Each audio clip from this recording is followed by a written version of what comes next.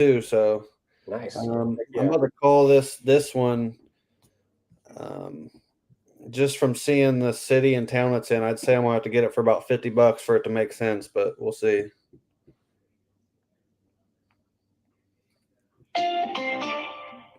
Or it'll be dead number. Like, damn. There's no way that's why they sent me these leads. Like they're dead leads. I mean, they were free, so I don't know. Yeah. I can't complain.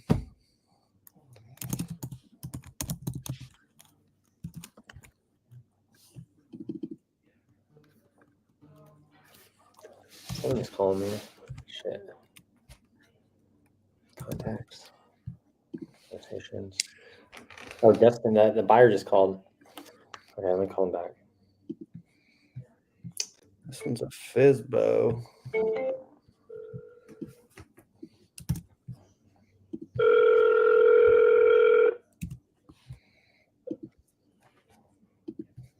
Hello. Hey, Dustin.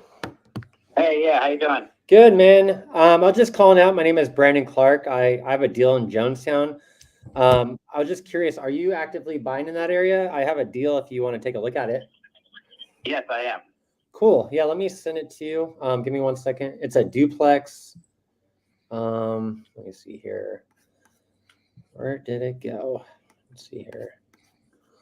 Give me 1 second. Copy. Let me see here. How long you been buying in that area? I just started about 7-8 months ago. Oh, cool. So, but I buy on the East Coast of Pennsylvania, the East Coast of Pennsylvania, and then I buy a lot in Florida too. Oh, cool.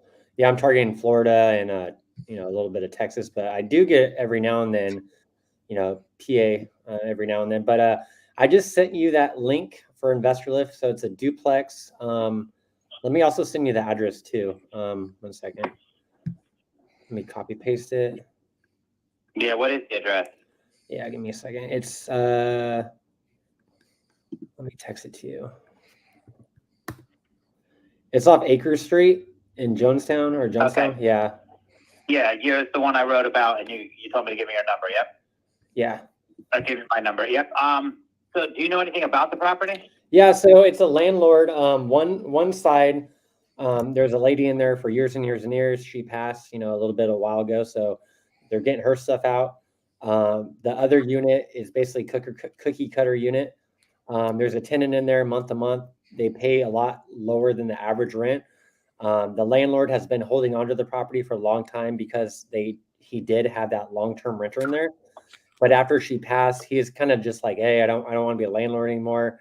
I want to sell this house. So both sides are pretty much identical, I believe.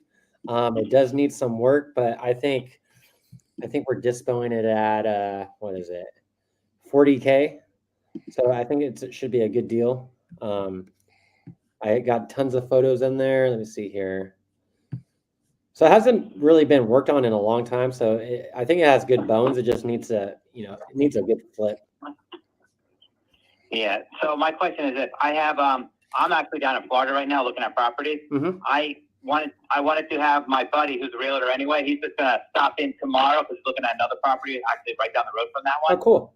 So he's gonna stop in and videotape it for me, and so I can see it. And if I'm interested, I'm just gonna basically make an offer and go from there. Okay, But, cool.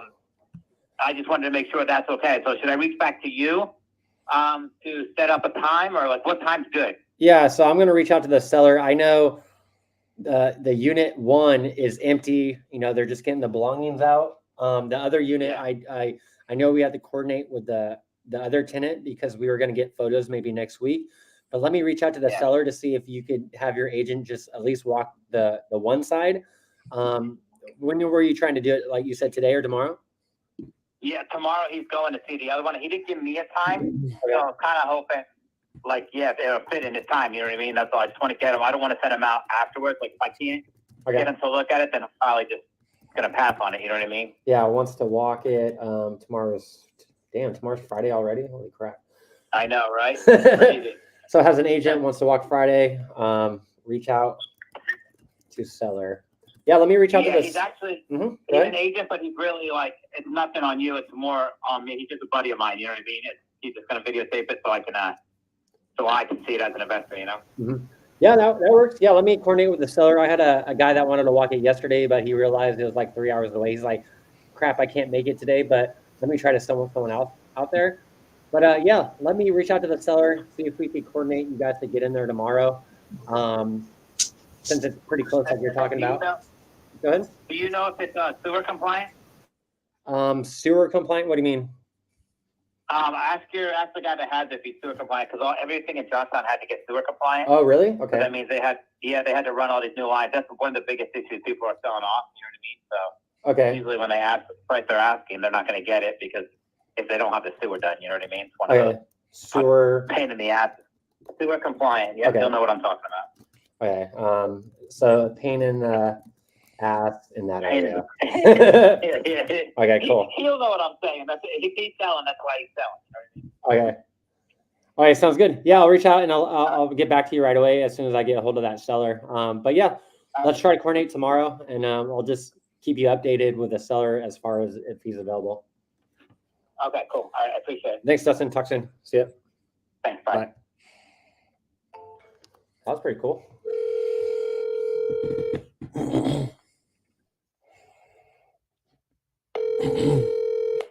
Your call has been. These fucking people. Double tappers. These mother truckers. Okay. Your call has been forwarded to. I'll text him. What's up, Sam? Hey, How you been? how are you? Doing good. Tyler, this is Sam. We're in sub 2 together. Nice to meet you. Nice to Rocking meet and you. rolling, doing fix and flips, and just doing a lot of shit. Causing a mess, which is good, right? How you been? I've heard. I talked to Luke the other day. You guys working on a lot of deals out in Florida? Yeah, my audio is like really weird. It keeps repeating. Try to just watch it on the StreamYard and just get rid of YouTube. That's what it is. I think that's what it is. Yeah. I'm retarded. I'm sorry. Yeah, that was stupid. My bad. Sweet. Maybe that helped. Okay, is it frozen? All right, whatever. Yeah, trying to dispo. Dispo sucks. I heard you guys say about dispoing, and it's like you get all these deals, and we have all these deals under contract, but we're like struggling to dispo. It's rough. It's just you got to get a good deal. The numbers got to look good, and it's just as hard to get the deal than it is to dispo the deal. It's the same amount of effort. Yeah. Okay, so I'm trying to mess with my camera. I don't know why it's not working. let me see here. I send this to Kathy too. Invite copy.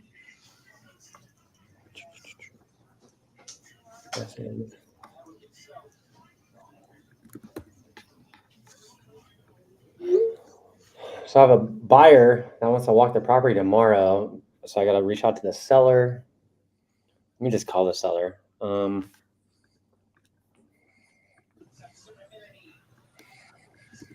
No one's answering me yet today. Oh no. Okay.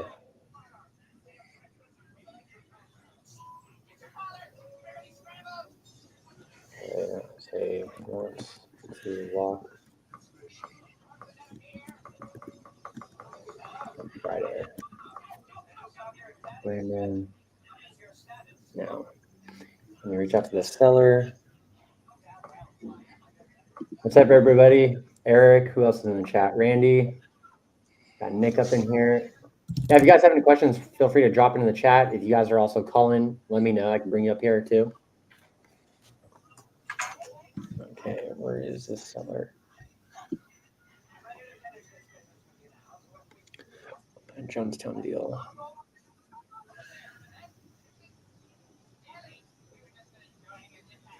Okay, Michael. There we go. Let's call the homeowner.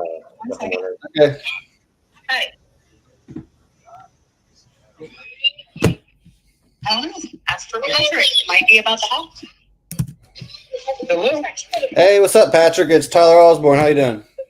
Pretty good. How are you doing? Good. I was actually calling about your place there on Stewart Street. I'd seen you put it on my thing at one point. Are you still looking to sell it?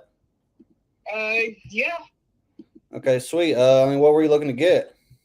we were hoping to get $5,000 out of it. $5,000. Okay. One for the house. Can you tell me a little bit about it? Here, hold on. Is it like a tear down or? Owned it before me. Hello? Hey, yeah. So you guys are just wanting $5,000 for it? Yeah, that's fine. Okay, sweet. Yeah. Well, I guess just give me an email. I'll shoot a contract over. Okay, cool. Yeah. What's a good email? Des Pusey, DEZ.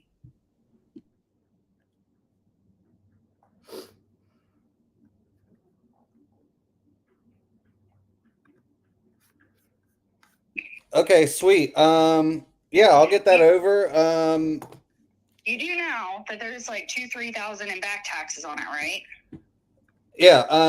So that would just come out of the 5. Oh, then can I request more than 5 so I can pay the back taxes? Tell me a little bit more about it. You know, what's I mean, is it a tear down or? No, I purchased it whenever I was married. I got divorced in 2017. I think I purchased it in like 2015. During my divorce, my ex-husband was pretty much squatting in it with his girlfriend. It does need work. He started working on it himself. There's a lot of moisture in the back room, so there's mold in there with air circulation, so that'll have to be taken care of. But as far as structurally, as far as I know, everything's fine. Okay. Well, I mean, I think we could definitely make it work at 5, but I would hate to say, I would do more than come out there and have to ask you for a price drop once I get there. I mean, what if we just do 6 and then once I get there, I mean, we could see from there, but I mean, what do you think about 6? What do you know what the taxes are, the back taxes, or you just said 2 or 3? You're not sure? Yeah, I'm not sure. It's between 2 and 3. That's why I was just going to ask for the difference. You know what I mean? Yeah. So you're just wanting, for me and then difference. Yeah. Yeah.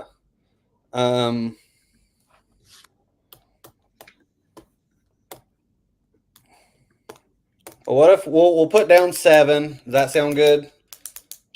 And then we'll just go, and then we'll see once you get that exact number from there.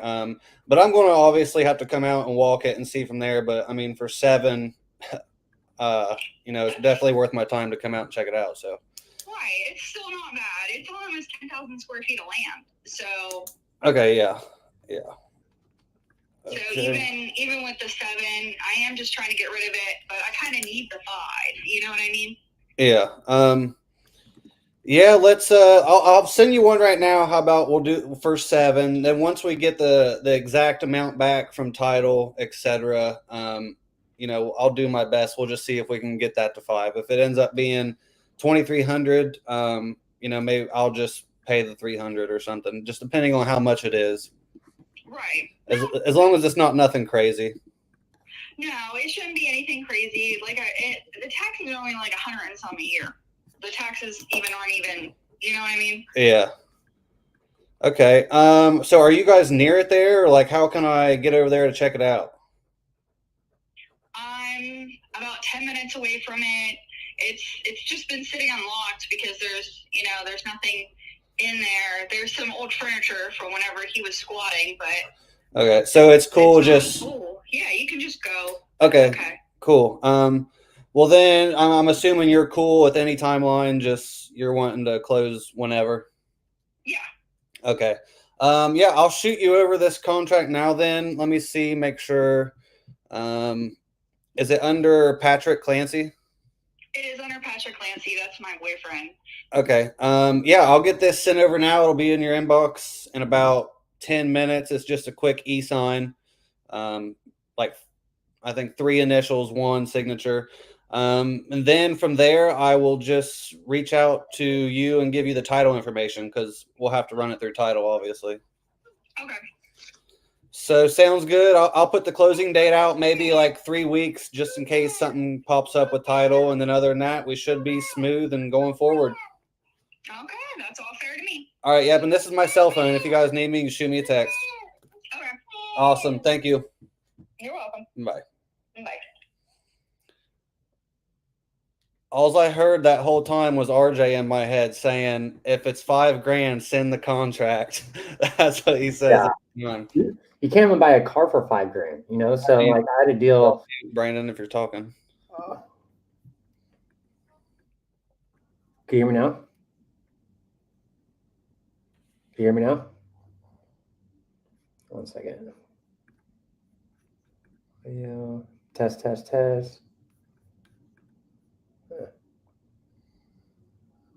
Oh. We can't hear you, Brandon, if you're talking. You probably can't hear me because your StreamYard, maybe. I think Sam could hear. That's weird.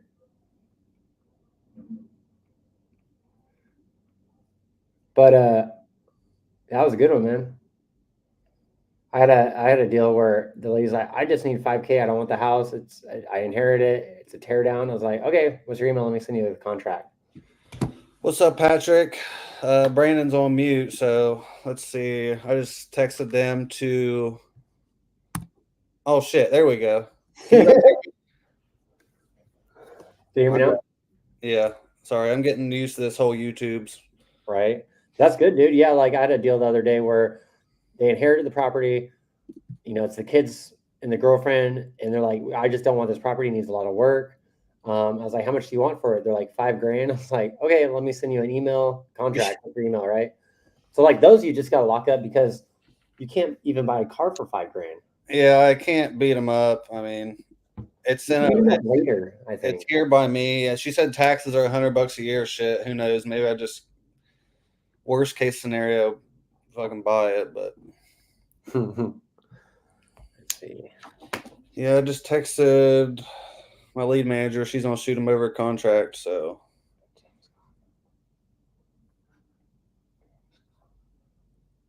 So I got a few leads. Let me just put them in the system. Is that Patrick? Yeah, Patrick, let me know if you want to jump up here too, or Eric, make some calls, or whoever's in here. Everyone's always welcome. George asks, what's the state now? Are those nationwide leads? So probably a question for you, Tyler, on that one. Yeah, that was a nationwide lead. Typically, though, I've just been in Ohio lately. I used to be nationwide. Somehow now I'm getting some nationwide leads. I don't know where they're coming from, but that was one of them. I ain't gonna complain about it. Okay, let me shout out property leads.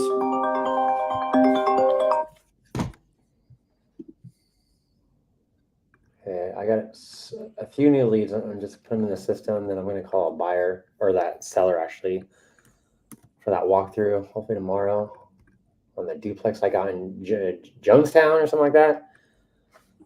I've had another deal in Jonestown and they just go there to die. I meant it's day 4. How many contracts locked? Oh, so I've locked up probably about 3 or 4 contracts. One's probably a good deal. I think Tyler had at least a few locked up. Yeah, I've got a couple live. Todd got 2 or 3 live. I mean, in 4 days, we're probably close to 8, I would think. Yeah, and a lot of this is like the trashing comes like later though. Like it'll just all build up. So you know, if you don't get a contract on the first day, you know, they'll come. Let me see here. Are you about to call someone or no? I'm in the zone. I'm about to call this guy. Yeah, go for it. I'm just adding some new leads. Add one more to that number. Go for it.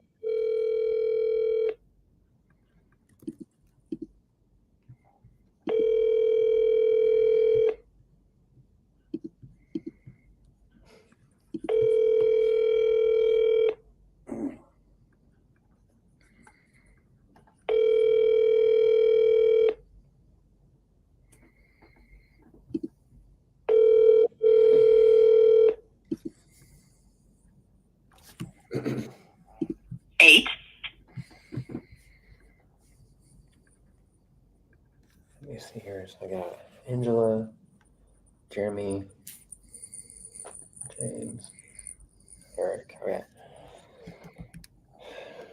Okay, let me call that seller.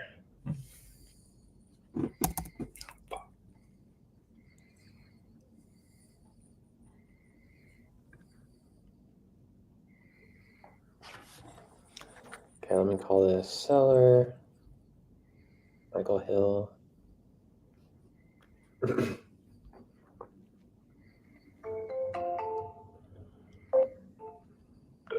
Our call has been forwarded to an.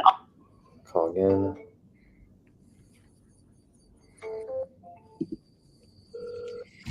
Call has been forwarded to an automated voice messaging system. Mike. What's up? At the tone, please record your message. When you've finished recording, you may hang up or press 1 for more options. To leave a callback number, press 5. Hello, Mike. This is Brandon Clark. I was just giving you a call. I had an investor buyer in that area wanted to send his agent tomorrow, Friday afternoon. If you're available to just show that one side. He buys a lot of deals in the area and he's out of town, but wants to send his agent to kind of walk the property. But yeah, give me a call back or I'll shoot you a message too and let you know. Thanks. Okay, so are you guys mostly doing cash deals or creative? Mostly cash. Cash is always the acquisition strategy. Sub 2 creative is like the Hail Mary, the last resort. We just We had just had a big convo about that this morning. yeah, on RJ's call, you know, sub 2 is cool. There are deals, but honestly, the assignment fees are so small.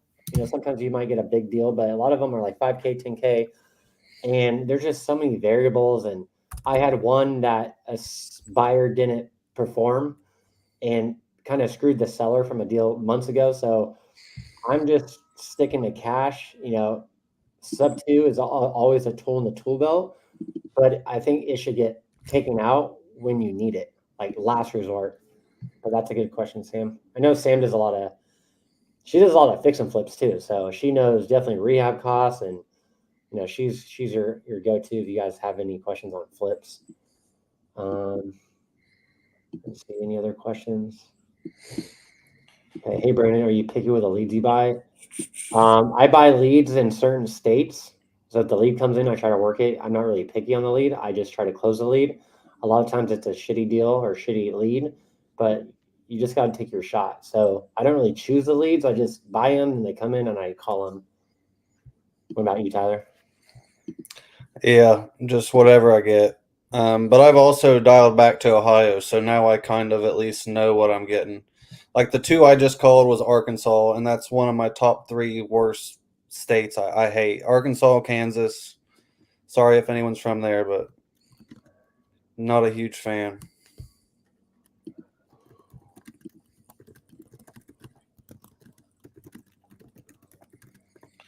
Tracking down this property again, I have to do the map thing.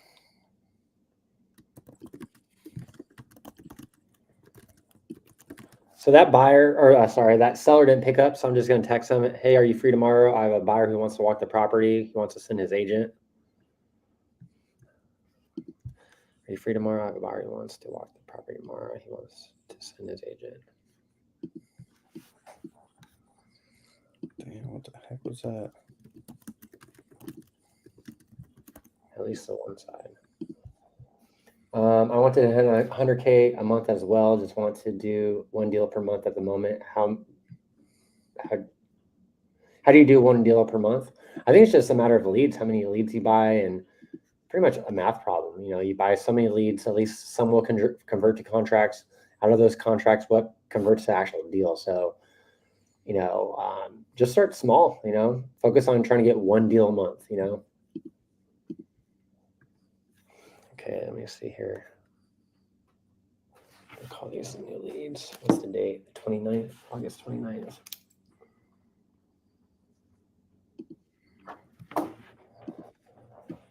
What are you working on, Gabriel? Anything good? Yeah, I mean, I've just been getting some feedback on these deals that I got right now. So I'm having some buyers walk the property today. I'm gonna wait to hear from them. I'm looking to call deals right now, so that's why I hopped on. Hell yeah, dude. Yeah, if you got any good connects, jump off mute and we'll jump on mute. Lee, thanks for subscribing. Hell yeah, thank you so much. Also, subscribe to Tyler's too. I'm pretty sure he could drop it in the chat for his channel. What's up, Jenny? Okay, let's call these new leads I just got from this morning and last night. Okay, new leads. I think there's about 1, 2, 3, 4. Okay, let's see here.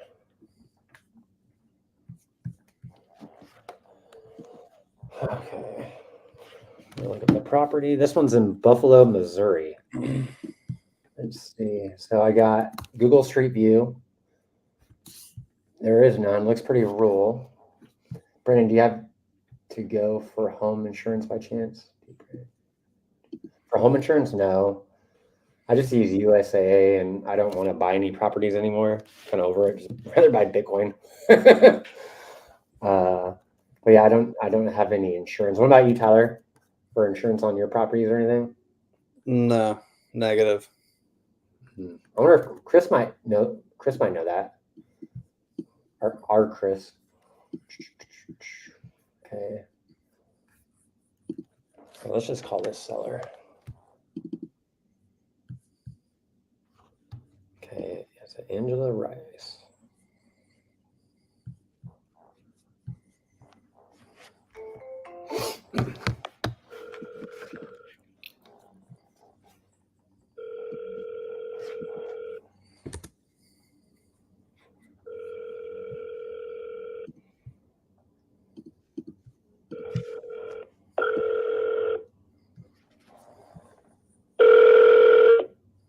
Hello.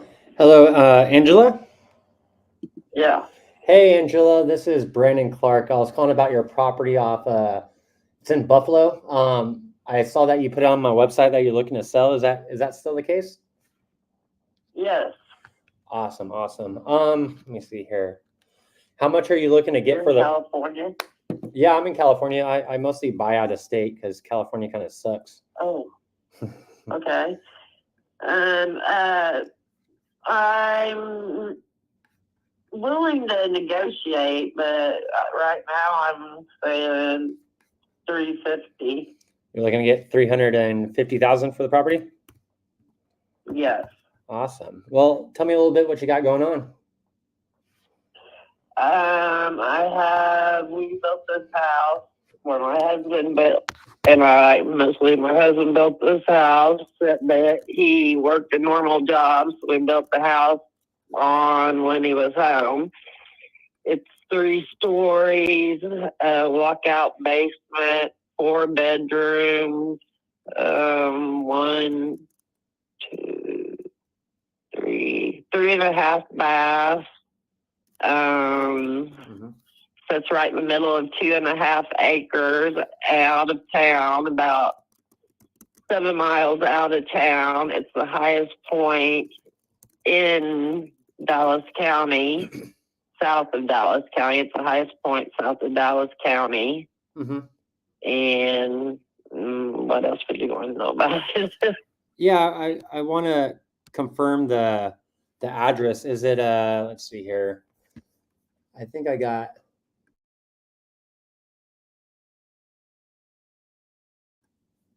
Yeah, cool. Brushy Mound Road, yeah. Awesome. So I'm looking it up on like Zillow and everything, see if I could get any information about it. So you said it's a 4-bedroom, 3.5 bath. Let me just put it in my software real quick. And how come you guys are looking to sell? If it, you guys been there for a while? My husband passed away. Oh no. My husband got cancer and passed away. And I'm just getting older and it's too big for me. There's 17 stairs that climb, 17 stairs to go upstairs, 13 stairs to go down the basement. Mm-hmm. I can't, I'm not going to be able to keep up with it much longer. Yeah. And, like I said, it's the highest point. You can see miles and miles from up there. Mm-hmm. Let me see here. How? And it's not completely finished. The master bathroom is not finished, so I guess I shouldn't count it. It's not completely finished, and the deck is not finished. I was supposed to have a big back deck on it, but we didn't get to that either. Instead, we got cancer. Oh no. That sucks. So everything kind of just came to a halt. Yeah. I gotcha. Let me see here. And you said how much square footage is the property? Because I don't see anything online. I just see an address. Yeah, and what they have online is not updated, I think. Mm-hmm. The basement is 1,600 square foot, and it's 4,000 when you add all 3 floors together. Like, I think this main floor would be 13 or 14. Mm-hmm. And then there's 3 bedrooms and a bathroom upstairs too. So however it adds up, 4,000 square feet for 3 floors. Okay. So you said like the minus the basement, you said it was about 4,000 square foot, or is that including the basement? Minus the basement, Mm-hmm. then it would be take 1,600 off. It'd be 2,400 square foot minus the walkout basement. Okay. 2,400. It's the 2 floors without the basement, without counting the basement. And there is a bathroom in the basement, and I have a kitchen sink and like a big counter down there. Mm-hmm. All right. Yeah. So since you're kind of rural, what I'm doing right now is I'm just seeing, what houses are selling for in that area, just to see if, if your price would be, good for me. I get that you guys, you have to fix some things on the property. Just you want to move now. Do you have a certain date that you're looking to get out of the property? No, it would take me I would need at least 2 to 3 months to get, everything packed and in storage and Mm-hmm. get girls to come and get their stuff out of here. Mm-hmm. I'm curious, how did you come up with the 350 price? Well, I know how much the neighbor sold his house for, Mm-hmm. and my daughter is a realtor, and she's been getting comps for how much everything's selling around here for, Okay. and that's how much my house is worth. Okay. That makes sense. So I don't see any photos, so maybe you could send me some photos later on if you have any, but pretty much I'm just going off the square footage right now, because since I'm kind of blind, which is fine. And you said a few months to get all your stuff ready to go. So yeah, it would give me, I'd have to have a couple of months to get my stuff ready to get moved out of here, yeah. Okay. So I see some houses selling in that area on market. Let me see what that looks like around you. Because I need to figure out, is your price good for me, like as an investor trying to make some money? I'll tell you what do you want to know what the neighbors sold for? Yeah, that'll be definitely helpful. And I'll tell you what about his house. It was built back in the 1970s. So the basement is where all the bedrooms are. It's got a basement and a main floor. The basement is where all the bedrooms are. There's a bathroom down there and a 1970s looking, like those long, skinny kitchens that they would make in houses back then. Mm-hmm. It was just, just a long, skinny kitchen. And then the upstairs, because most of my neighbors are Mennonites. The upstairs, when he found a bride, they came in like it was like a Disney 7 Dwarfs deal over there, and they built just upstairs. They redid it, so there's like a big kitchen family area there. That's the only thing that was been updated in that house. It doesn't even have central air. and he had all kinds of heating problems, and I don't know what else. But he got $295,000 for it. But he did have 8 acres, and I just have 2.5 acres. Okay, so 2.5. Yes, I see a house that sold for 245. I see one that sold for 410. I see one that sold for 300, but I also see one that sold for like 130. So I think for me, if you could send me some photos, do you have any photos of the property at least? But I got like photos of the front of my house and stuff. Yeah. I could take photos of what the inside of it looks. Mm-hmm. Yeah, that'll definitely help, because what I'm looking, I need to find a match that's similar to your house to see, if it's a good, buy for me, because we lived in the basement for years as we built up, and like my kitchen is, and my husband passed away, so it's just me. It's like my kitchen, it's like brand new in here, just empty upstairs. At least it's pretty empty, except for my grandkids have a room up there packed full of toys, of course. Let's see. And so if I can send you pictures. Yeah, that'll definitely be helpful. And as far as the rehab, you're saying that the master bathroom needs some work. The deck's master bathroom, and it would need a back deck, because I have French doors in my living room that supposed to open up to a deck, and I also have another door that is supposed to open up to the deck that is like down the hallway. I have a half bath, utility room. There's a long hallway, and then the 17 stairs that go upstairs. There's a door at the end of that there too that opens up and big drop off because there's no deck yet. Okay. But as far as like the house inside, like how are the floors? Like, does it need some TLC, or is everything done.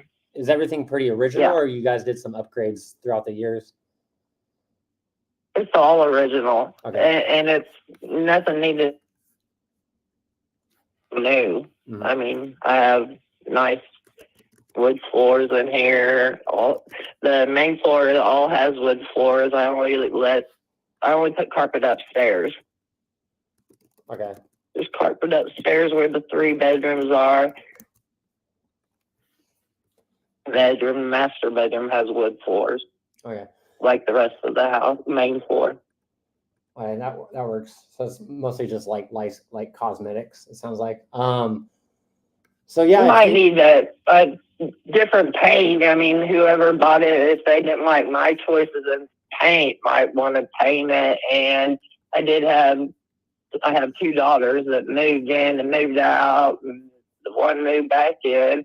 So I've got a few dings and stuff here, from them moving, and I do have grandchildren that are wild. I gotcha. So I'm looking up the property details. I see a few different properties, but with the same address.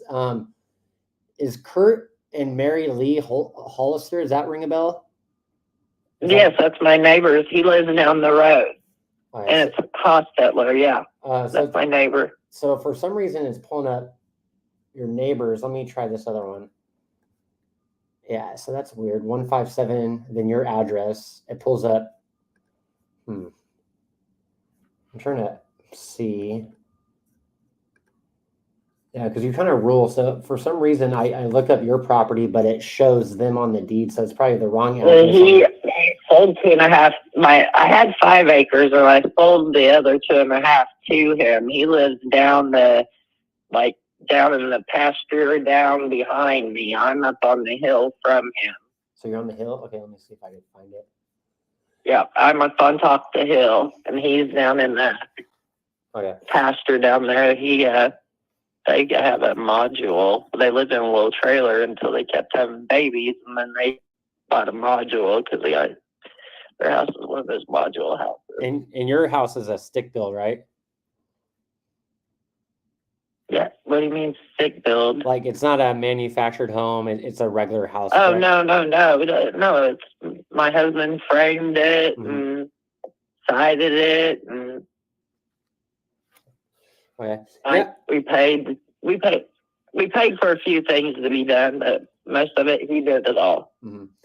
Yeah, if you could send some photos to my way. This is my cell phone, so I could get messages and photos. But with your price of $350, I see comps in the area. I don't know if this is an on market price with an agent, but if you could send me some photos, I could kind of see what comps I could compare it to, and that'll definitely help me see if your price is a good price. But I'm just curious, if there's no agent commissions and we're paying for all the rehab and there's no closing costs on your end to have to pay for, is that the best price that we could do together? Or no, I'm willing to negotiate. I can't talk. I'm willing to negotiate. Okay. And not only the bathroom and the deck situation, there is a few like spots trim and stuff, which I would leave all that here. I have it. It just didn't get done. I have packaged brand new packages of the trim and all kinds of stuff that was supposed to. Okay. Yeah, if you could send me some photos, and I'll dig in and look at the comps and see if your price is good. If we could work a deal together.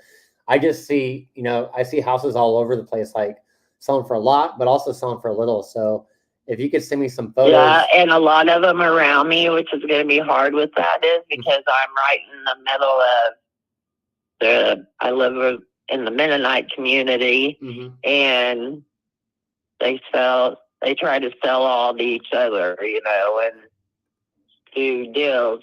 But they had, I don't even know if they had a deal where they say there's no more good land to buy around here, so they started a new community in Clinton, Missouri. So some of them have moved and sold their houses to somebody else that was related to them that didn't get picked to move.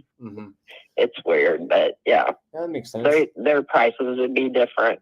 Okay. Yeah, if you could just send some photos my way when you get a chance, and I could give you a call later today if I get them today, or maybe tomorrow.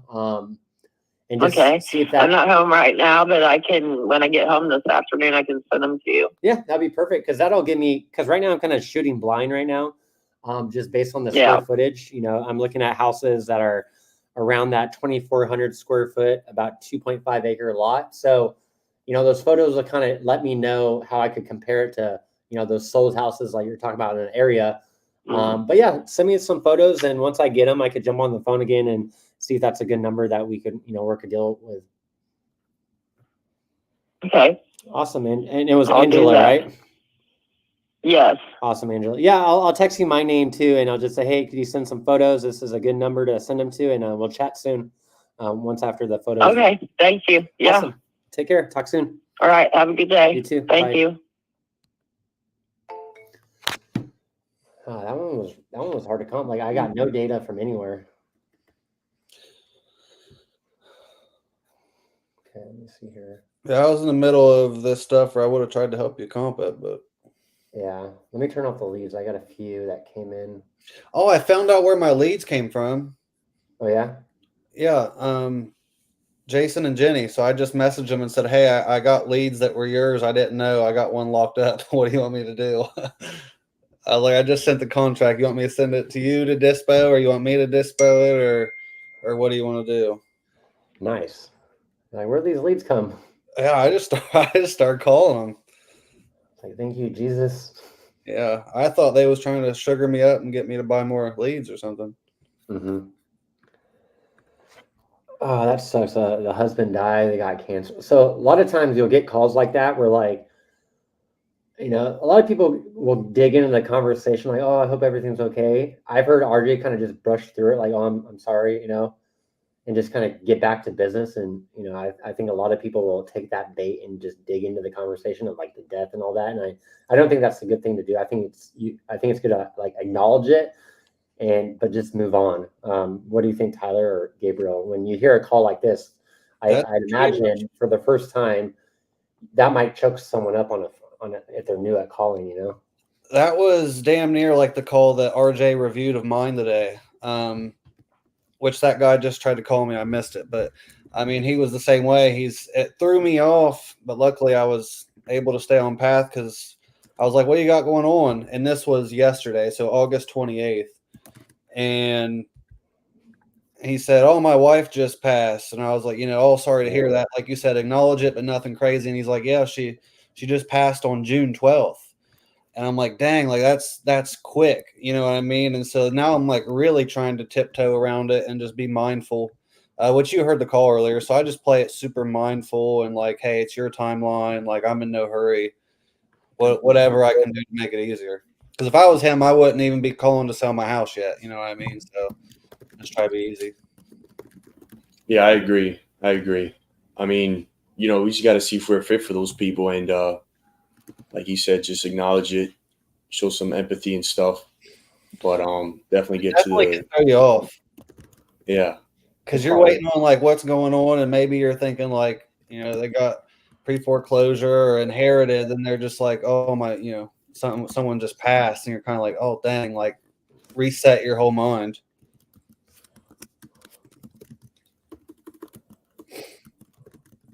I think the first time I heard like death calls was like when I was doing wholesaling for a big team out here in San Diego a few years ago. And, you get on the phone and you're like, shit, like, what do you say? It's hard. It's a hard conversation to have. And, the instinct is to go into that conversation. But I think it's good to just like, acknowledge it and just move on as business. Because, you have to be the professional. You're not trying to be friends with them. You're just trying to provide a solution to help them.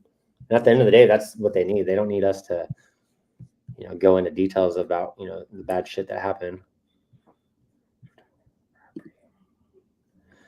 So I'm texting her, the lady. I said, thanks for talking to me about the property, blah, blah, blah, address. Please send me photos so I can run better numbers. Thanks, Angela. Talk soon. What would you do on that call? Like, I have no like reference. When I was comping, I was like, God dang it. Yeah, I was half listening, but I was half on this stuff too. Keithan wants on here. Oh, nice. Hell yeah. Let me send the link out. Invite. Copy. So look for the link. It's going to be right below you guys. And if Patrick too, you want to jump on there, here's a link too. Yeah, so this one I have, it's going to be the same thing. Like, I hate these certain towns and shit. Like, I know there's no buyers in this place I'm about to call, really. So it's just like, not pointless call, but like you have to get it so deep. Yeah. Yeah, if it's so rural, it has to be deep. That's what, the thought of mine. Jason? Hey, what's going on, Jason? This is Tyler Osborne. I was giving you a call there about your place on Gary Drive. Okay. Yeah, was you still looking to sell it? Yeah. All right, sweet. What were you looking to get for it? I was talking to a guy earlier about 135. Okay, that's what he offered you, or? That's what he's looking at. I just got to send him a couple pictures. He said that would be what he would give. Okay, sweet. Well, what's going on with it as far as condition? Then I'll see if I can get there too or not. Don't want to waste your time. Everything's good. We just had a whole remodel done because we had a water leak a couple years ago. So brand new kitchen, bathroom, 2 bathrooms. Just some cosmetic stuff, paint stuff needs to be done. But other than that, everything else is good. Okay. Well, yeah, I don't want to waste your time or mine. Just quick off here, my numbers. I'm probably not going to be at the 135. So, if that don't go through, this is my personal cell. You can shoot me a text or call if that don't work out. But if, I would advise probably just going that route. Okay, what would you be looking at? Well, I haven't really dove that deep, just because you said that. So, because the house next door to us just sold for 135. That was 1,000 square foot smaller and 2 bedrooms and 1 bath smaller. Yeah. So I threw that number out. Yeah. Well, this one, it's kind of hard to comp this one because one thing I'm seeing tells me it's maybe worth 160 when it's fixed up. The next tells me maybe 220. What do you think this house, like just completely fixed up, is worth? Which it sounds like it is fixed up. It's not like perfect, but it's not, there's nothing dilapidated or anything like that coming through. But I mean, fixed up, they could easily go for 220, 200, 220, somewhere in there. Yeah, that's what I was kind of seeing. So how much do you think it would take for me to get to that point though, like to make it worth say 220? I don't know, maybe about 20, somewhere in there. 10 to 20. It wouldn't take much. I Okay. just don't have that extra capital to do it.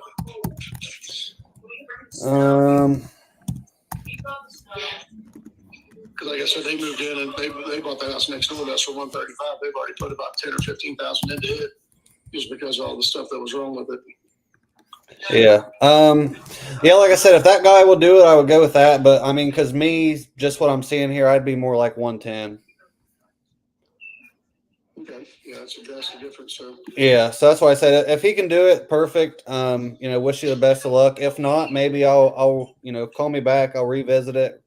Do some deeper diving on it, see if we can make something work.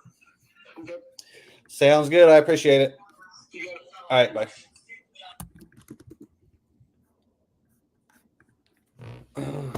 Embrace no. Right. That's good. It's hard to know when to just get off the phone because the longer you stay on the phone, like the call today with Ed, that's the perfect example. Like that lead would have gone nowhere and he spent 20 to 30 minutes on it. I'm guilty of that all the time. Like I do it all the time. That one right there, honestly, like it might be a deal at 130, but like I said before going into this, I know the area and I know the buyers like are very limited. It's like at that number, if we was in Fort Worth or something, I would do it. But from where that one's at, in the boonies of West Virginia, it would be the dispo headache would not be worth it. So yeah, like RJ said the other day, where like just because you lock up a deal, now you're creating more work for your whole team to dispo a shitty deal. So you're like we're the problem, right? The closers are the problem locking up deals that should not be locked up.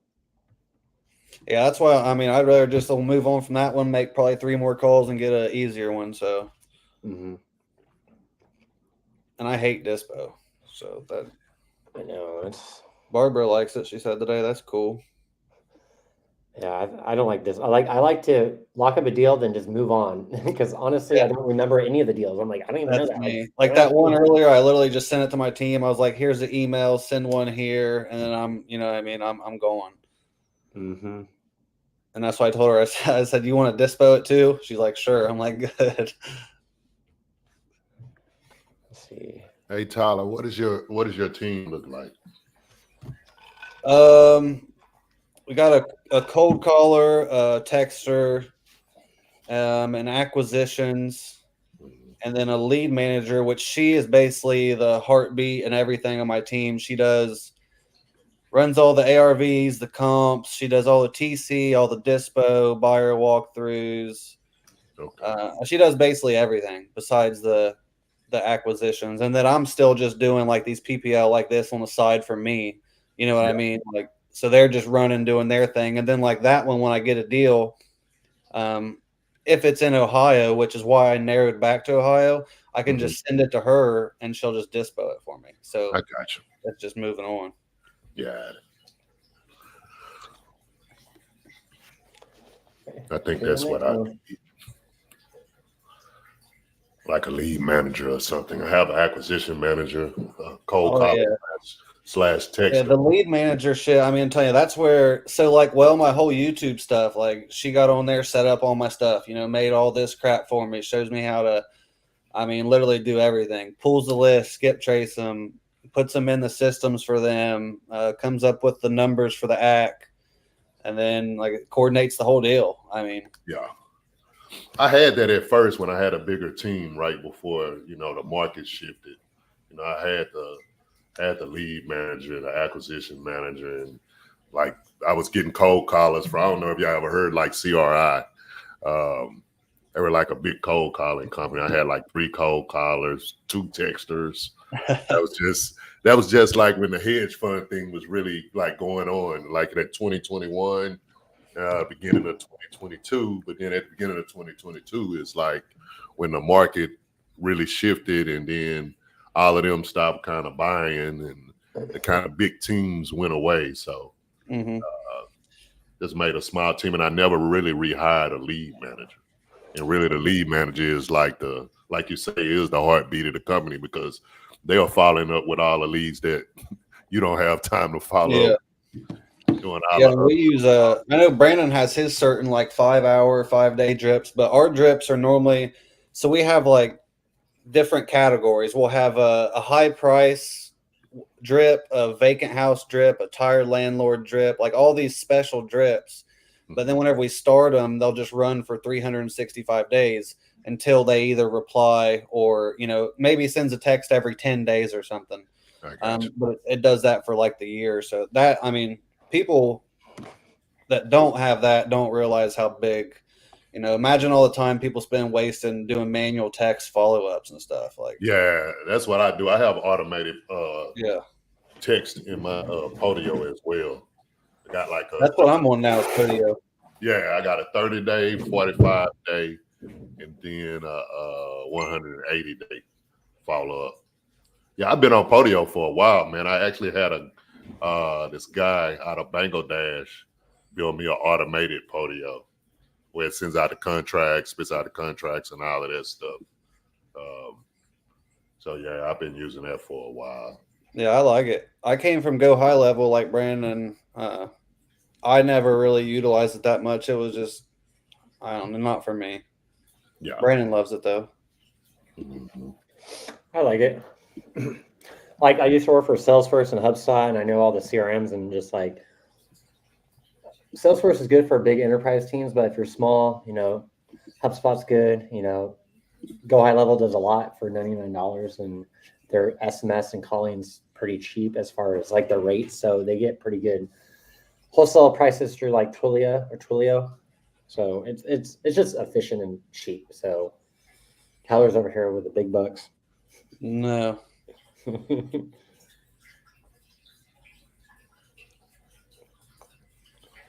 One of these leads that she didn't answer, but she texted back, said she's got a group of 4 that need remodeled, she'd sell, and a group of 5 turnkey. So I got to try to get her on the horn.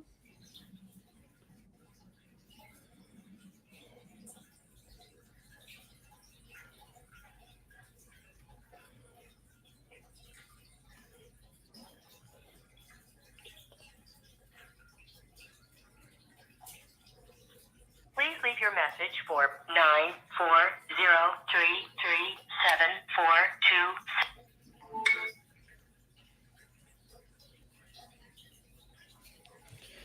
I got to jump off here, though, guys. I got to run in town, meet some people. I'll see if y'all are on later. If not, I'll see you on the implementation. Sweet. I'll be here for a couple hours. All right. All right, Tyler. See ya. Damn, I'm $1 a day. There you go. Somebody gonna have to be mad.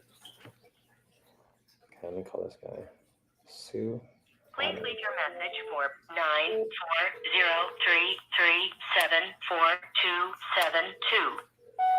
94033742272. Hey, Mary, I was giving you a call about your property at 1628 Pearl Ave.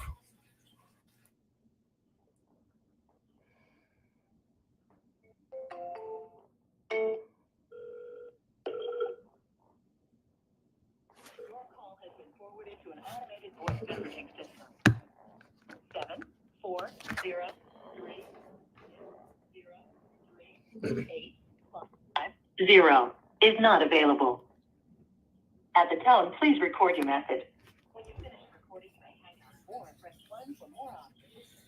To leave a callback number, press 5. Hello, Sue. This is Brandon Clark. I was calling about your property. Saw you entered it on one of my sites that you're looking to sell. If so, give me a call back, 760-823-8311. Thanks. Hey, Brandon. What's up? So for Simply, you know, we have like some excessive like numbers and stuff. Those got to be like skip trace, right? Say that again. So you know how on the leads and stuff, you get several phone numbers sometimes. Mm-hmm. I'm assuming like all the other ones must be like skip trace. It's like, Yeah, I think what they do is they get the lead, then they also skip trace other ones. So those other numbers could be not good ones. On my property leads, I get one phone number. If it's the wrong number, I get a refund. So I know when I was in Recently, to deal with all those phone numbers is just a nightmare. But Yeah, I I think that's based on the skip tracing. So if you look up those numbers, you can just type in the address and go to True People Search, and I guarantee you the other numbers in there are on True People Search too, yeah, or free skip. because I figured like the first number is the most probable seller. Like Correct. The first, okay. Yeah, the first one's usually the main primary one. If you go on truepeoplesearch.com, look for a cell phone with a 2024. But yeah, True People Search is good. Let me see. This person didn't pick up. Let's see here. Email. Copy.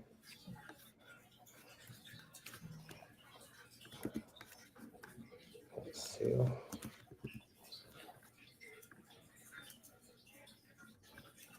So they didn't pick up. I'm going to leave an email and text message. Let's see here. Any questions in the chat? Drop them. Brandon, I think the seller just called you. Mm-hmm. Do you want to give him a call back? He just signed a Yeah. contract, I believe. I think it was Edward. Yep. Okay, 1 second. Let's see. I trade on my property still going to sell. Send.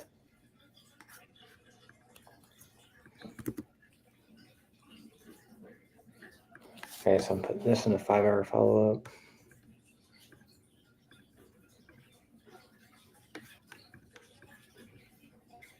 Okay, cool.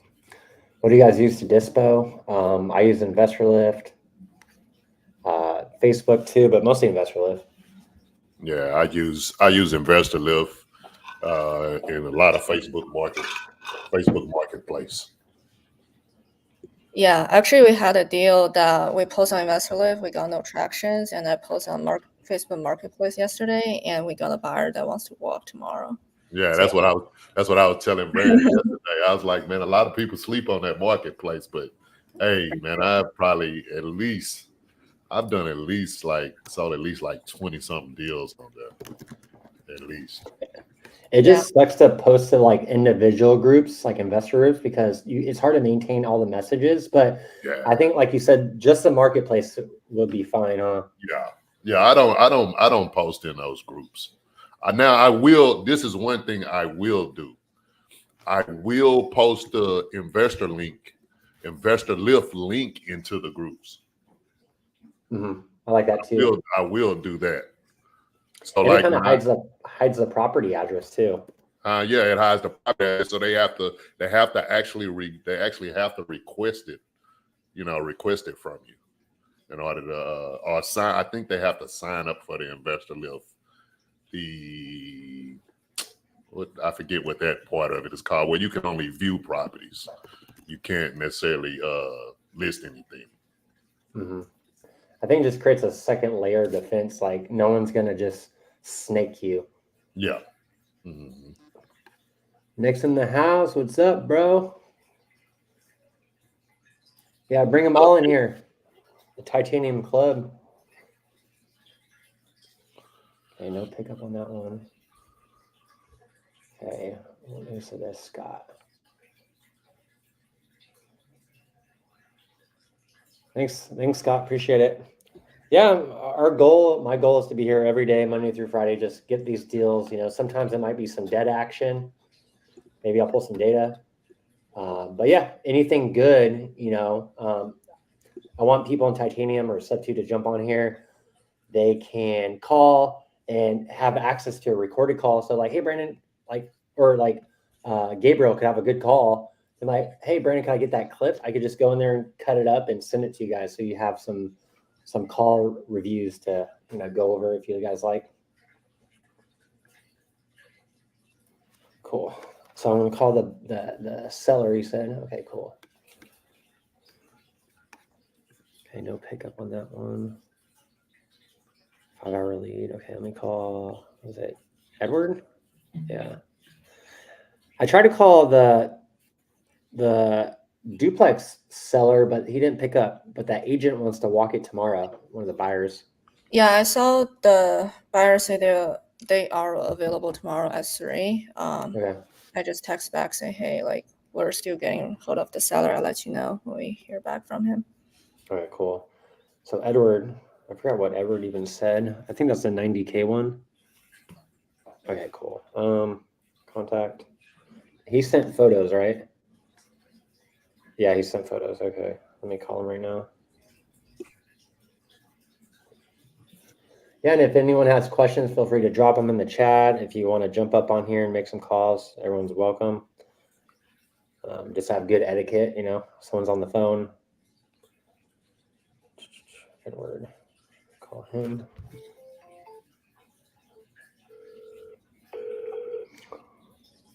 And also, if you get someone on the phone, just glaze over their address so you don't get taken down on YouTube, I guess.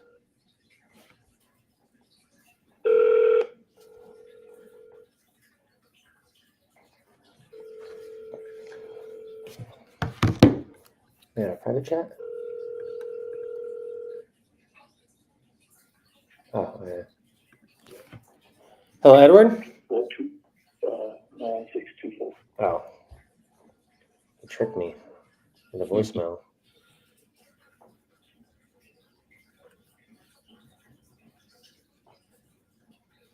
So, Brandon, are you just using the smartphone app? No, I'm just using Go High Level, but the lead connector. Yeah. Yeah. So I work from the laptop, but I just call from my phone. So it's just easier with YouTube and all that too. And the connection's better. Like sometimes when I call from the CRM, it just doesn't work.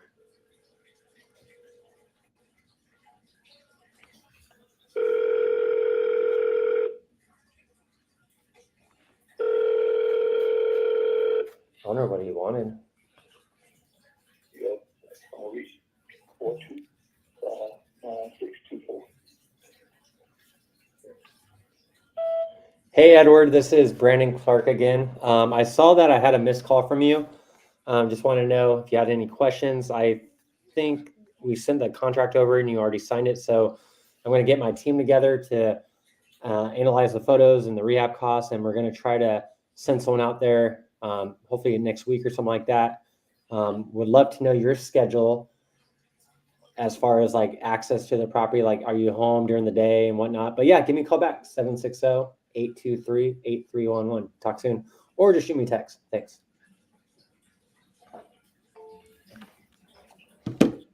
Okay, so they didn't pick up. They just called. Did you have any questions? Did you post that on InvestorLift yet? Yeah, post on InvestorLift, Facebook, and your page too. I'm gonna post on Facebook Marketplace too. So do you post in sub 2 as well? Yep. So I think we could do InvestorLift, sub 2, my own page, then like Kim was saying, Marketplace too. Yeah. Nick, I don't know if you're still on here, but like, is it good to post deals in RJ's like Titanium, like the vault or even the group, or is that not a place to put, you know, properties? Because I don't really see people post deals in Titanium, so I'm just curious, like, is that something you guys want in the future, or just like, whatever?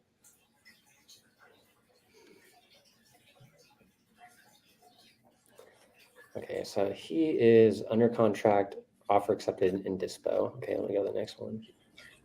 Did we call all the new leads yet? I think I had a couple to call. The other one was hard to comp. The Angela one, like, I have no reference point on that one. I think we got a higher one. Yeah. Yeah, Sue was the Ohio one. I tried to call, no pickup. She just texted and said no. She's not looking to sell? I guess. Right. So that's a refund, so that's good. So people on here, if you get a PPL lead and they don't want to sell, you just subscribe for a refund and say, hey, they don't want to sell, and they usually give you your money back. So, that's a good thing about PPL is you could get some refunds. Okay, let me call the next ones. New leads.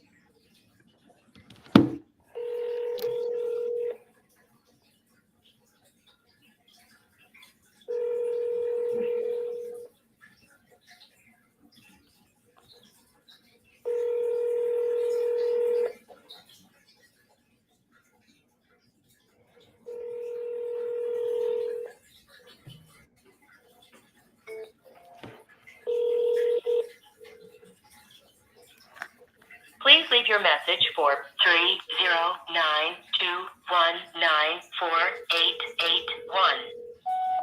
Hey, Sharif, how you doing today? I was just giving you a call.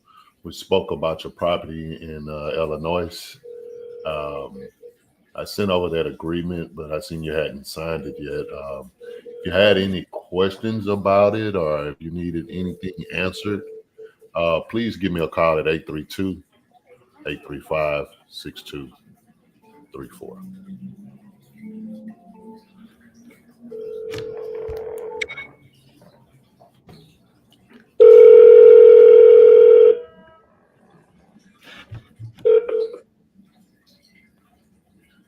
Hello? Hi, is this Jeremy? No. Oh, do you know Jeremy? Yeah, he's at work. Oh, is that your boyfriend or husband? Fiance. Oh, I gotcha. Yeah, I was just calling about the property off 4th Street. I think you or Jeremy put on my website that you guys are looking to sell the property. Is that the case? Yeah, we were getting quotes because we're not sure if we want to sell it or not. We were wanting to, but we got to find land and stuff first. I gotcha. What was your name? Brittany. Brittany? Okay. Okay. How much were you guys looking to get for the property? Have you guys decided that yet? Anywhere from 180 to 2. Okay. 180. Tell me a little bit what you got going on. With the house? Yeah, just why you guys are looking to sell, a little bit about the house, the situation. Yeah, we're just wanting to relocate. Okay. And the location's pretty nice. It's right next to the school. It's got a fenced-in yard. It comes with a garage, 3-bedroom, 1 bath. 3-bedroom, 1 bath? Yeah. Okay. It's a brick home. Brick home. And let me pull it up real quick, too.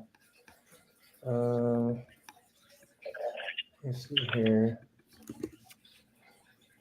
Oh, I see it. Yeah, it's got a little front yard in the front. Okay, cool. I found it. Yeah, it's got a long porch in the front and a small back porch. Okay. Let's see here. How come? So you guys are looking to relocate? Are you looking to relocate out of the state or just somewhere else in the city? The same state, just a different city. I gotcha. How soon were you guys? More property, really. How soon you guys looking to move? In the next 3 months or so. Okay. Yeah, let me just. How's the shape of the house? If I bought this property, would I have to fix anything or? Not really. We're still working on the floors because when about 3 years ago there was a leak under the fridge or something, and it kind of came down through the kitchen and dining room. But we're replacing all that now. Okay. And we're putting new linoleum down. Okay. I see some photos on Zillow. It looks pretty good, for ready to go. Nothing looks damaged. Are those photos pretty accurate of the current condition?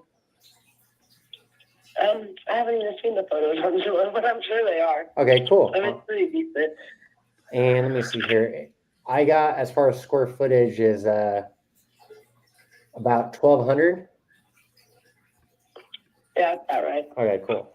Okay, let me see what's going on in that area. So I you guys see are looking, flipping. you guys are looking for You guys are looking for 180. Yeah, like 180 to 2. Mm-hmm. Okay, let's see here. I see some comps. Let me see here. Because we remodeled the kids' rooms too, so it's got fresh paint and new linoleum on it too. Okay. Let's see here. I think that's retail. Okay. Yeah, I'm just based on that area. I think that might be more of a on market with an agent at that price. You know, you guys are looking to get 180. I see comps in that area going for, you know, kind of similar to that price. So, you know, me as an investor, I'm looking to buy a house, you know, put some money into it, either flip it or, you know, put a family in there to rent. So I'm just trying to figure out if that price might be better on market. Have you thought about maybe getting an agent? We haven't. I mean, well, I've thought about it, but I haven't discussed it with him or anything. But Mm-hmm. Let me see here. I mean, I'm sure the house will go for what we're looking because it's like right next to the school and everything. But we just haven't really put any thought together. Mm-hmm. Okay. I see a flip house sold for 156. So you should just say. I see. Yeah, I see some houses selling for like 156 over there. Let me see here. Yeah, I think it's going to be hard to get to that 180 price unless, you know, if you guys were looking to get out of the property fast, you know, I think I'd have to be a lot lower than that. But it just depends on if you guys are looking for speed and convenience. If you're not in a rush, I would say just list it with an agent, honestly. Okay. Do you guys need to sell right away? Like, No, not really. okay. We're still in the process of looking for land around like my parents are doing and stuff. So. Okay. Yeah, I think maybe just try with a real estate agent, then I could follow up in a few weeks to see, you know, how things are going. But, you know, if you're looking to sell fast, I could definitely help you, you know, buy the property, but it's going to be a lot lower than that 180, you know, to be honest with you as an investor. You know, if I'm paying the closing costs, there's no agent commissions, you know, I'm doing all the rehab. What would your price be?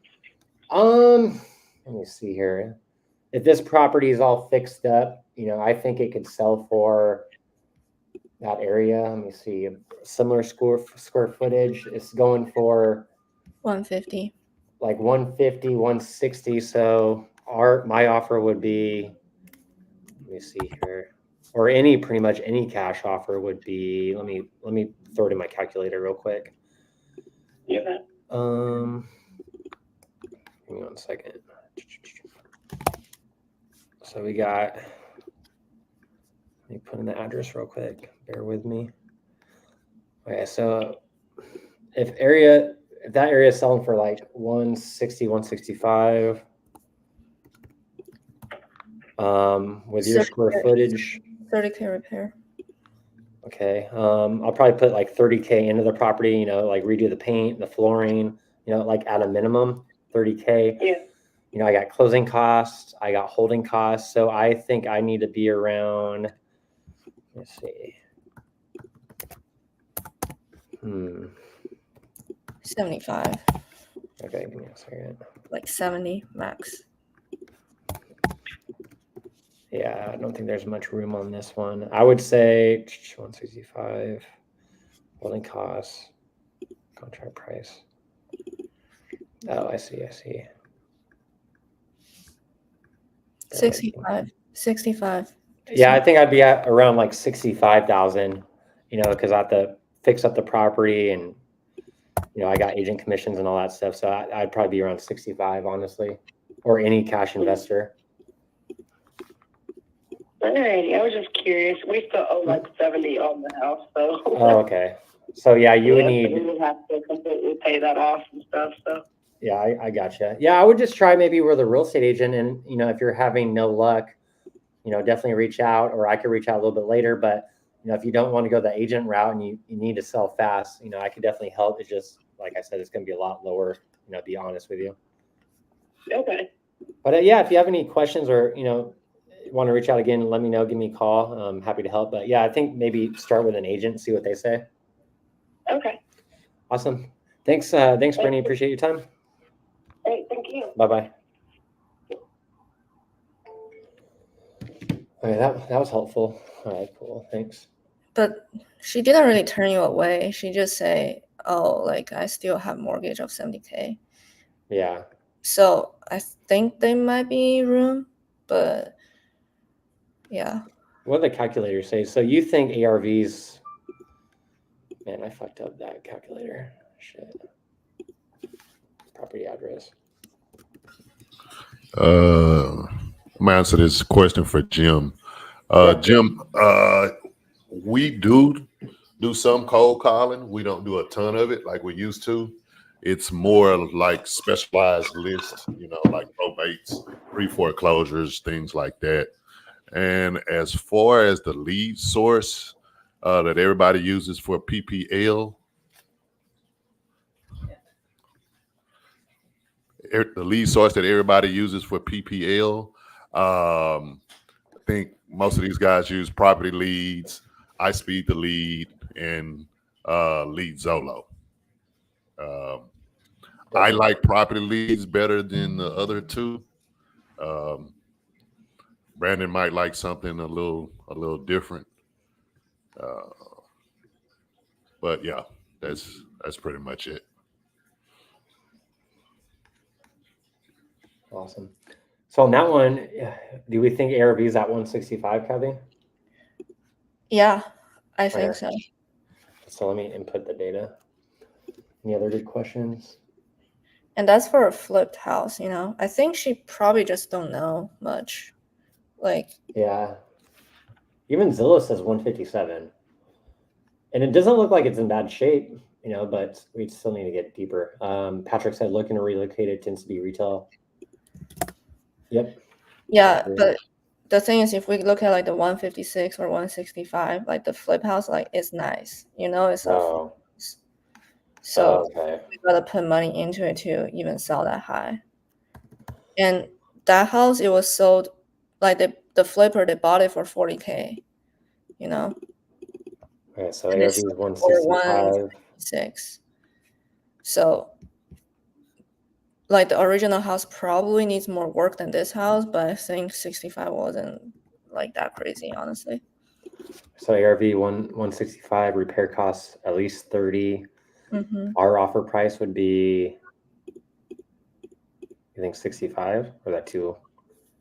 Yeah, when she was saying my mortgage is 70, I would just say well, 70, if we pay off your mortgage, would that work for you? I'll ask another question, push a little bit just to test her limit, True. I should have got in deeper. Mm-hmm. Yeah. I think when I'm on a call and someone wants to add some advice, just little keywords, because that was definitely helpful, but it kind of shook me up in a second. I couldn't really focus. So like ARV's 150 or something like that. That'll help. Or whoever's on here too, hey, get off the phone. That's the retail price. So our offer is 65. Profit link calculator. Let me put that in the CRM. Yeah. Oh well, we'll go to the next one. Yeah, actually, I feel like she has some room.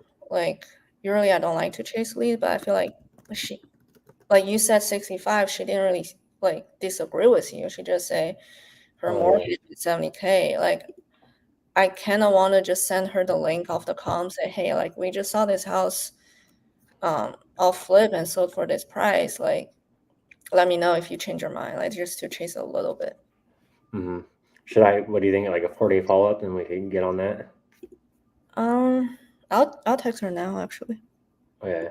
But I'll put her in a 2-week follow-up then. So 14-day follow-up. So you're gonna text her right now? Okay, cool. Okay, next lead.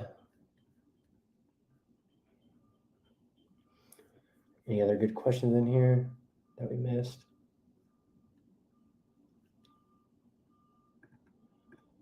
Patrick said, "Hey, Brandon, I want to do a dispo call."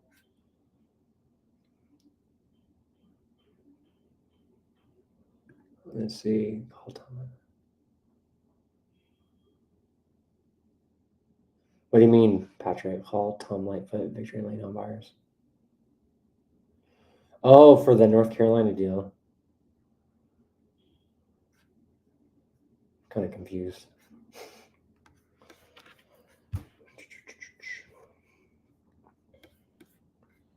Okay, so that's a follow-up on that one.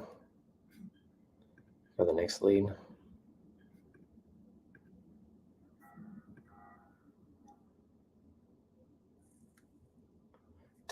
Tekoya.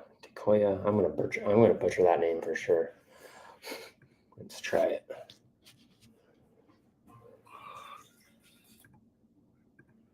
What's the average lead cost? Nationwide, it's about 50 on property leads, but sometimes they're really rural. Statewide is about $75, and you could just go up. If you don't get a lead, you just increase your bid price. County is a lot more money. I was looking at Harris County or Hillsborough County, which is Florida, Tampa. That's about like $400 a lead. Okay, new caller.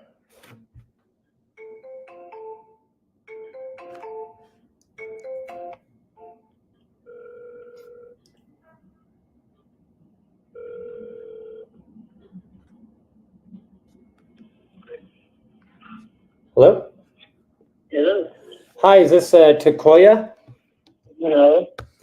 Is this Miss Miller? No. Oh, do you own a property off North Grady Street? She's not available, man. Take a minute. Yeah, I someone put on my website or one of my forums that you guys are looking to sell a property off, that property. Is that still the case? It probably is. I'll have her call you when she comes around. Yeah. Do you want to just have her give me a call when she's free, or do you want me to call back? I'll just tell her to give you a call when she's free. All right, I'll send you a text message with my name and my phone number then. All right. Thank you. All right. Bye-bye. All right. Okay.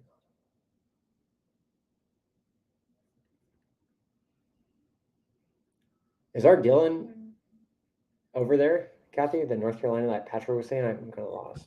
The one we just got the contract signed. Oh, it's by North Carolina, Henderson. Oh, it's in Henderson? Yeah. Hmm. You want to call the guy? I don't have the number, but Let me see here. Call Tom Lightfoot, Victory Lane Home Buyers. Okay. Let me look it up then. I'll text you the investor lift link. So you Okay. have. So you said Tom Lightfoot, Henderson, Victory Lane. Okay. Oh, Victory Lane Home Buyers. Okay. If I could find them.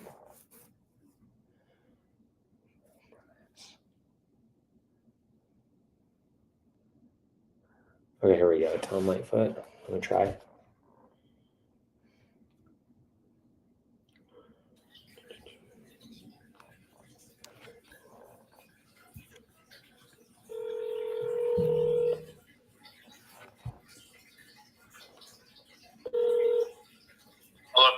Hello, may I speak to David? Who? I mean Donald. I'm sorry about that. Donald. Who's calling? Hey, Donald, this is Keith, and I was giving you a call about 1137 Carswell Street.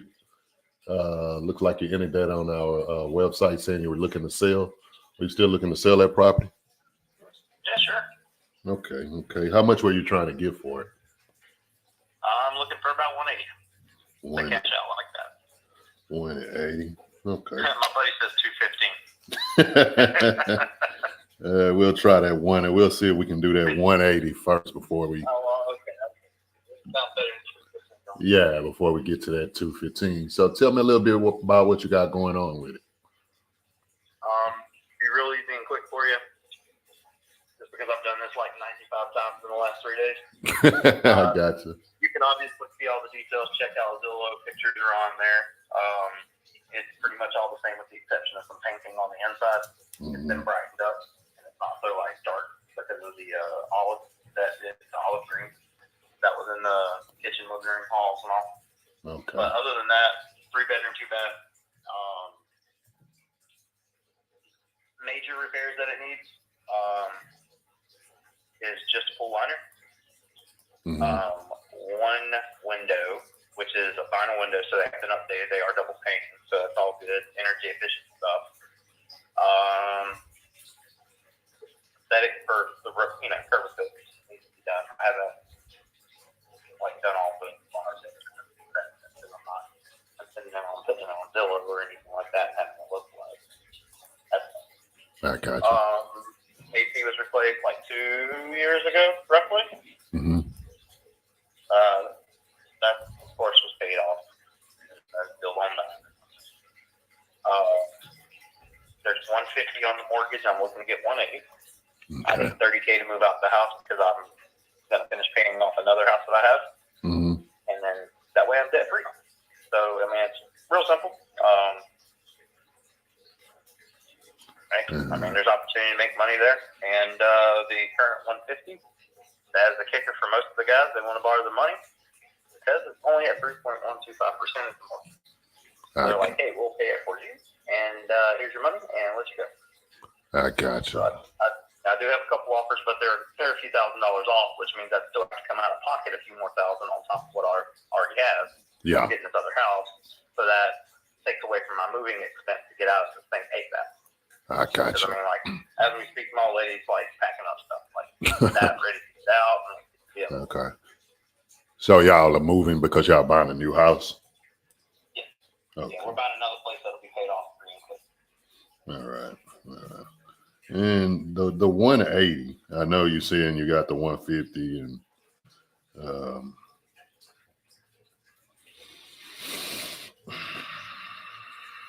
you just need the 180 because you need actually need the 30,000 to get into the other house. That's it. You can take over the loan, brother. It's payment like $817 a month. 817. Yeah. There's opportunity for rental income. There's also opportunity for cash. I left a little bit on the table for whoever wants it. Okay. The only reason I haven't made an offer yet, not like throwing it up like, oh, you need to buy it right now, because that's not how it is. I do sales too, but just being transparent. There is, like I said, other offers that's a few $1,000s off, and I told everybody that's made an offer, I'm not making a decision until tomorrow. I got you. Since I've been doing this all week, there's tons of crap rolling in, and you need to, of course, be vigilant and read everything and make sure you're not getting caught up in something. So. I got you. And you said Cameras out there, man. And you said your current payment is $815. Is that including taxes and everything? Yeah, $817. That includes taxes and insurance. Taxes and insurance. Okay. All right. Yeah, just looking at it, I know a cash deal definitely not going to make sense. But it sounds like you're willing to do what we would call a subject to, is where we would come in and take over that mortgage for you. Of course, the deed because the mortgage would stay in your name. We would sign over the deed to us. And what is that timeline looking like for you?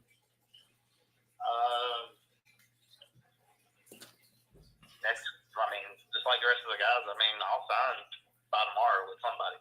Okay. I started off this adventure, said I want to give myself a week to sell it, and I've already sold it like 5 times this last week. I got you. But I haven't committed to anything. Just because, we need time to move out, and that's what she's been doing. She's been packing while I'm at work, and I come home, we've packed up a few things here and there, and we've been living there for 5 years. So obviously you accumulate a lot of stuff. I've got like 13 cars, so everything has to be moved. It's a whole circus to move everything. Yeah, I got that. Yeah, moving can be a hassle, man. I know the last time I moved, I didn't move anything myself. I hired movers. I think when I Well, moved, I would, but nobody wants to give me all there like 215. I got you. So you got to get the money before you can hire the movers. I totally understand Exactly. that. I totally understand that. Well, Donald, I mean, the 180 does sound doable. If you could give me maybe about an hour, give me a little time to deep dive into the comps. I can give you a call back. And if we could do the 180, is this something that you're ready to move forward with today? Well, I'd be making a little bit more money than the last guy. So yeah, I mean, as long as the terms look good, I just need that allotted time to get out because I have kids.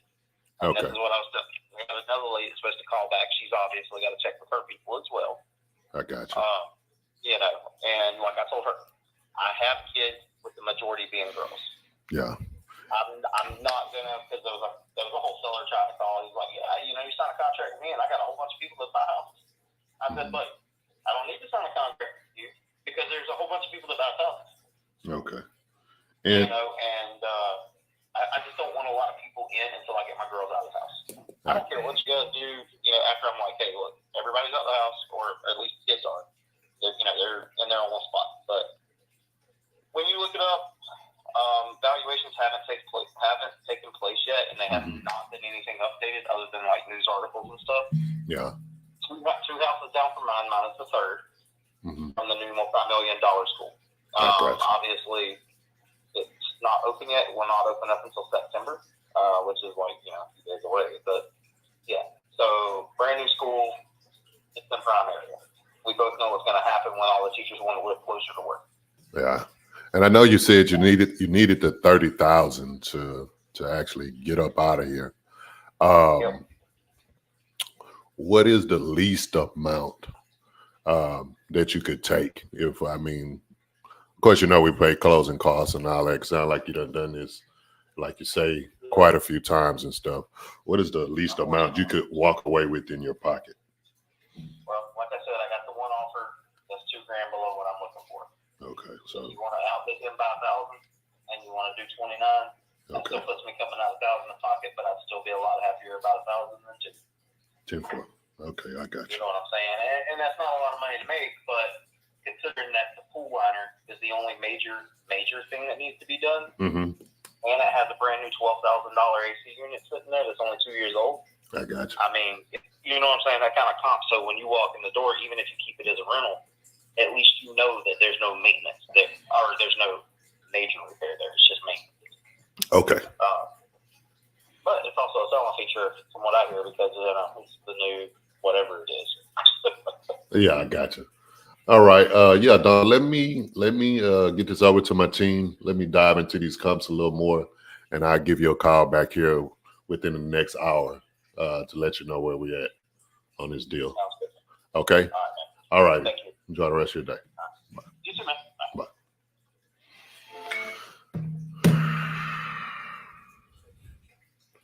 Well, he knows his song and dance. That's for sure. That's why I'll just let him talk. He was a talker. He was just like, hey, go ahead. More you talk, the better.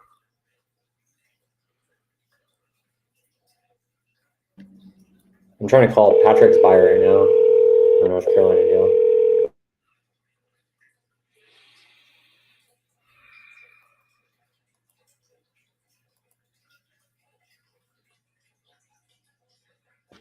That didn't sound like a right number.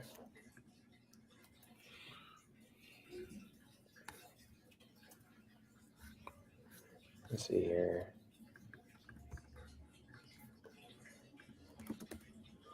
Let's find them on Google.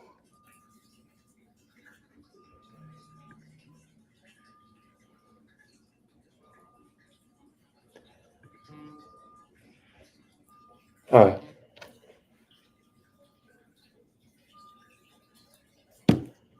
Yeah, where's About Us? Victory Home Buyers. Victory Lane Home Buyers. Okay.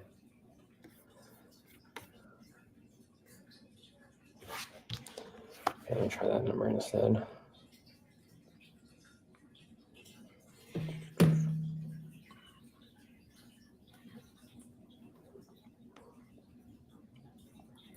Just not many buyers in Homerville, Georgia.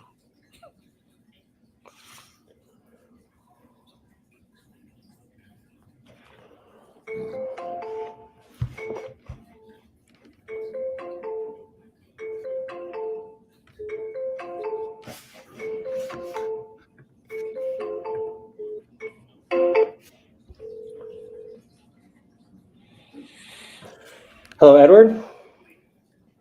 Any key to connect. Hello, Edward. Hello. Hey, Edward. Hey, how you doing? Doing good. I saw that I had a missed call from you. Sorry, I missed the call. What's up? Do you have a question? Well, we talked. My children talked to. We talked about it. They don't want me to sell my house right now. Who doesn't want to sell? Who doesn't want you to sell the house? Huh? Who doesn't want to sell the house? What do you mean? So I just said what I said. I said that I talked to my children. They don't want me to sell the house. That's what I meant. Oh, you talked to your parents and they don't want you to sell? My children, my Oh. kids. I got something to do. I got you. How come they don't want you to sell? So they like where it's at. They don't want me to sell it. Okay. Well, if you change your mind, let me know. All right. Thanks, Edward. Well, there goes that fucking deal. I don't know if he probably just got another offer. Yeah. What do you think? I mean, whatever, right? Yeah. Like, if they want to sell, we can't force them to sell. Fuck, whatever. Okay. So that was Edward Jones. So I would ask, like, if we can close in 30 days and give you 90K and walk away, like, that's something you'll be considered, like, you know? Well, I said the kids don't want to sell. Like, They that want to just, stay. I just feel like kind of weird, you know? Mhm. I think my assumption is they probably got another offer from another wholesaler, say they can give more too. Okay, I just put in the notes. Yeah. I'll just say, like, let me know if you change your mind. Yeah.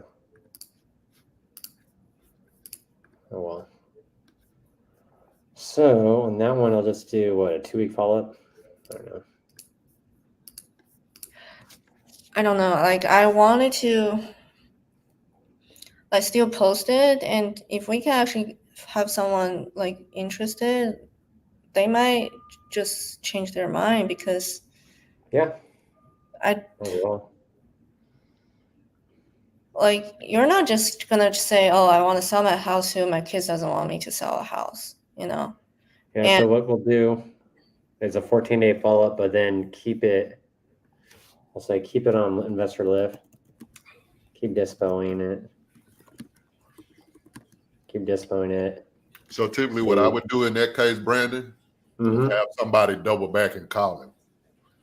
That's a good point. See if he's still really trying to sell, and maybe it's just the price. you want to call him? I call him. I mean, I don't have a problem calling him. Let me send you the just to see if he, because people do that all the time, and they go, "Oh, nah, yeah," like you said, Kathy, it could be somebody else gave him a different price, right? So now he's kind of like, yeah, and that's typical with older people because this is probably all the money he's probably going to get for the rest of his life, right? So of course he wants as much as he can possibly get. So if he can get an extra $5,000-$6,000, a lot of times they'll run with that. I'll send you I think if you go in private chat on here, the private chat on the StreamYard. Yeah, I could see it. It just has. Okay, I'll type in the name. I'll do the address. I'll do the name and the phone number. I'll send it your way. Yeah, I'm gonna call him right now. Edward Jones. Let Do me you see. think is that too soon to call him right away, or should we just wait a No. little? No, because he's probably was this like a property leads? Yeah. Okay. Just But say you're a he- local landlord and seeing if anyone else wants to sell a house because you're buying. Yeah, Yeah, that's but- all I'm gonna do. I'm just saying, I'm just reaching out, buying houses in the area, reaching out to see if you wanted to sell whatever his address is. Just like I'm gonna treat it more like a cold call than an actual Yeah. acquisitions call. When we actually called him, like he said he had another offer at 120, and he was under contract, and then he called us today, say like, can you guys do 90 or something like that? So I bet he's pretty much calling a lot of people, wholesalers. So you can just say you got this lead too. I'm pretty sure he's putting all his information on all the websites. Yeah, I'm gonna reach out to him. Henderson, North Carolina.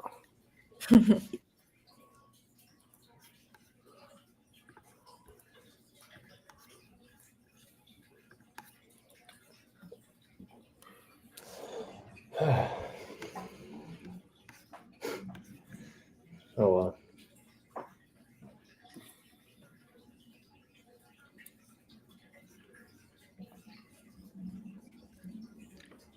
So 14-day follow-up, backed out, doesn't want to sell, task set.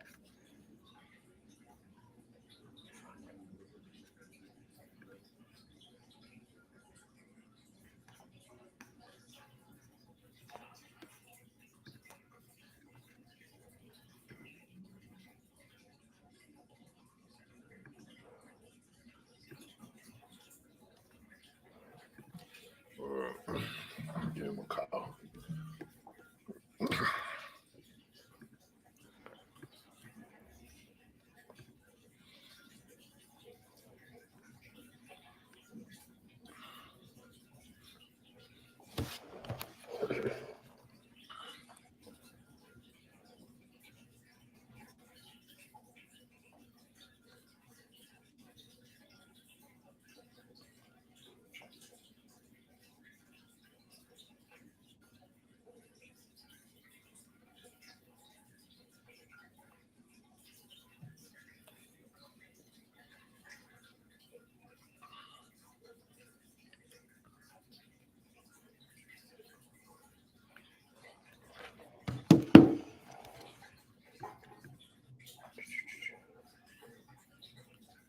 That 25 number might not have been a. Oh.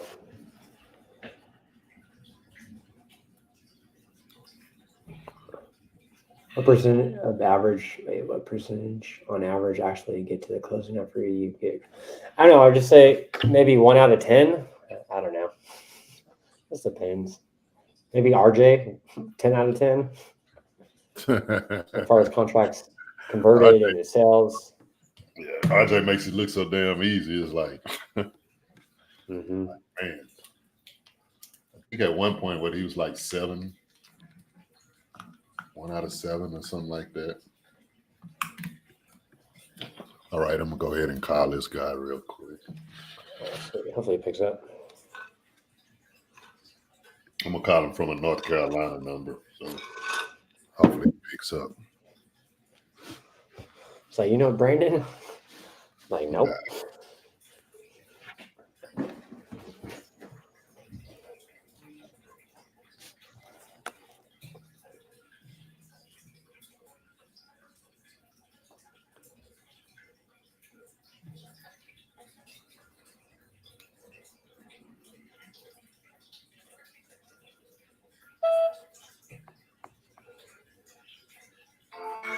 That one went to voicemail.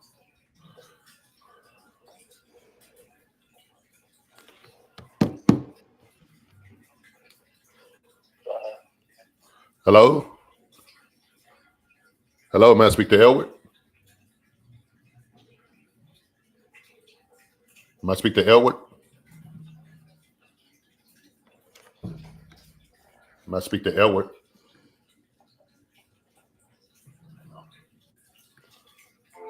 Damn, I don't know what's wrong with my smartphone.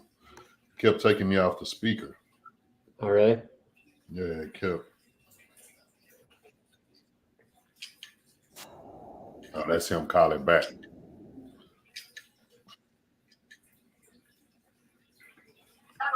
Hello, may I speak to Edward? Hey, Edward, how you doing today? This is Keith, and I was giving you a call about a property I believe you own, and wanted to know if you were interested in selling that property. Well, I'm in the process now with buyer, working agreement with me now. You got it. You working with some? You already working with somebody? Yeah, just started working with somebody now. Yeah. Okay. Well, I would like to see if I could give you a backup offer just in case, with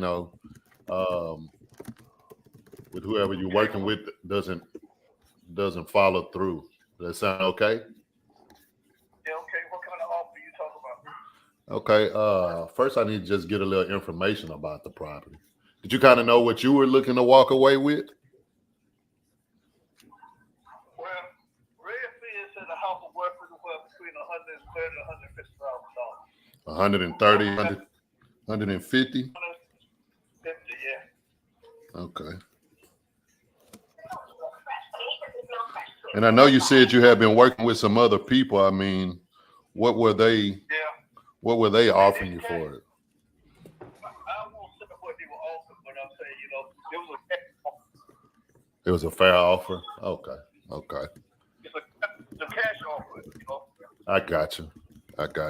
So, tell me a little bit about what you got going on with it, Edward.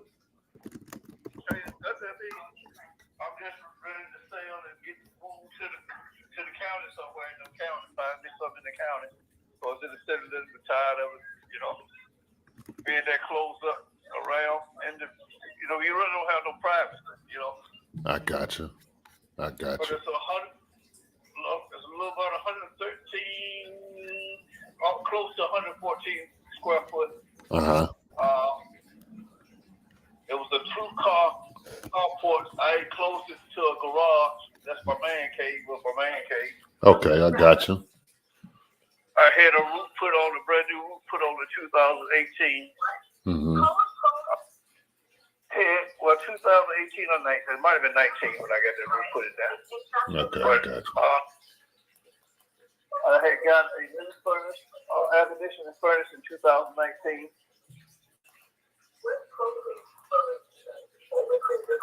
Okay. 4 bathroom, 3 bedroom, kitchen, dining room, living room. Okay. All right. And it do come with a 12 by 18 storage house that I bought back in 2015 or 16 when I bought that. Okay. And I'm not gonna take it. I'm gonna leave that at the house. I got you. How soon were you looking to get this done? As far as getting About 2.5 months to the most. 2.5 months at the most. And have you found anywhere else to stay? I know you said you were moving. Yeah. Okay. All right.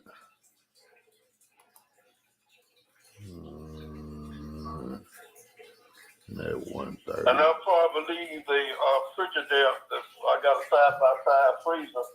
But it's so big, I think I'm going to leave that in the house. I got you.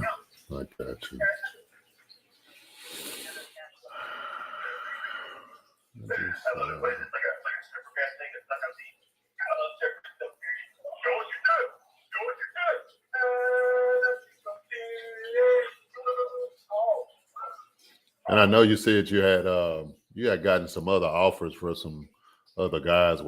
Did you consider those offers pretty good, or because I see you haven't signed with anybody just yet? Were those offers pretty good, or they just wasn't in the ballpark for you? They really wasn't what I was looking for. I got you. I got you. All right. Mm-hmm. And if somebody were to give you what you were looking for, I mean, would you be in position to make a decision today, or?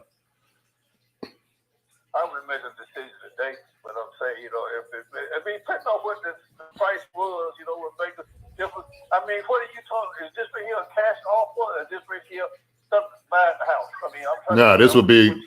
I want to give you a cash offer. That's typically what I'm. That's what I'm shooting for. So I'm just. Well, see, the thing about that, I still owe $52,000 on the house. Okay. So the house is actually, I still got mortgage on the house. I got you. But I'd like to at least walk away with about 50 or 60,000 myself, you know. 50 or 60. 50 or 60, huh? Yep, so I can't do that. I just keep it, you know what I'm saying? I ain't get it where the house goes. It's a nice house. It's a good house. Probably just need a little paint and stuff. The rooms need paint, so I had to put pictures up on the wall and stuff, you know. So other than that, that's pretty much the house is solid. I got you.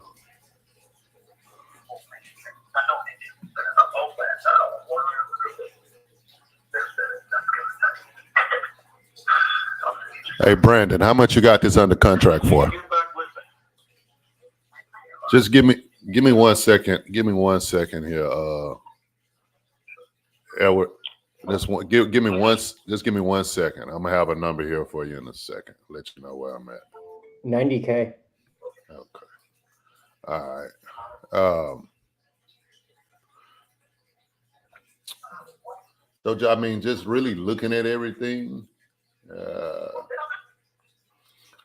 I'd probably be right around 92,500.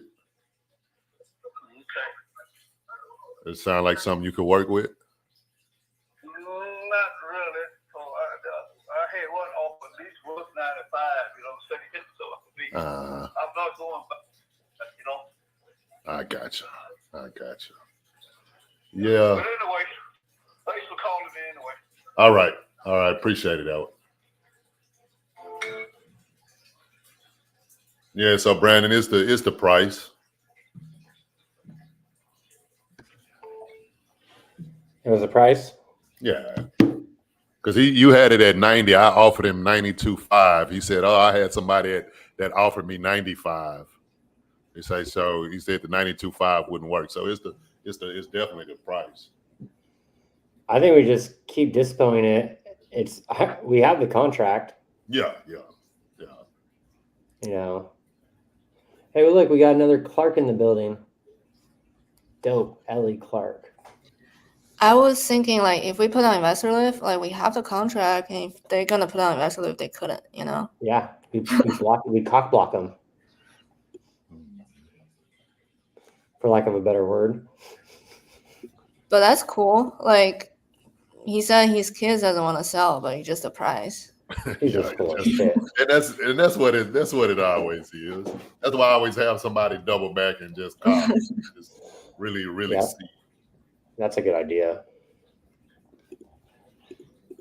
So I called that new lead. It still didn't pick up. What's up, Sharon? How you doing, man? What's up, man? I've been spending a lot of my day setting up my Goha level.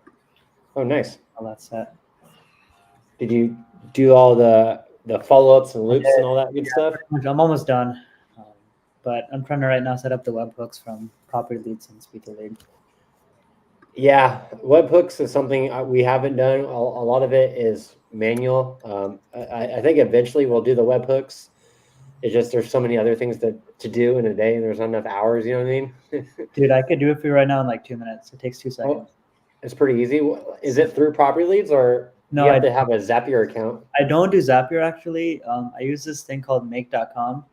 It's pretty much free because Make.com gives you like 1,000 like hooks per month for free, and I don't get 1,000 leads a month, so like it's pretty much free. Oh, could you send me that? Then a little bit later, tonight we might look at that. Then if I need some help, we could jump on a call. I got you. What you say? You don't do the webhooks, Brandon? Well, we have the ability to. We just have it because there's so many other things we're doing right now.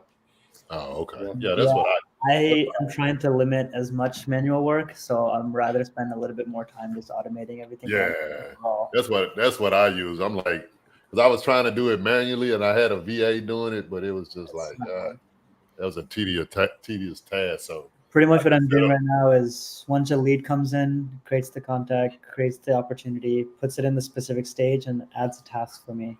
Yeah, that's how mine does. It automatically puts it into the Podio, and it's set. Pretty much everything is set.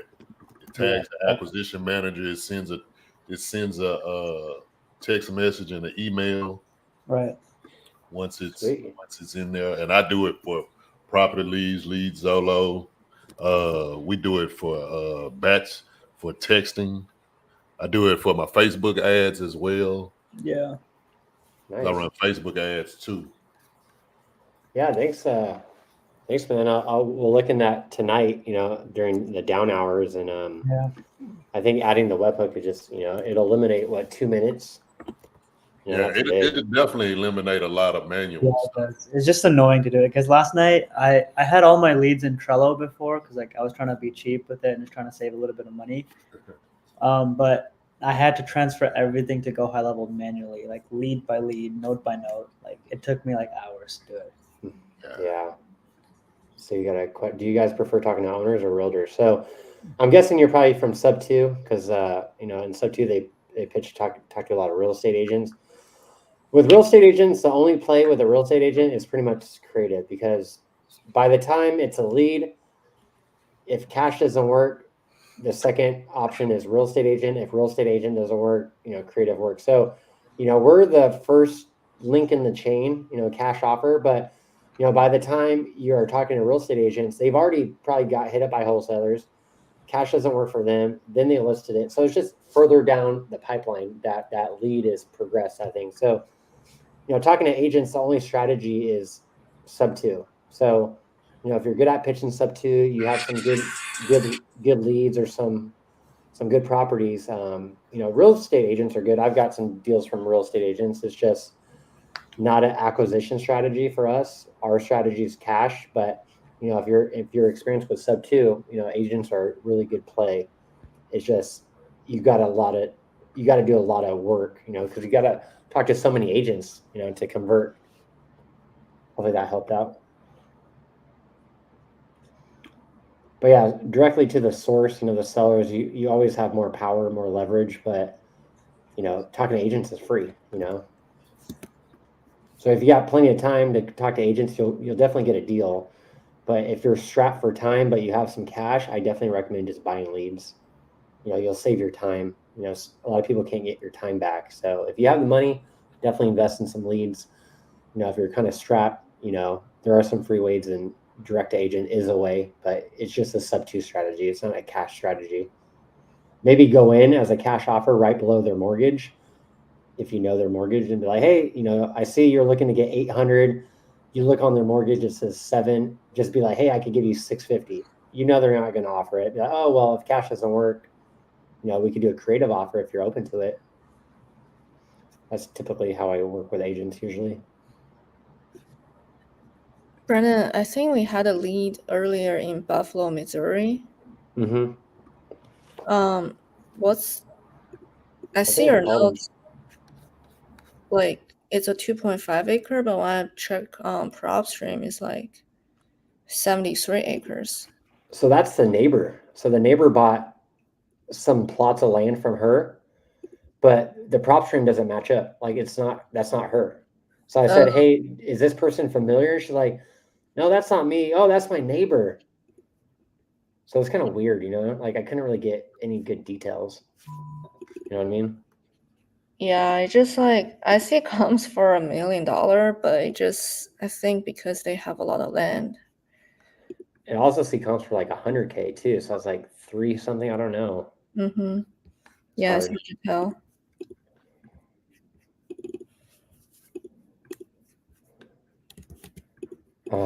It's funny. Tyler's YouTube's still going. Oh well, that's cool. Because I linked it to here. Let's see if. Okay. I turned the leads off. Let me turn it back on now.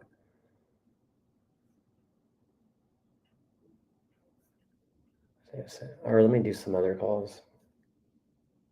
How many deals do you typically lose after a seller signs a contract? A lot. A lot of deals we lose. It's just you have to have expectations on the contract call. You know, sometimes the deals don't work out. You can't bring buyers. So there's a lot of variables that happen, but the main point is just the more contracts, the more deals. So, you know, you don't want to write contracts for shitty deals because then you're waste time dispoing them. So make sure it's a good deal before you get under contract. But when you're new, you'll probably get a lot of contracts. But when you get more experience, you'll figure out what's not a deal, I guess. But yeah, it takes a lot of contracts to convert into a deal. So it's just a game. If anyone wants to go into that too, you know, more in depth. Let's see if there's any contacts to call. I would say close ratio about, I'd say about 65 to 35%. You do run into most of it is a bunch of title issues. Also could be condition. I mean, you get it signed, you go out to the property. Property is in worse condition than what you were told. That becomes a problem. But yeah, that conversion rate is. It actually used to be a lot higher. I think like the nationwide used to be like 70 to 30%, but it's like since the market has changed, the buyers are not as good as the buyers used to be. I think that's an issue as well. But like Brandon was saying, you know, just try to lock up good deals, man. You lock up good deals, you know, that ratio will definitely turn for the better.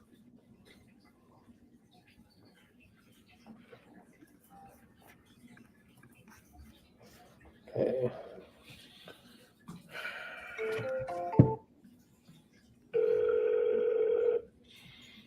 That was funny that the seller's like, I'm not selling my kids. Yeah, exactly. So that just tells you a lot of people are just full of shit, which is fine. It's sales.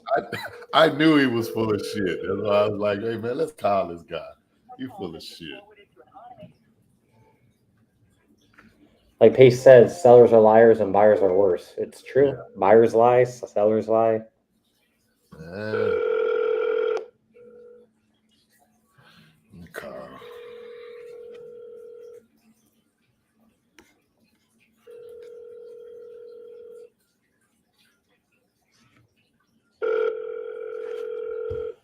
So I'm doing some follow-ups now, like no pickups, nothing.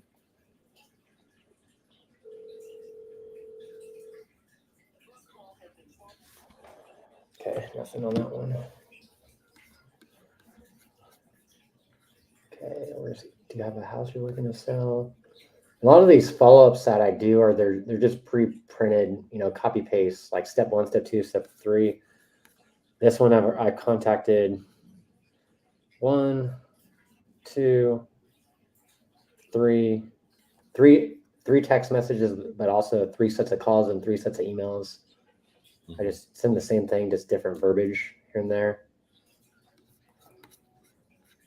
So if you could build like a little template on the side, I have a notes section where it's like step 1, step 2, step 3. So you could just copy, put the name in and move on. Like you want to build a machine for follow-ups. The house you're looking to sell.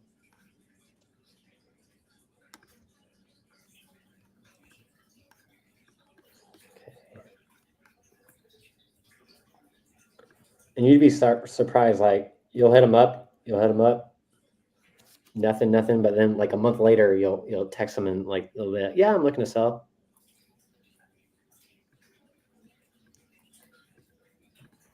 Send.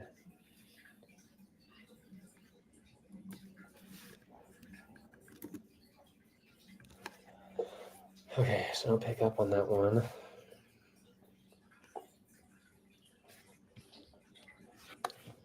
Gail.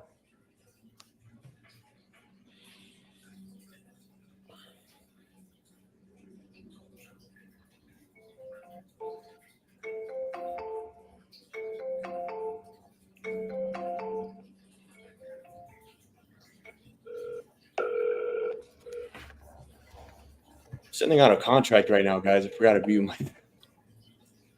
Nice, dude. A good deal. Good deal. Congratulations. Tell us about the deal.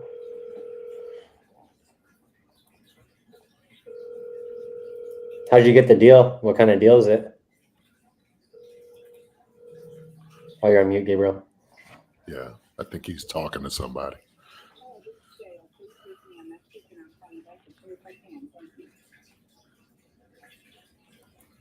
Hey, what's up, Sean?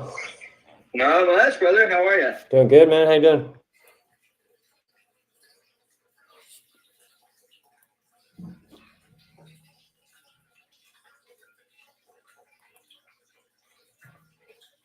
The seller is going to need some walking away money for like getting out early. Mm-hmm.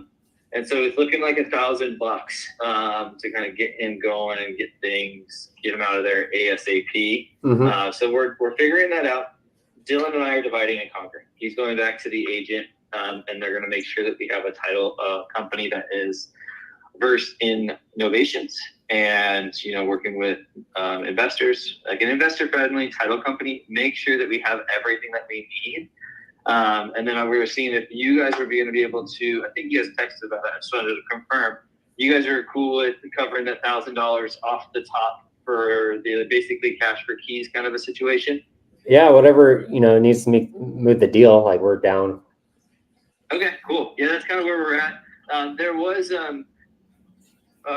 just some talk, like we're not sure how he's going to leave the property, so maybe we might have like a cleaner get in there just to make sure that it's good. Mm-hmm. But when it comes down to the expenses, obviously that's going to come out off the top, so you guys will recoup your funds right away, Mm-hmm. and then we'll do the split after that, just so that it's like, we got everything buttoned up and done that way. Totally. I told Dylan, the first things first, we need to make sure that we have an investor-friendly title company that we can work with, that's going to work with our AIF and be able to do the novation. Because have you done a deal in New York before? It's attorney No. state. Assignments or anything like that? It's an attorney state, right? Remember, Tashin has a. Oh, that's right. So that's why they're getting everything through an attorney. Okay. I have a buddy that might have a connection out there. So yeah, that's going to be the biggest thing for us. We just want to make sure that we have everything, because I know that New York is a tough one, right? So I want to make sure, because I haven't done one in New York before. Yeah. So I just want to make sure that we have everything that we need and that everybody is protected and how that goes, Mm-hmm. and what we need to do first and foremost. On the protection side, it might delay us a little bit getting things out there Mm-hmm. if we wait to hold the funds. But, part of me wants to hold the funds. The other guys want to get things going right away. Mm-hmm. They think that, it's going to be solid. So I just want to make sure that you guys are in the loop on everything. Yeah. Yeah. That sounds good. Then like I said earlier, as long as the deal goes in the end zone, we don't really care how it happens, whether it's money up front or money on the back end. Like, for us, it's just the conversion, like whatever you guys need to do to get the deal done and how the numbers look, we're down, as long as, everyone's happy on the splits, I'm down on it. Like, I'm just worried about locking up the deal. Kathy said, the agent walked it yesterday and believes it could go higher, which is pretty cool as far as like. We got the listing docs and everything signed yesterday. Oh, sweet. He's gonna do 154,995. He said anywhere between 150 to 165. Okay. So we're like, oh heck yeah. So that's where we're at with this. So Dylan's calling the agent, making sure that it's obvious he's an investor himself. So he's probably got a good title company or attorney. Mm-hmm. And then see what we need to do. Yeah, because we could always reach out. We're buttoning that up. We could always reach out in sub 2 as well, too, just in case like we need someone that, like you said, in New York, that does assignments and also does the novations and all that stuff. So I'm sure we could always reach out for help if we need it eventually. Yeah, I mean, a closed mouth does not get fed. I mean, you can always just make a quick post and see what's out there. Yeah, you never know. Give it the old bump for Hoosker, and then get it going. I added you to our Slack. We just got a Slack. Oh, fancy. And so that I added you guys as home loan buyer, Mhm. right? That's you. Yep. Okay, so you're in our Slack. We're just getting everything going, and then getting it squared away. So that way we can have communication in there and kind of keep things, keep the communication. Because everything gets lost in the sauce in that group text, you know what I mean? So Yeah. it's easier to do it there. No, I love Slack. I love Slack. Yeah, me too. Me too.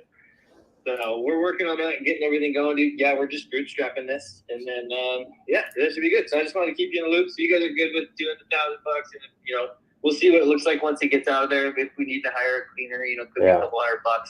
But we'll see how it all shakes out. Could be solid. As long as we're net positive, I'm good. It's looking like it's going to be a pretty good one. You know what I mean? Like, so I had a buddy reach out to me yesterday in Titanium, RJ's group, and he's like, "Hey, I might have a Novation deal."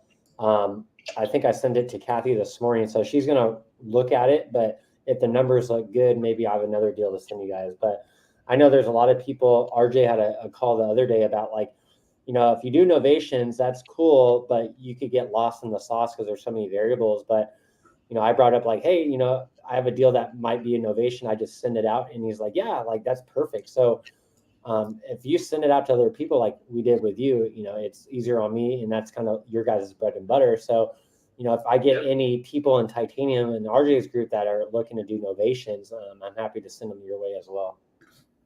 Oh, heck yeah. I mean, that would be stellar. I mean, then we just kind of figure out what that looks like and on the back end, you know what I mean? And then kind of go from there because, I mean, that's awesome. I love that. I love that. Yeah, So, I mean, this one definitely looks like it's going to be a good one. If this agent is on with everything that they're saying to us, okay. It looks like this is going to be a pretty good one. So, Sweet, dude. you got it at 69. 69.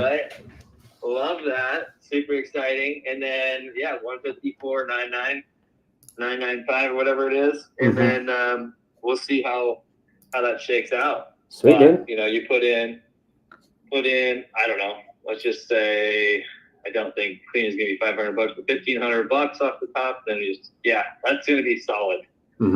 That is gonna be solid. So we're stoked. I'm stoked to learn how the basically just the flow of a novation works. So, the next time I have a deal that's not good for cash, I know, the parameters that look good for novation. You know what I mean? Yeah, definitely. So well, this is going to be a good learning one. That's for sure. Sweet, bro. Appreciate it. Appreciate the follow-up. And, if I get any new leads from, Titanium, I'll have Kathy, she knows the numbers more than me. So if they look good for her, I'll send them over to you.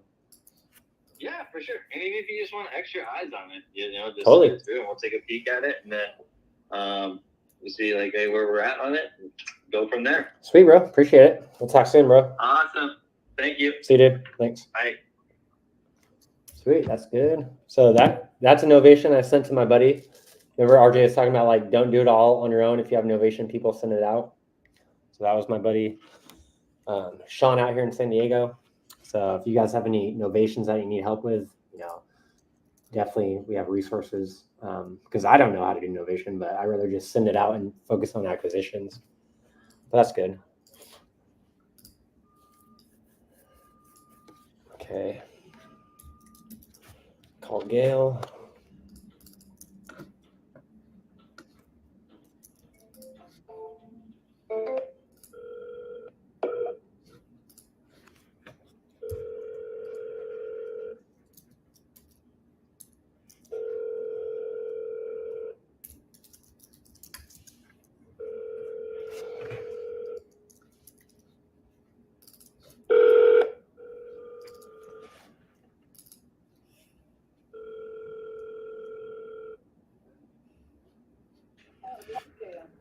Leave me a message.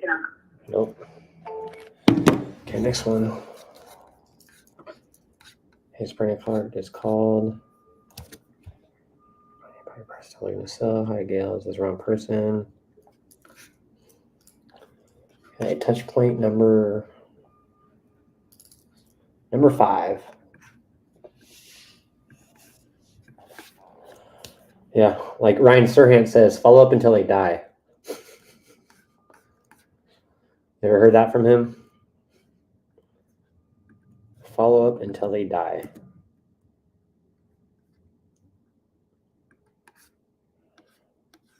Okay. Shit. Are you still looking to sell your property, or did you change your mind? Been trying to get a hold of you. Thanks a lot. My name is Brendan Clark. Send.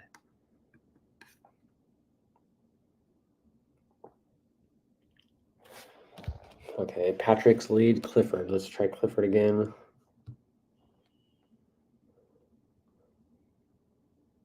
I think the hardest thing with like the PPL is managing like the refunds too. So like you got to make sure you touch them a bunch of times, and it's just tracking them is a pain in the butt. But you know, you just got to be on top of your refunds, because if you let them slip, you know, you're losing money. So you know, being on top of the refunds allows you to you know, get your money back if it's a shitty deal or a lead. Clifford Thorne. Okay, let me try him again.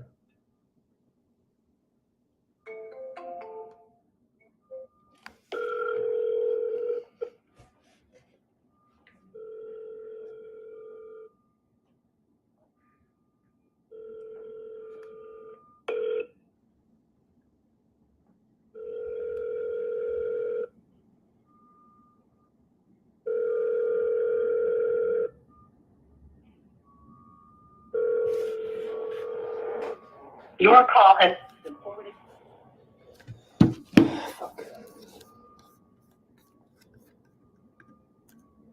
Okay, you have a house you're looking to sell.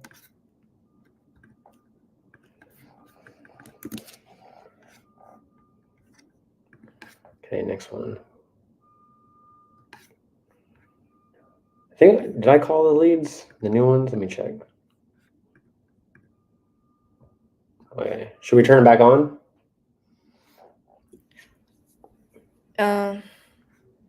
I'm more like, I think we have a buyer wants to walk tomorrow, but we couldn't really get hold of the seller, right?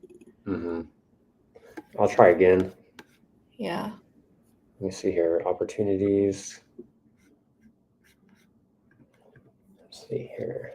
Any other questions in the chat? Nope. So active deals. Who is it? Is it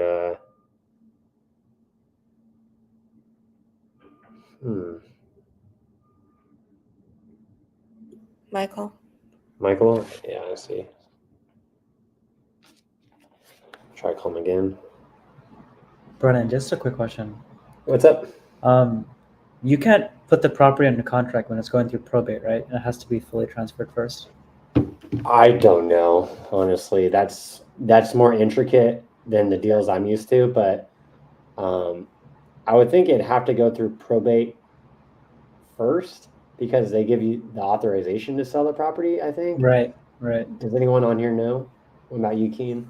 About I probate? think he's on a call. Yeah, but I think at least like we talked to a few probate sellers, and they say like they're still waiting for the settlement first. Right. Yeah, that's what I figured too. Mhm. Okay. Appreciate it. Welcome. But it won't hurt to get them under contract and just like we're not in rush. So once everything figured out, like we always like just dispo. Yeah. Yeah, like I think it's easier to get stuff under contract than figure it out later, because like I think the main goal is to have the contract, you know, to own the rights to the property.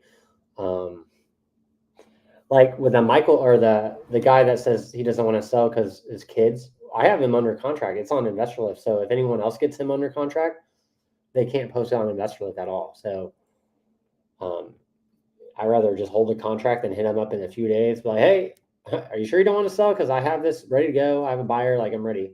So I feel like it's better to get stuff under contract than worry about the baggage after, if that makes sense. Because you could always figure it out as you go. see here.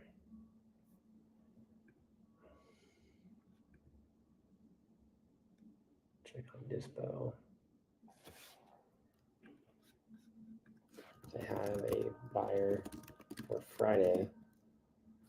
I just had a seller I sent a contract out to like 2 days ago. Tell me they ain't selling the property. So yeah. Brandon, you want to call? Right. So, I called one of my buddies and told him to give her a call tomorrow. Not today. So Chris said, doing a probate deal now, attorneys just need to file a motion to sell an asset. So far, so good. They're just slow. Okay, that makes sense. Yeah, probates are not bad. They could just be slow, man. I did one just closed in March. I locked that thing up in like September of last year. There you go. That's slow money. What happened, it initially it wasn't a probate. So what happened with that was in Orlando. Reached out to a lady. She wanted to sell. Open title. When they opened the title, they found a error on the deed with the legal description.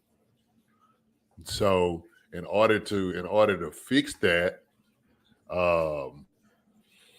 they would have to, redo everything over. Well, the house was deeded to her from her mother because a lady was actually from Georgia. She went to Orlando, took care of her mother and her father. Her father passed away, and before the mother passed away, she deeded her the house. So the title company tell her, hey, we're gonna have to do a corrective deed. Well, we couldn't do a corrective deed because the mother is gone. So end up having to go through probate. So she had some siblings. It was two siblings. One of them had passed away, so had to get his kids on board. But actually it was pretty smooth though, because she called them and they all agreed to sell. Like almost instantly. It was like they all agreed to sell, and she didn't give them she didn't split it like in thirds. She got the majority of the money. So whatever she was doing, and it was just like instantly, and it's just the process takes a little while, right? It wasn't no problem, sending out the addendum. They were all on board. They all signed like that same day. They all signed that same day, but then we had to find a probate attorney. End up finding a probate attorney, and then it was just like he was saying. It was just the process of waiting, getting extensions, and then I sold that property. I was trying to get a hold of Charles. No, sir, you have the wrong number. Oh, do you own a property in Texas? I have this phone number related to a property off Troy's Trail. No, sir. I probably got the wrong number then. Sorry about that. Okay, no problem. Bye-bye. Yeah, so then I ended up selling that one to a hedge fund. And then with the hedge funds, what they do is like they inspect the property. And then if 90 days pass, they have to re-inspect the property again. So it was constantly doing assignment extensions and doing purchase agreement extensions. And then so we get to the last week, everything is done, right? The hedge fund was I think we had 2 days before the last inspection expired.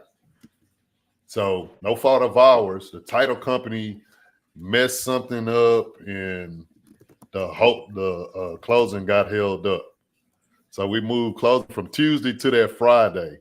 So while on the Friday, the hedge fund reached out to me and said, "Hey, we need to go inspect the property." I was like, "Huh?" I said, "Y'all didn't mention anything at the beginning of the week. Days done passed. Y'all haven't mentioned anything." They was like, well, we got inspected. It's our policy. And I was like, well, the lady has moved out of the property. There's no lockbox. There's nothing. There's no way to get in. They said, well, you can't go. I was like, man, I say in Texas. But they ended up letting us close though. They ended up letting us close. But shit, that was like the longest deal I ever done. For like 7 months. But a lot of them have good profits, right? Like Yeah. probate, On that one, I made 28. And it really wasn't difficult. You know, it wasn't anything difficult about it. Because all I was doing was extending the purchase agreement and extending the assignments. That was it. But we got it closed. Brandon, did you guys ever take a look at the one I sent you guys yesterday? Was that for the Novation, right? Yeah. Yeah, I think I sent it. I texted you I text you my comms, all the stuff. I can. Maybe you and Sharon could talk about it. Yeah, I can put a private chat here. I find some comms. Like, I think as is value is 280. So even we do Novation, there's just not much meat on the bone for this one. And I also feel like properties for sale around like 310, and they couldn't really, like, they've been on the market for like more than 50 days, and those are like flip and nice. So I feel like after agent commission and closing costs, like if the lady wants to do 280, they're just like, there's no meat on the bone. What's a good parameter for Novation as far as numbers? Yearly, like as is value times 90%, because 10% we have closing costs, agent commission, and probably some concessions, like the FHA buyer, VA buyer that wants to like, hey, fix the roof, fix the floor, so like they can get a loan approved. And then so as is value times 90% minus what we get under contract for, and if there's room for like 30K, that's a good like Novation. You said a 30K spread, pretty much from 90%. Okay, that's what most people kind of shoot for in a spread on a Novation. Yeah, it's like cash is like let's say they want 200, cash we probably good for 180, but like Novation is good for 200, but the ARV is like 280 or 250 or 260 ish. I see. So pretty much for this one, you probably would need like low 200s then, right? I think this is 280, 240. Okay. Yeah, like 280 times 90%. Let me do some quick math. It's 252 minus 30K. It's like 222. Yeah, 220. Yeah, there's no way she's gonna say yes to that, but I can try. Mm-hmm.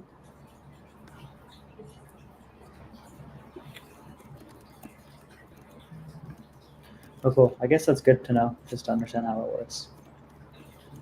Yeah, and Novation is like long too. Like you gotta put on the market, get it cleaned, and make sure like the buyers can like approve too. Like it's longer process. Like we might make more money, but it just like takes longer too. Yeah. That's what we were talking about yesterday. I was saying that timeline is important on innovation. Mm-hmm. At least one is 60 to 90 days. Yeah. I think Novation's at least better than subject to.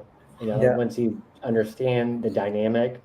Yeah. You know, it's better for the seller. It's better for the buyer. It's just cleaner. It's just there's a lot of variables in a Novation that could go wrong. So it's just like for us, we just want to send it to like our buddy Sean that you heard on the phone. I just want to send it to him, let him fucking deal with it. If I can make money, lock it up.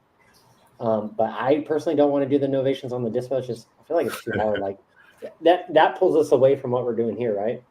Yeah. It is a process. It is a process. Have you cleared any Novations, like locked up and like closed on any? Yeah, the one I did in I'll tell you about the one we did in Alabama. And we actually have another one in Westlake, Texas, down by Texarkana. We actually have that one, but we haven't sold that one yet. It really wasn't the one in Alabama. It was in like Asheville. It was some little small town, so that kind of made it a little little difficult, I would think. But I mean, we were able to get it. We were able to get it sold and made $12,000 on it. But it was, I mean, the property was just in rough condition. It wasn't even livable at all. So that one was easy because it was just a cash. It was just a cash deal. We ended up just assigning it. So it wasn't typically like the whole novation where the VA or FHA or traditional loan buyer bought it. It was just us having a right to novate it if we didn't sell it on the MLS. Yeah, we were talking about this yesterday. Yeah. Then me and Kathy were talking about it after the YouTube about like, you know, you get a deal. There's two types of novations: the ones you work with an agent, and the ones you work with it's a flat rate MLS post, right? So, can you go into like that flat rate fee and all that stuff? Because sometimes you need a retail buyer to look at the property, right? No, it could be a cash buyer too. It's just the flat fee service is just, it's not as, I mean, they put it on Zillow. It was on Zillow. It was on Redfin. Went to the site, filled it out. I think I paid like $199. The more pictures you put on there, a little more expensive because I paid like $199. And then of course the sellers, they reach out to the agent that's running the flat fee service in that area. And then they were just kind of shooting the buyers to us. And we were getting the offers. And this last one, the buyer agent, we just end up talking back and forth with her. And then, like I said, we closed. We paid the flat fee. We paid the flat fee agent his 2%. And then the buyer agent was paid by the buyer. And the most important part of the novation is really having a title company or a closing attorney that's on board with it. And you letting them know that those extra funds are coming to you. Because we were talking about this yesterday too. Like, I if think we that don't, go ahead. That was Sean was talking about, like, we want to make sure the attorney can like be aware of all the paperwork and distribute the fund, all the stuff. Definitely got to have an attorney on board. Because we're thinking like we get a cash deal. Cash is always best, right? But let's just say you list on InvestorLift and all these other places, you don't get traction for a few days. Our plan is to then do MLS flat fee. Is that a good strategy, or what? Like, we're just thinking out loud yesterday. Like, do you think that would work? What's that? Like, Say after that a few again. days? Like, we get a property locked up, cash. We go to dispo it. We're not getting traction on InvestorLift. We're not getting any inquiries. We're not getting any traction, right? We then say, hey, if it's been a week, we're going to send the seller something like contract like you're talking about, like, hey, you know, we're not getting any bites from our partners or anything like that. We're going to list it on the MLS, or like, what's that conversation, and when's that timeline before you actually switch it to innovation? So we did that on the one in Westlake. So we had that, and we kind of knew that it's kind of borderline, right? We got it at like 110. The ARV on it is like 205. We really needed it at like, all the buyers kept telling us, man, I needed to lock it up probably right around that 90, 95. We reached out to realtors, had them go look at it. And then, so my acquisition manager, because he's in sub 2 and all of that. So he was like, hey man, I can just reach back out to her, you know, because they really need to sell. And we just reach back out to her and just see if we can novate it.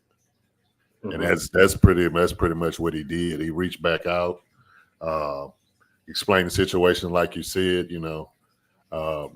We'd like to, you know, get it out to a larger pool of buyers.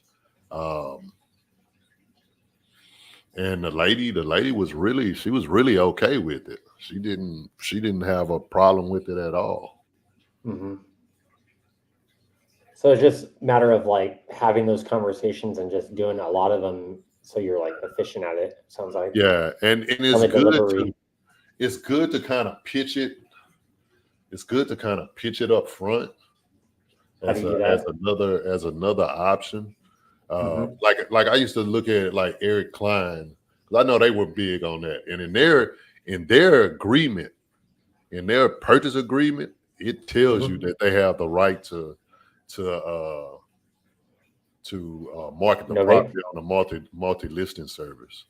And that's what Sam was doing. The lady that was on here, in her contract, it has that option in her contract, like you're talking about.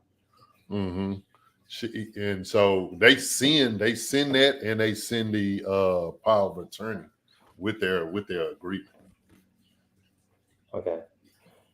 That's the document Kathy had yesterday. And it mentions about the novation, right?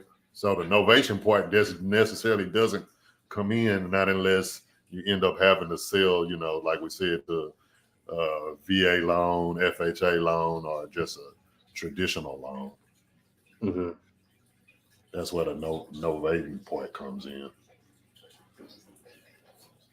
I think it's a cool strategy, It is. Like I told you, my buddy has this whole business. That's how he does. But man, I ain't gonna lie, that dude be running it up, man. He closing, man. He doing like anywhere from 6 to 7 of those things a month.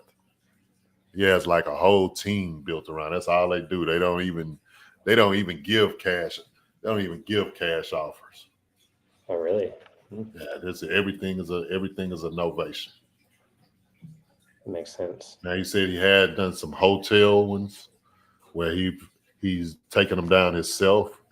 He just said that's just based on the condition. He said a couple of times he just took it down himself and just had a cleaning crew go in and do a deep clean and then just put it on the market. Joshua said, power of attorney has to be notarized.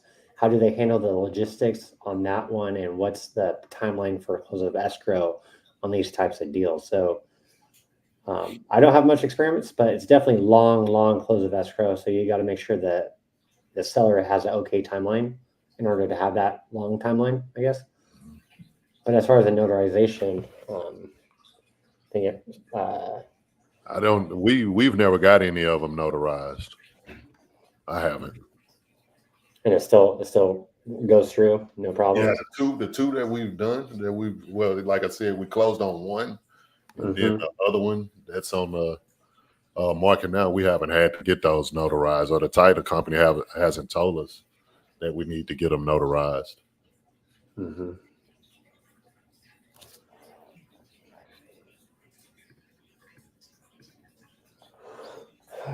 I'm just digging through these refunds, make sure I don't lose them.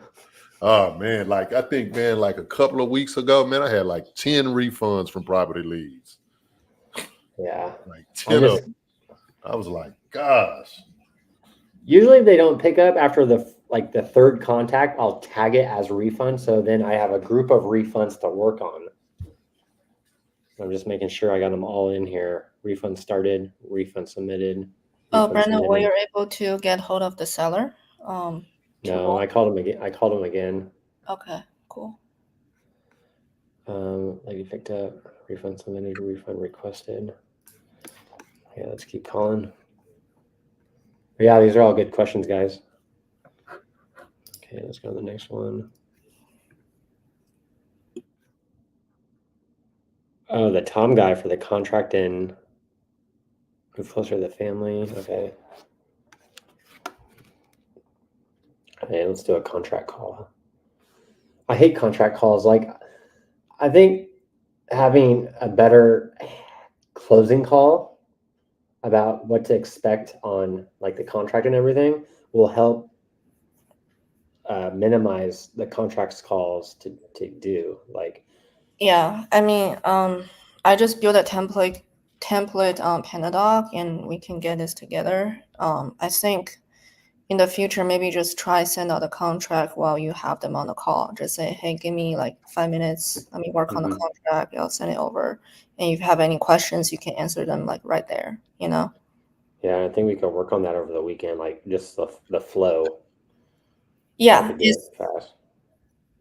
I like RJ's contract. It's pretty easy, and honestly, it just take you like 2 to 3 minutes to fill out, and it also eliminates the possibility that they say, "Oh, I didn't receive the contract too," you know? Yeah, because that's a lot of these calls. Like, oh, I didn't get it. Yeah. Let's call Tom.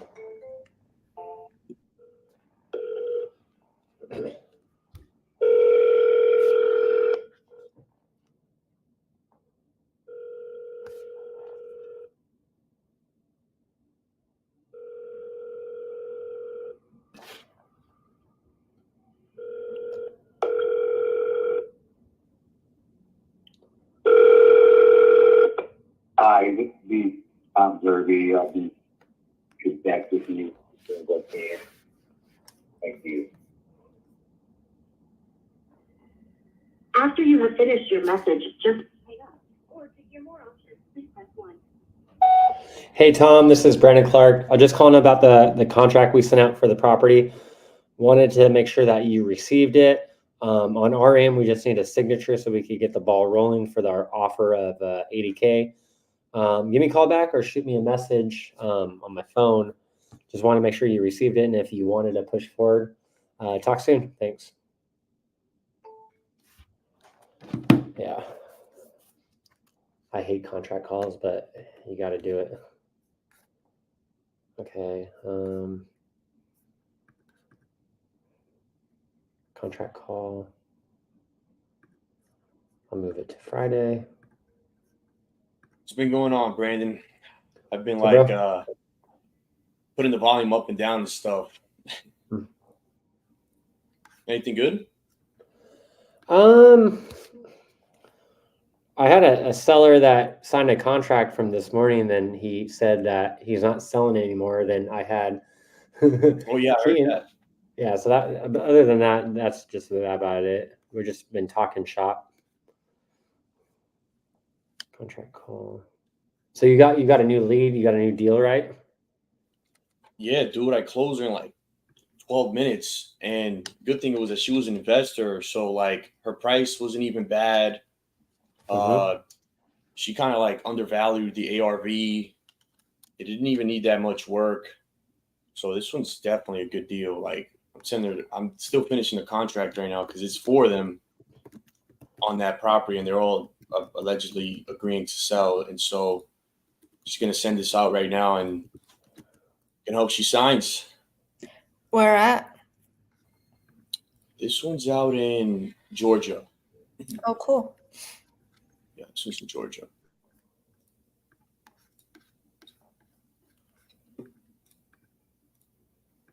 Did you get the agreement?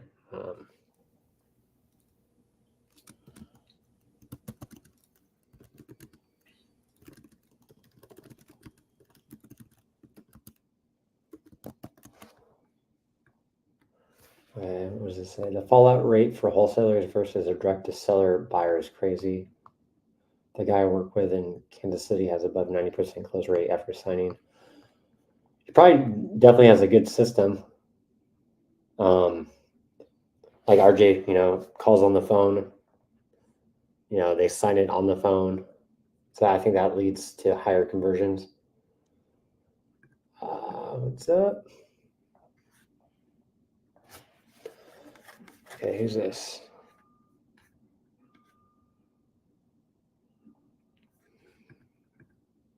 Oh, a three-way call with his wife. I gotta do that. Do that now.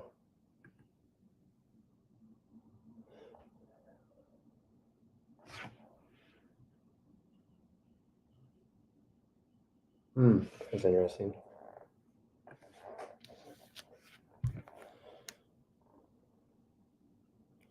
Okay, who's Hope? Let's call Hope.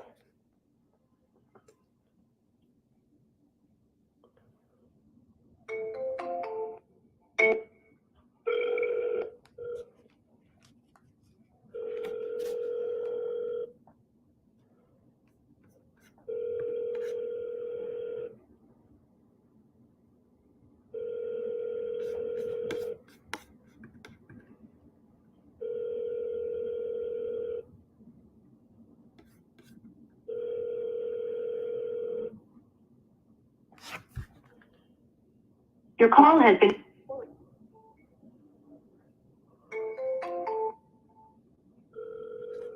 Yeah, I think having a better process for signing the contract will lead to less contract calls. Definitely. Who's calling me now? Oh.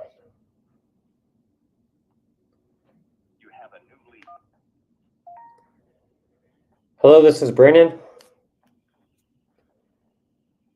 Hello. Hi, is this Tom? Yes, it is. Hey, Tom, it's Brandon Clark. I was just calling to see if you were able to locate that agreement we sent for the property and if you had any questions about our offer. Yeah, I looked it over.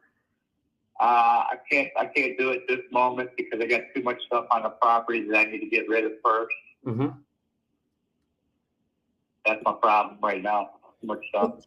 That's fine. How much time do you need? Because, we're in no rush. So for us, if you need to move slow, that's fine for us. Yeah, give me about a month to get rid of some of the stuff, and then I'll talk to you about it. Okay, a month. Because we could always extend the close of escrow. You know what I mean? So at least you What's have. that? We could always just extend the close of escrow. So we could buy the property, but we don't close until you're able to get your stuff out. So could that be an option? I'll think about that one. All right. If you don't mind. Yeah, because typically what we could do is, we send an agreement out for the purchase price out. We intend to buy the property. I send someone out hopefully next week or, according to your schedule, whenever is best for you. I send my team out there just to verify the condition like we talked about. It's not really an inspection or anything like that. It's just to make sure the house isn't burned down because you'd be surprised. A lot of houses I go to. So, But yeah, once you sign the agreement, we send our team out there to verify the condition. Once we're verified, we push forward. We go through escrow, all that stuff. We go through title. But if you need some more time to move your stuff out, we could just kick the can down the bucket and extend the closing date. Yeah. Well, let me think about it. Okay, let me see what I can get rid of some of this stuff first, and I'll get back with you. Yeah, was the price at least good? Our offer price of $80K, like would that work if you got all your stuff out and all that? Yep, that probably end up being that way. So you probably end up getting it. So, All right, so it's not. Okay, so my stuff first. Okay, yeah, that makes sense. That's totally fine. When should I follow up? In a few weeks? Okay, you can do that. Okay. Talk to me a couple. Give me about middle of next month. See how far along I can get rid of some of this stuff, and see if I can find me another place to go. Yeah, that sounds like a plan. I'll just follow up then. Once you get your stuff out, I could put different dates on the contract, and I'll just send it over, and we just start the process when you have more stuff out of your property. And it's probably less stressful, right? Sure. Okay, awesome. All right, well, Yeah. Let me call about middle next. Give me a call about middle next month to see where I'm at. Okay, yeah, that sounds like a plan. Then if anything changes in between, then just feel free to give me a call and I could just resend the contract. But yeah, just let me know when you're ready to go. Then we can move whenever you need to. Okay. Awesome, Okay, Tom. that's fine. Sounds good. We'll talk got soon. No problem. Yeah, sounds like a plan. Thank Thank you. Take care. Talk soon. Bye. Bye. Oh, fuck. Hold on, Brandon. What's going on there? So he liked our Why- price. He liked the needs to move contract. He just wants to wait, I think, because he has a lot of stuff, it sounded like. He was bullshitting, right? I just figure it, like, I don't know. What do you think? He was bullshitting, dude. Like the kind of energy he was giving you, just felt like he just kind of wanted to get off the phone, dude. Like, don't you think? I mean, because to be fair, the offers are cash and it's as is, so it's like, what are you talking about? You got to move your belongings. I mean, we can close. You can still have your stuff in there. You just need to make sure you got it out, But if it's stuff that, is it stuff that he needs or doesn't want? Like, is it a mix? It sounds like just a bunch of his shit, but like at least he was okay with the price. So I should have dug in more, like you're talking about, like, hey, like we buy as is. Like if he doesn't want it, you just leave it there. That's not the problem. Like, yeah, I will ask that question. Like, It should be in a situation where you have somebody else call him. right again. Fuck, what should we do? Should I just call him back on this one, or no? What do you think, Kathy? I mean, at least you don't talk to him that fast. It's just weird. I mean, already he wanted to get off the phone, dude. So if you call him again, you got to make it worth it. So yeah, I wouldn't. I mean, I don't want to give you advice, but like, yeah, I mean, calling him again should be. It should. I don't know. You don't want to waste the guy's time because he did sound like he wanted to get off the phone. Yeah, 'cause I was like, we could extend closing, like we could just get the ball rolling, and I should have dug in, like, well, is that stuff you want to sell? What type of stuff he had in there? Like, if it was just junk or if it was personal belongings, that way you get an idea of like, okay, if it's actually your personal stuff, it's understandable. And like you were saying, extend closing, right? Extend closing, like that's already in and of itself like problem solved, kind of.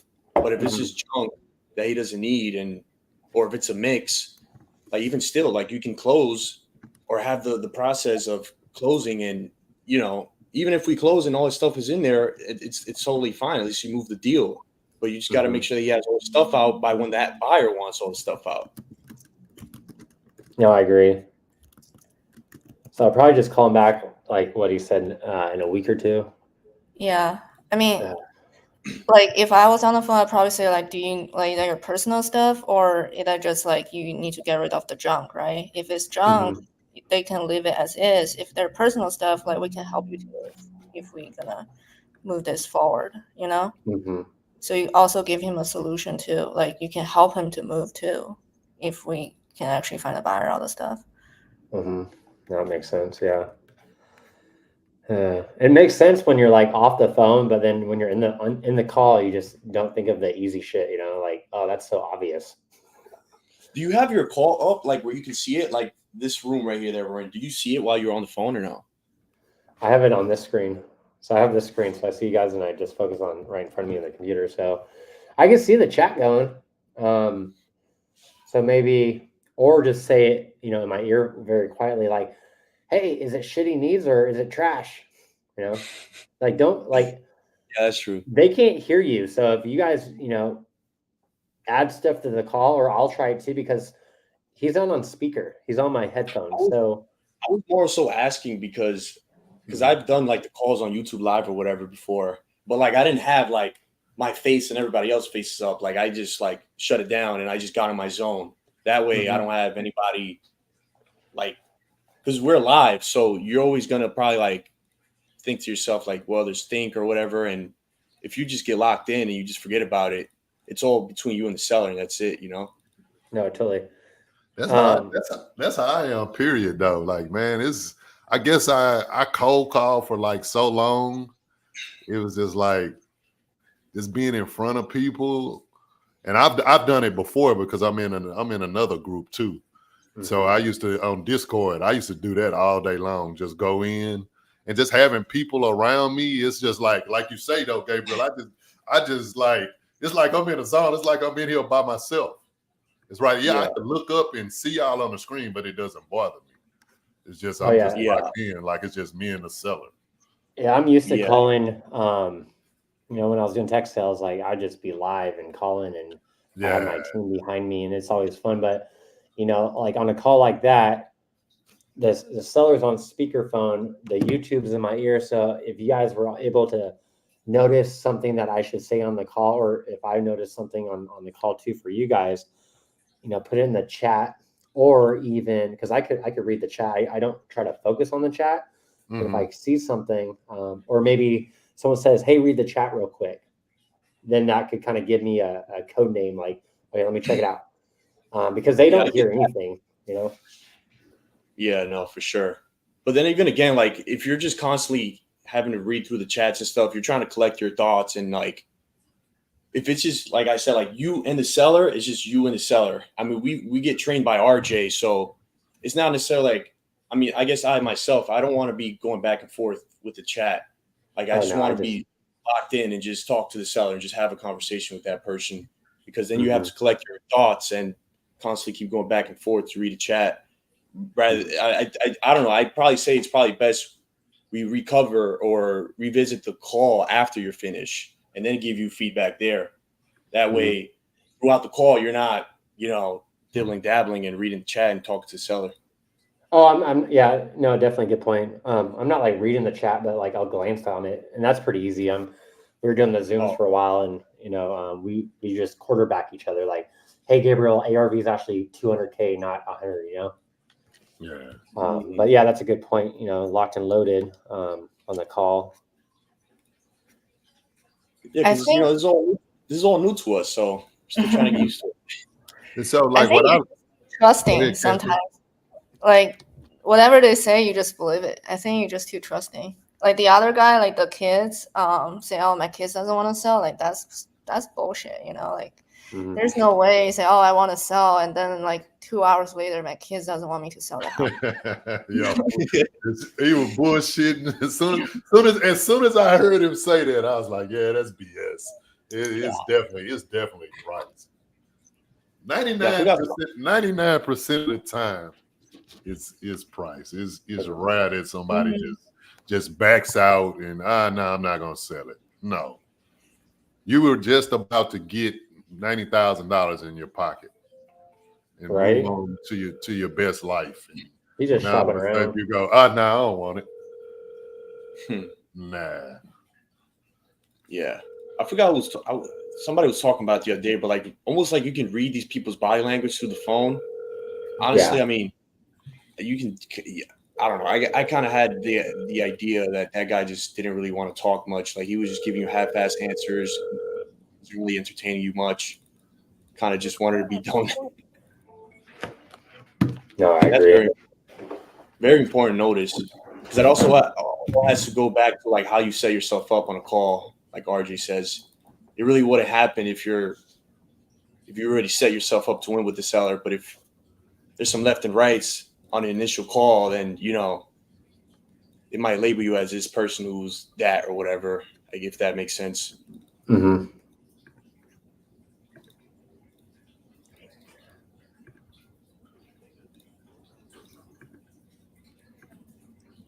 Yeah, they're all full of shit. Yeah, no, that dude was just trying to get it. I don't know. That guy was. I think you should definitely have somebody else call that dude and see what's up. Because if that's a deal and you send the contract already, I mean, who knows? It can be anything. What was he saying? What did he say, Brandon? That he needed his stuff to move out. He needed like a whole nother month in order for him to sign. So he redid his whole house, was gutted, everything. Was gonna put on the market. He's living in it now.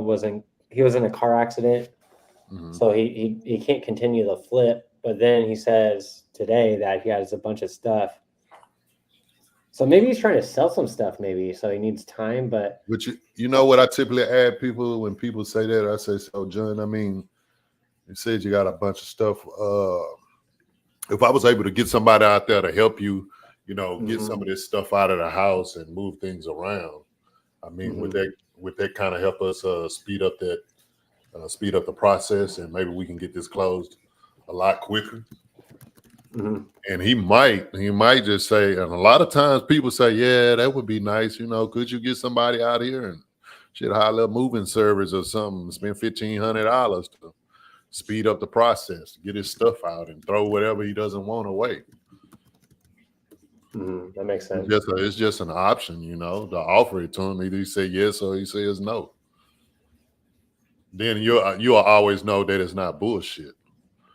I'm sorry. I figure like, hey, just extending closing, like that's fine. If you need more time, that's fine. It's just we need to get the ball rolling. And if we need to extend closing, that's fine. But I should ask like, hey, like, do you need help moving stuff? Is that the problem? Like, you need money to move, or do you just have a bunch of shit you don't want?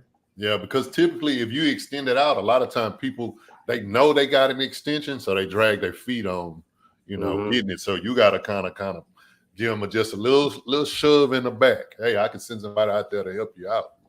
That way he'll go, oh yeah, that'll be nice. Or nah, I'm gonna go ahead and do it myself. I don't want any help. So you kind of BSing a little bit. I agree.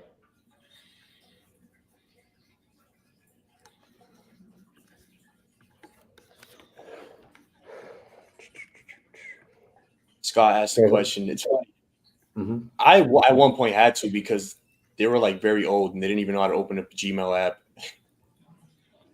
Yeah. And some of them are cool with going line by line, but it's not really like an obligation or requirement.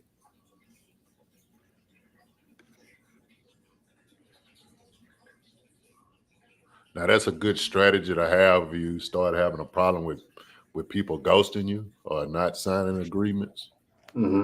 That's definitely a good strategy to have, Scott, to go over the agreement with them line for line, or not line for line, or just pretty much have them read it. And then if they don't understand something, you kind of answer the question for them.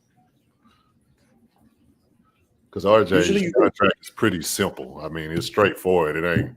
It's not a bunch of legal jargon inside of it. So it should be self-explanatory, you would think. Yeah, and again, RJ's emphasized it before. Like, if you're setting yourself up on a good call, and like an initial call, and the person knows that you're ethical and you got some type of credibility, you won't really experience that. Like, I really rarely ever get people that I have to keep calling to sign. Like, most of them literally sign within the same day. Yeah, or the same. You send it, they view it, and they sign it. Like, they didn't read it, and they just sign it. So that's always a good win, right? Yeah. Yeah, and then like, I know that if somebody's just taking a while or whatever to sign, then obviously there may be some concerns, but I probably blame myself for maybe not, standing out or being straightforward. You got a lot of people who lie to sellers and stuff, but. Let's call this guy.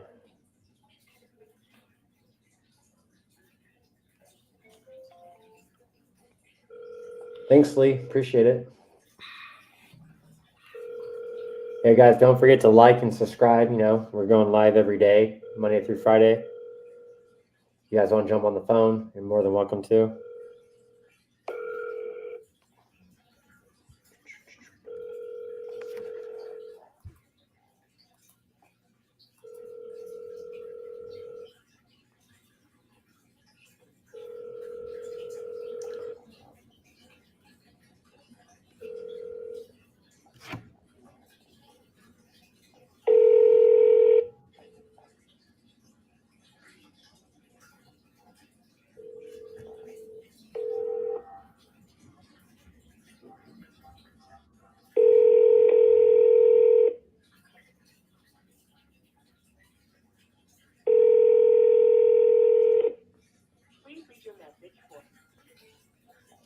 I think next time I send out a contract, I'm like, hey, are you by a computer where I could send you this agreement and have you sign right now?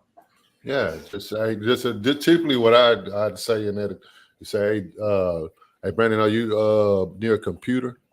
And they're like, yeah. Okay, well, what I'm gonna do is I'm gonna type this up and I'm gonna send it over to you. And what I want to do is just have you open it up, and that way we can go over the agreement together. That way, if you have any questions, I can answer those questions for you.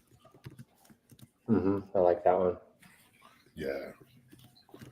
And typically people do it, and then like if somebody say, "Hey, you just send it over to me, I'll read it later," and you can always say, "Well, it's kind of our company policy that we don't send out agreements because what we found in the past is that a lot of people take our offer price and kind of shop it around and then never sign the agreement."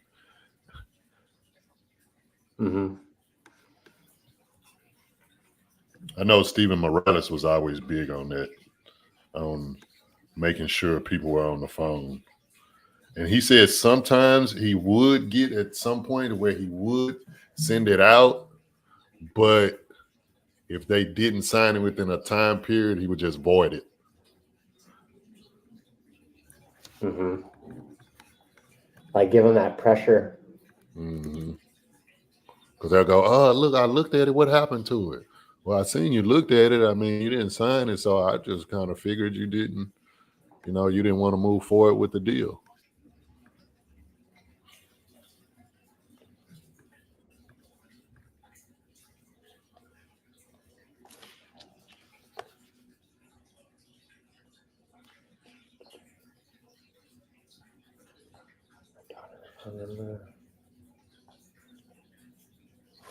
All right, guys, I'm going to get out of here. Awesome, bro. Thanks for coming. I'll be on. Go to my Friday. 9 to 5. There you go. I'll be on tomorrow. Okay, I'll hit you up as soon as I get an opportunity. Y'all enjoy the rest of y'all day. See you, man. All right, see y'all later. Man. Bye. Let's see your refund status.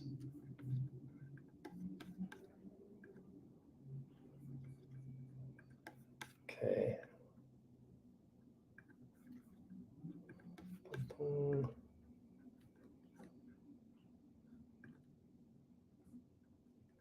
Gene, okay, refund started. Let me call the daughter.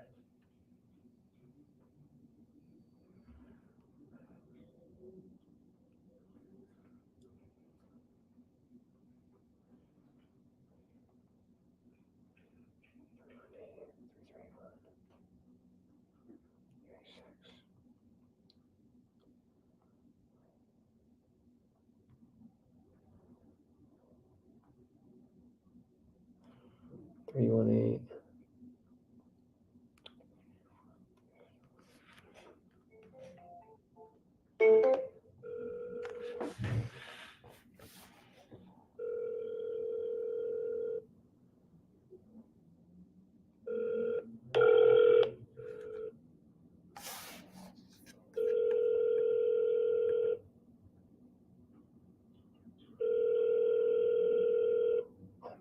Right, Scott, that's funny. I can't come to the phone right now, so if you leave your name and your number, I'll give you a call back when I get a chance. Thanks. At the tone, please record your message. When you have finished recording, you may hang up or press 1 for more options. Hello, Joni. This is Brandon Clark again. I was just calling to see if you were looking to sell a property. Your mom said to give you a call, that you as well were trying to sell a property. If so, give me a call back, 760-823-8311. Thanks. Okay.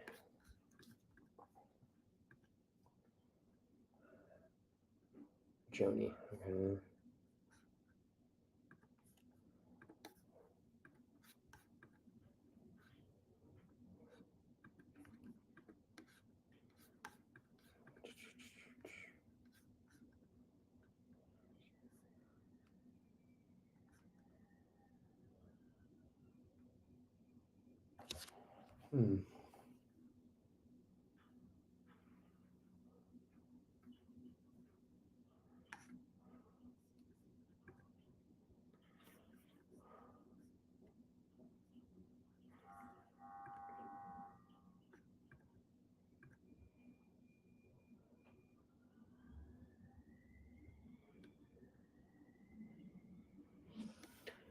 Kathy, on the Norma Jean with the mobile home that's on market, but she wants to sell now.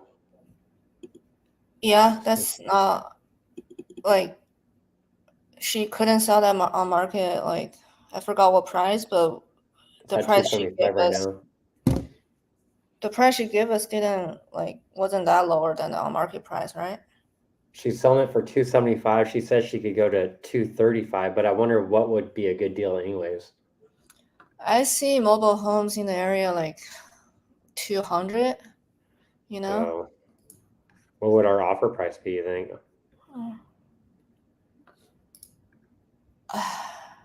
It just like I don't think you can do fix and flip on a mobile home, so it has to be a buy and hold, right? For someone to make money, unless it's like dirt cheap. What about if we did seller finance? I don't think the rent in the area support that either. I was checking the rent. I remember it was like $1,000. So like for 200K, $1,000, it just doesn't make sense. And I remember she was saying she needs like all cash to buy the next house too. True. Pay cash for next house, yeah. So let me put in the notes, say seller finance won't work.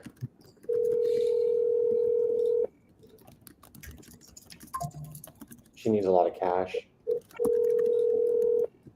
for next house.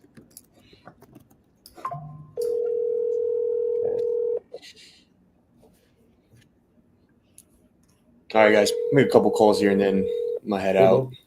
Nice. Your call has been forwarded to an automatic voice message. So Joshua said you can flip mobile homes, but it's not like it's less to fix them versus a stick home. And in general, they trade less square footage. Oh, so the discount needs to be deeper. I gotcha. Yeah, so for mobile homes, you just get it as deep as you can, it sounds like.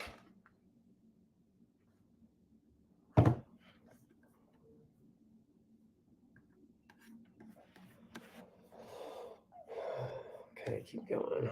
So on hers, I'll probably just do like a month follow-up on that one. Let's see, contacts.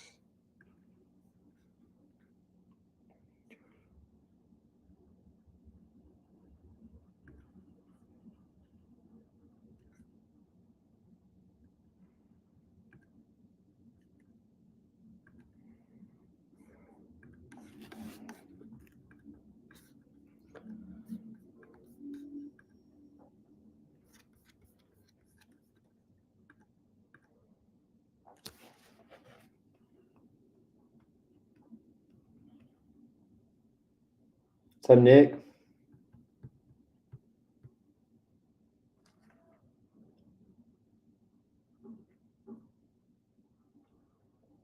Well, we had one contract locked up. then he said his wasn't selling because his kids, but then I had our buddy call him and he's just full of shit. So probably call him back in a few weeks. But yeah, we had a few contracts. A lot of it's just the conversion on the contracts being signed is a lot lower because, you know, we're not having them sign on the phone. And I think starting next week, once we send out more contracts, we're going to try to get them signing on the phone, and that will lower the drop rate on the signed contracts. But yeah, so far so good.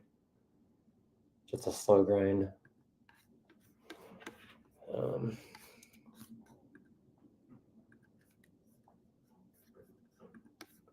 Okay.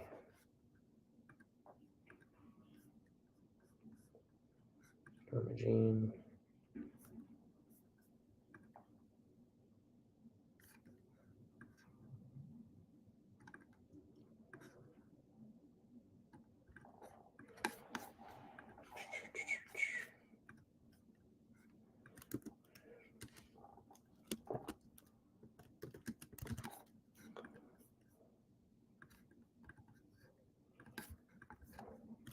Hello.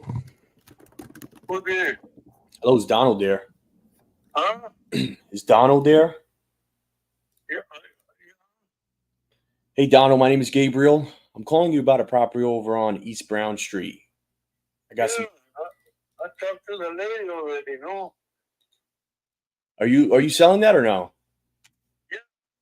How much you want for that? Well, I did one like 150 or more better. But when I talked to her, I said, well, I just go 90,000, but she never called back. So I got you. So you went all the way down to 90? yeah, and she still never called me. Something's wrong. They're no good. Yeah. Well, tell me a little bit about what you got going on with the property. Well, it's all clean title and 3-bedroom with 1.5 bath. And the roof has been put on about 5 years ago. Does it need any work that we need to come in and do?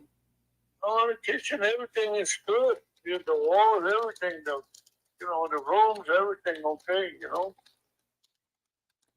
So would you need to go in there and like clean it out? I mean, just doesn't need much to it. Unless you want to put something when somebody buys it, they put plants and whatever, or put change the rooms around maybe. I got you. People they buy a house and they change it, No, yeah, for sure. So, I mean, do you think you would need like more than 10 grand to turn it around and list it back up on the market or no? I'm sorry, say again. Do you think it would need more than like 10 grand for us to turn around and like maybe put it up on the market? It could be possible, All right, man. I mean, who wants to buy the property though? it's me. I mean, this is our first time interacting. We haven't spoken yet. I mean, let me ask you this. Are you still good at that 90? What's that? The 90? Are you still good at that 90? 90,000? Well, yeah, I haven't moved it, but my thought is the same, And I just want to confirm one last time. So it's a single family. It's 3-2, right? 3-bedroom, 2-bath. Yeah, single family. I mean, I'd be good at that 90. You have an email so I can send over a contract? Not at the moment. I got on my business phone right now. Do you use email at all? Huh? Do you use email at all? Yeah, I tried not to. It's too nosy, So how can I get you to sign a contract? I'd have to go to you? No, the lady that works for me, she can do that. All right. So do you know her email? No, not at the moment. I'm not there, to talk to her or nothing right now. I'm over in Mesquite right now. All right. Texas, yeah. What if I sent you a message to show you the contract? Would that be good for you? You can send it, and then I look for it. You okay? Yeah, I'll send one over. Look over it, and then if it works for you, just print it out or something and sign it if you like. I'd be good at that 90. Everything looks about good here. I mean, there's not really much more to it. I'll send over a contract, and I'll let you take a look at it through your messages, and you let me know if it's good. All right. Okay. As soon as I get back to my place, I look at it. Okay. All right, Donald. Appreciate it, man. All right. All right. Bye.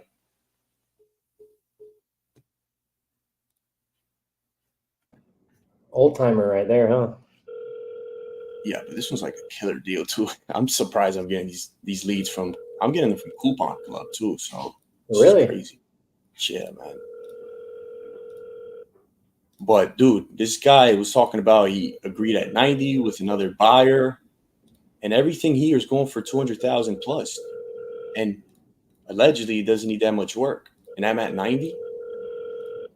Mm-hmm. That's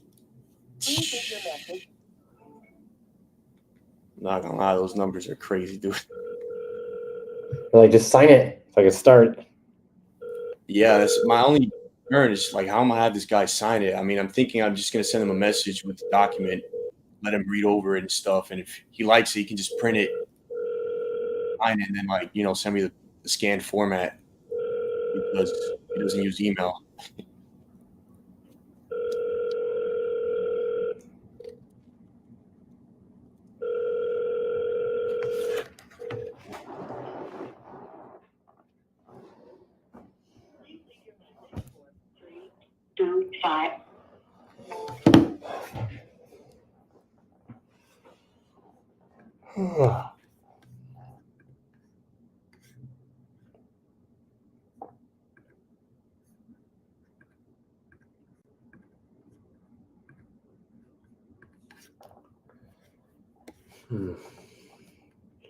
All these contract calls getting annoying.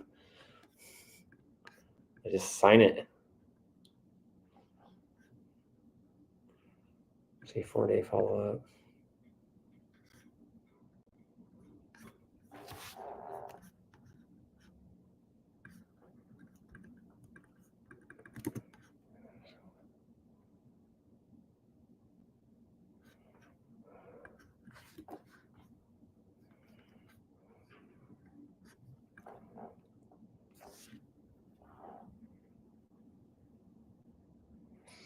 Yeah, I had a seller that wanted me to mail a contract and just because he was old. A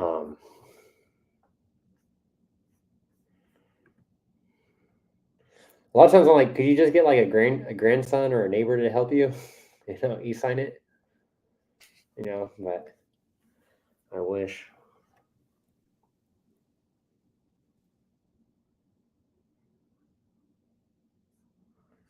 Is this a PPO? Oh, okay. So mobile home. Goddamn mobile home. I'm reading the chat, Brandon. I'm not sure if I'm assuming that those like the recent messages they pertain to me or no. I think it's just general. Oh, it's talking about like what you got going on with the property instead of like what you got going on. You know, RG says just be more vague. Oh, okay. I see. Yeah, that's what we're talking about. Yeah. Oh, yeah. I see what you're saying. I mean, honestly, I want to keep it short as well because that price he told me, I was blown away. And the rents are super high in this area too.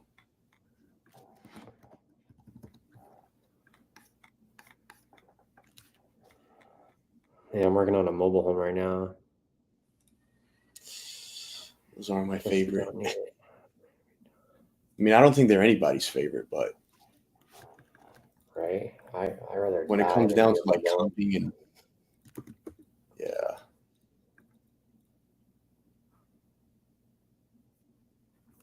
Just like, who's gonna buy this piece of shit mobile home?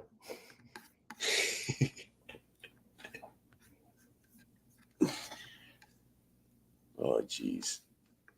Okay, let's see here. Let me look up the prop stream.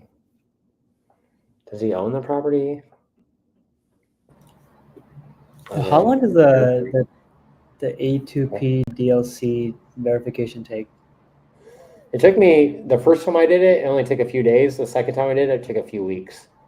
Oh, Jesus. And what you need to do is build a website that has all the verbiage saying like, you know, by signing up, you allow us to text, like all that other crap. It's just pain and tedious, but you just got to do it. So I have to have a website, or like, is it just beneficial? You need a website, or at least a landing page. Okay. So I use my buddy's, because I had a website, then I took it down, then I used my buddy's page and just used all his info, and I got compliant, and that website's not really relevant anymore, but it's still compliant. I see. So you just got to do workarounds, pretty much. Gotcha.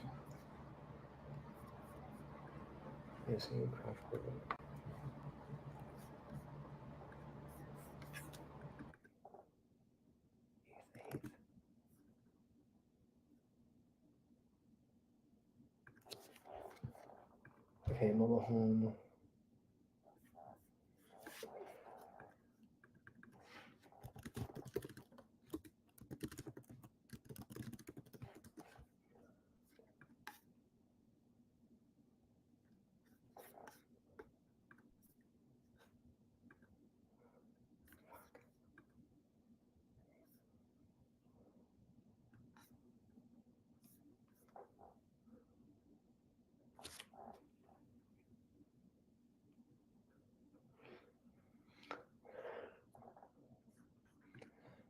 Yeah, a lot of times the messages don't send. Like, I'm trying to reply to this mobile home guy, and I just said, "Do you own the land too?"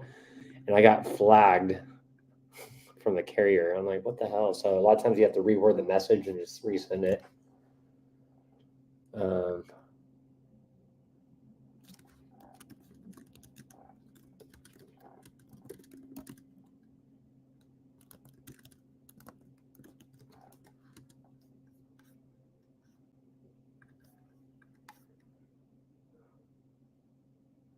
Okay, that's sent. I just had to reword it. Nope, it didn't send. God dang it. So I was looking for 28K for a mobile home. Let me see here.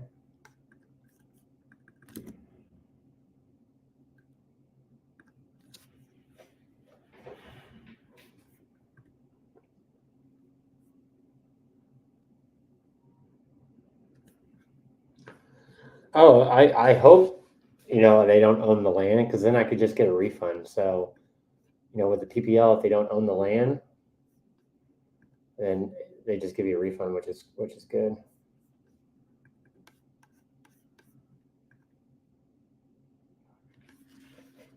Let me comp it over here then.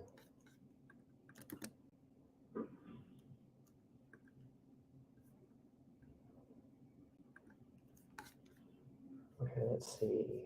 Mobile home. Just looking up some comps.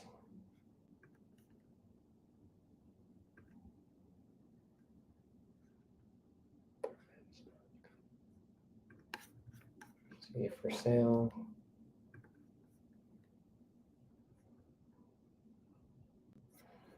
There's none for sale. That area sold.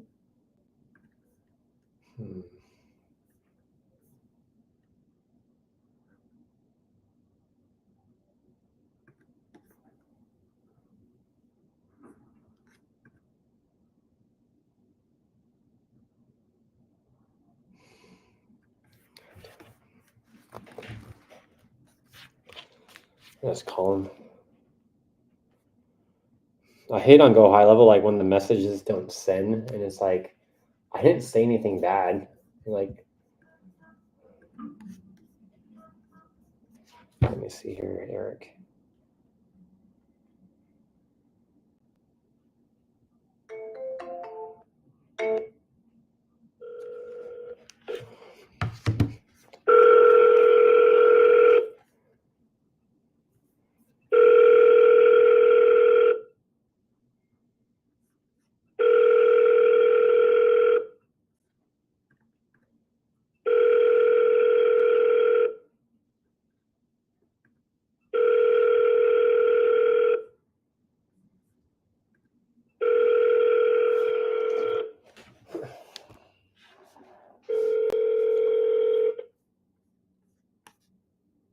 Please leave your message.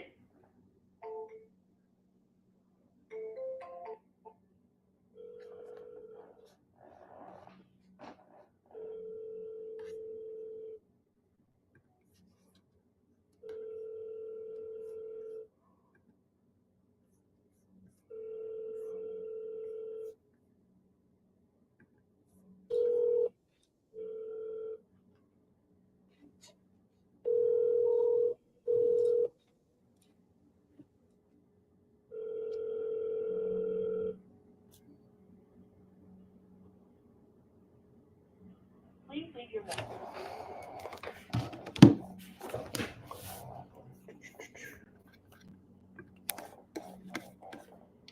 I wonder if I just get a refund on this one. 603 East 8th Street. 603 East 8th Street. Screw it. I'll just do a refund.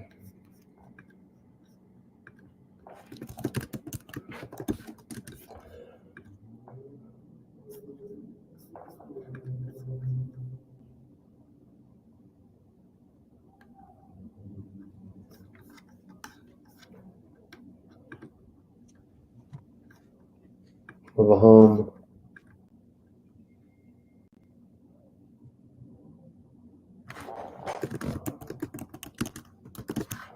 Says on rented land. Refund. See if it works. Oh man, now I'm here trying to find out what name to put on the contract. The guy ain't answering. Oh man. Yeah, because the title says completely different from what he entered. As far as like the names on it.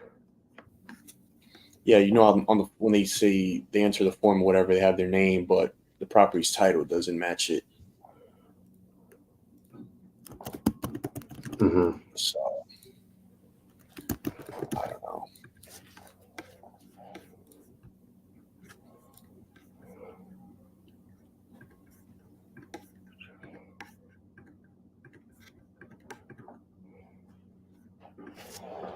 Okay.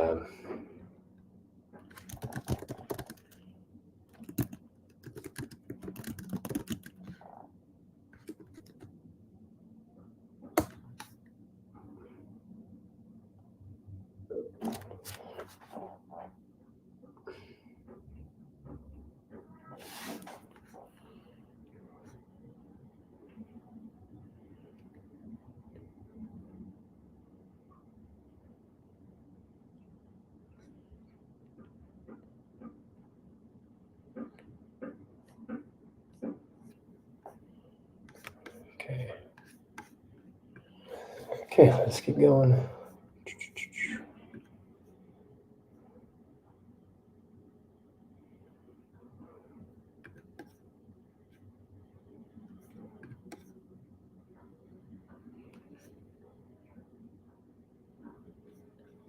My buddy.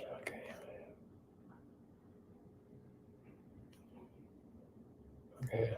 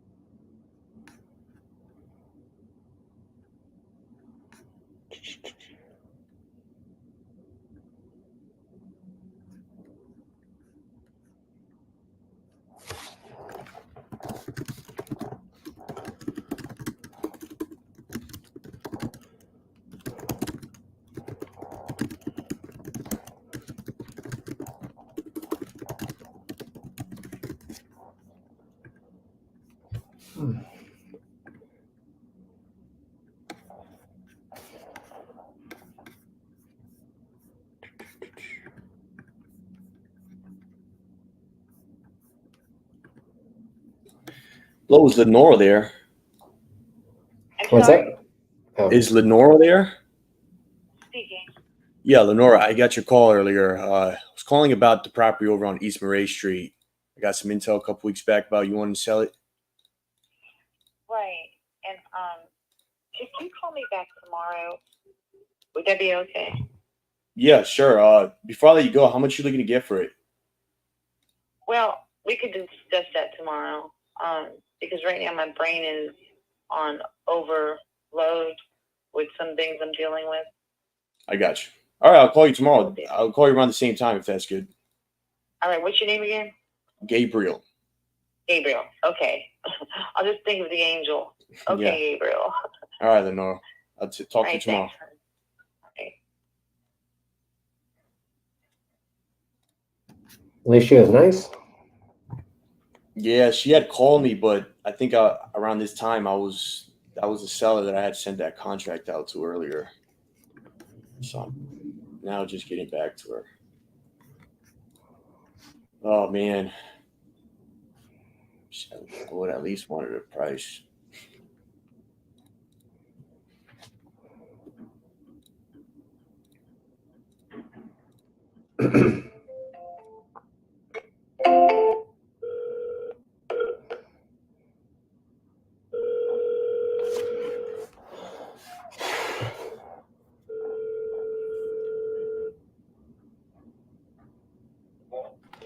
Hey, what's up, Juan? It's Brandon Clark.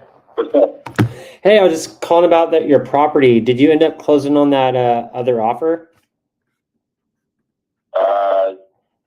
We close tomorrow. Oh, nice. How much do you get? That 170 you're asking for? Yep. Okay, awesome, man. Yeah, if anything happens and it falls through, let me know. But congrats on the offer, and hopefully everything closes tomorrow. Yeah, it's a pretty much done deal. Everything's signed. I just need to go in and sign my part, and they cut the check tomorrow. Awesome. Sounds good, man. Well, congrats. Thanks, man. I have you saved in my contacts, man. I don't know. A lot of people were hesitant to buy it, but then now that it's under contract, everybody keeps calling me back. That's weird. But yeah. Yeah, I was just don't doing know some. what you offered. I was offering. I think I needed to be at 150, and I said, "Hey, that offer sounds a lot better. Go with them." Yeah. Well, I got you in mind, man. You're Brandon, right? Correct. Yes. Yeah, I have you locked in my contacts, man. So if anything ever pops up, if you have a criteria or something, just text me. Or if you're looking for an area, then we could always do something. Oh, are you buying more deals or selling any more houses out there? I have a lake house right now. I think I'm thinking about putting on the market. I'm not sure yet, but yeah, it's a mobile home. It would have to be a specific person for them to buy that because it's on the lake. Most people out there retired and stuff like that. But I got you. I could always, if it's not selling on the market, I could always wholesale it for you. You know, I got tons of buyers, so I could always throw it on Investor Lift. And, you know, if you need some help that way, I'm happy to do that. But I try to stay away from. I don't have it listed yet. I haven't even considered listing it yet. But I don't know how that Investor Lift works. A lot of people have offered that to me, but most people on there, like our actual investors, they need a profit margin, but good enough. It just depends. Investor Lift is kind of like Zillow, but for investors. So people like me, I look for deals on there to buy, but I also wholesale deals on there, but it costs a lot of money. So, you know, buyers go there to find deals and I go there to sell them. So, you know, let's just say you run it with your agent.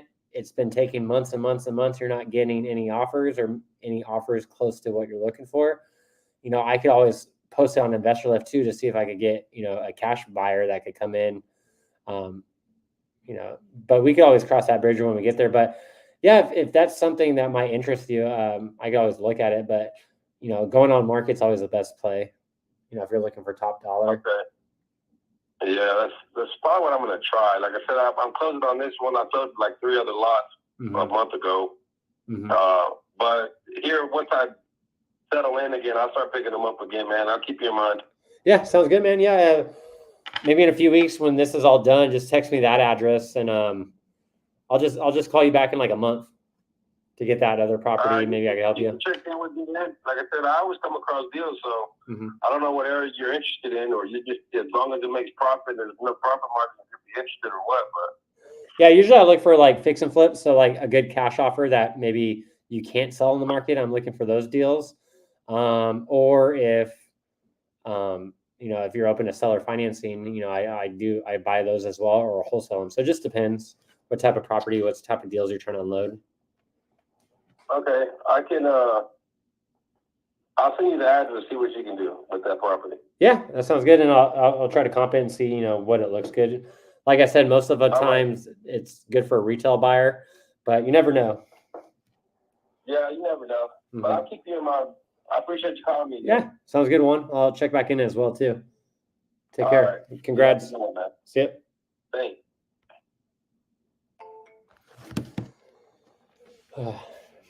Yeah, I've been talking to this guy for months, and you know, I sent him an offer for like 150, he wanted 170, and he just kind of kept going back and forth for months. It just. Why is he looking to sell? Just move money around. He doesn't want the property anymore. He's trying to fix and flip, I think. Let me see here. Yeah, he wasn't too motivated. So I was like, yeah, maybe just, you know, we weren't that off as far as price goes, but I think he actually had a local guy because he was always having people come out to the property and walk it. So I think he was just shopping around. Definitely shopping around. Oh, yeah, definitely. Say closing tomorrow, has a lake mobile home. Not a lake house, lake mobile home. So later.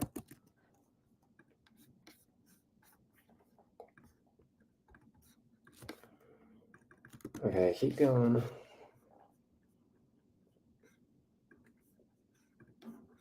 Put a 1 month follow up.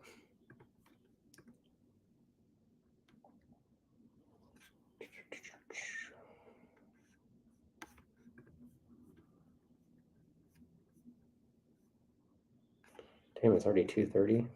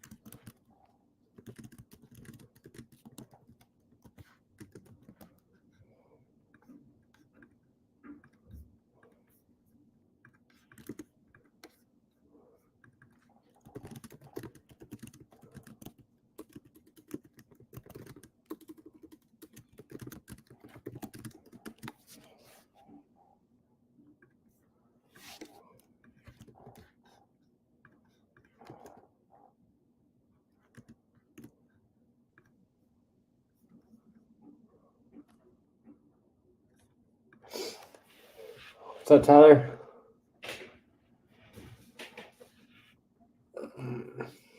I think you're still connected on your live.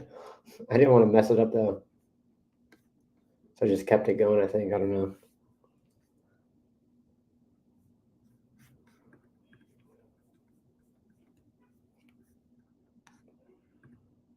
Okay.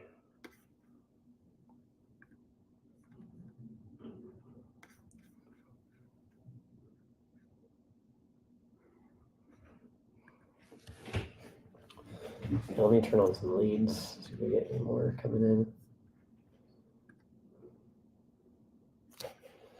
So we got one in Ohio today, one in Missouri, one in Indiana, but nothing in Arizona, Michigan, California, or Florida.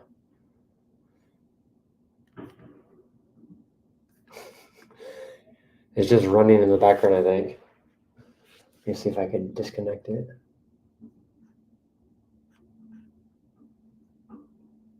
Remove.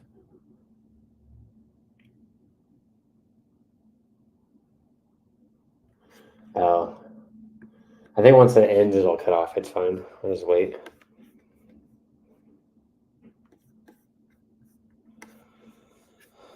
Okay, some task.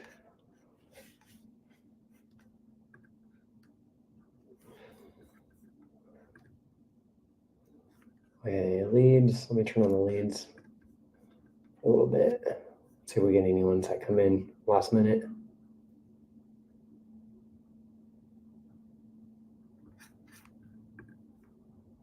Okay, we're active. Sue, did I do a refund on that one? Let's see here.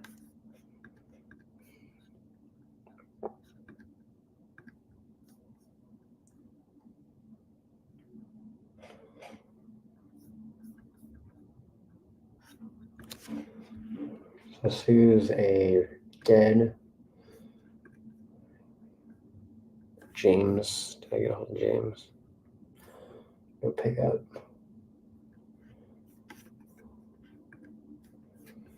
Let's see here.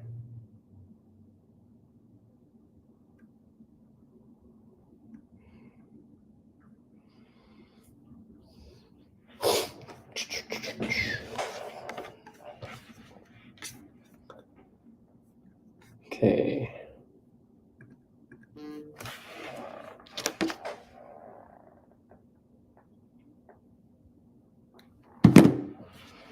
Okay. Contract call, here we go.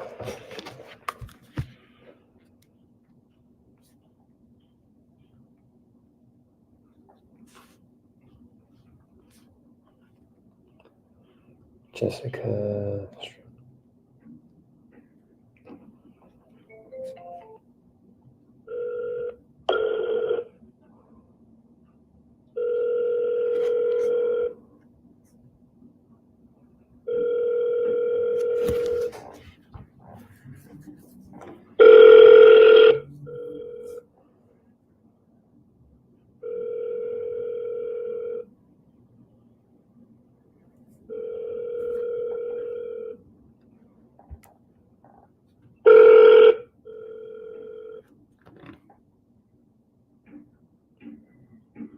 Please leave your message for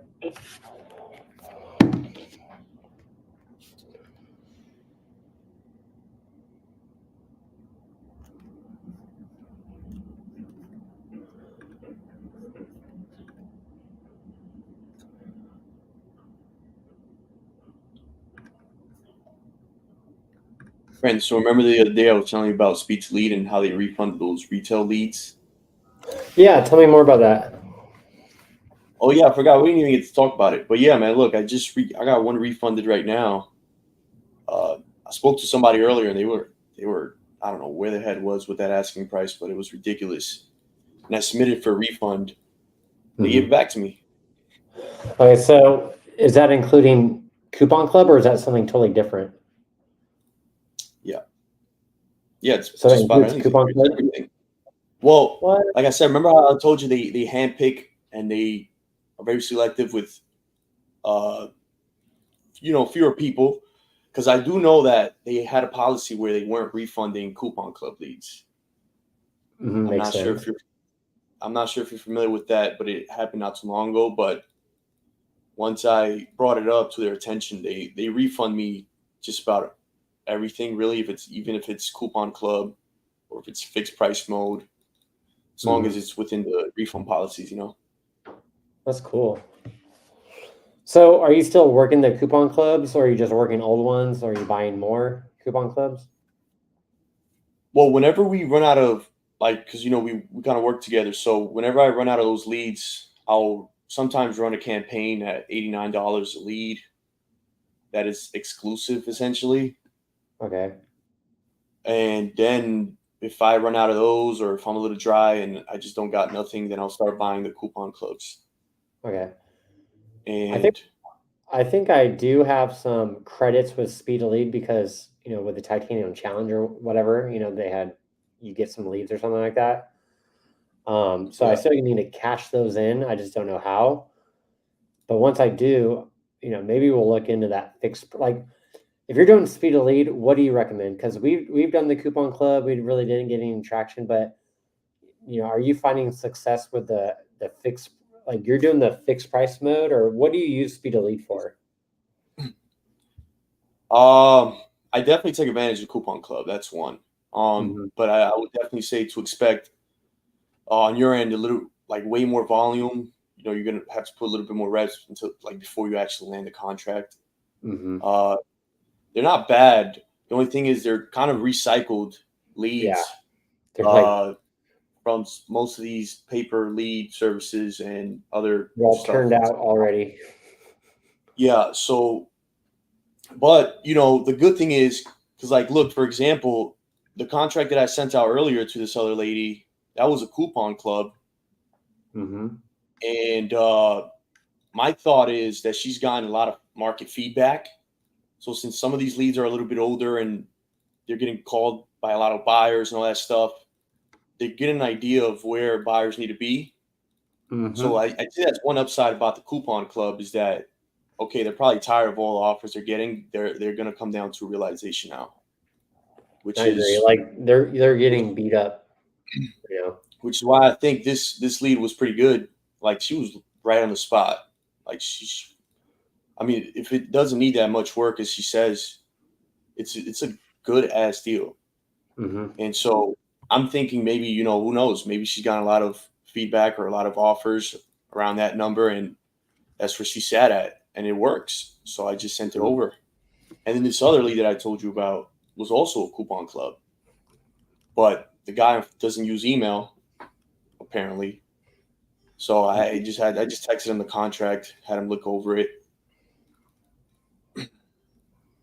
and they're both coupon club, but it's not like common though. Like I said before, like you should definitely expect way more volume. Fixed price mode is pretty cool though, because you know you're essentially getting sort of an exclusive lead. And how much is their fixed price? Like when you do fixed price mode, you could pick the city, the state, or you just get the lead, or do you get to pick the lead?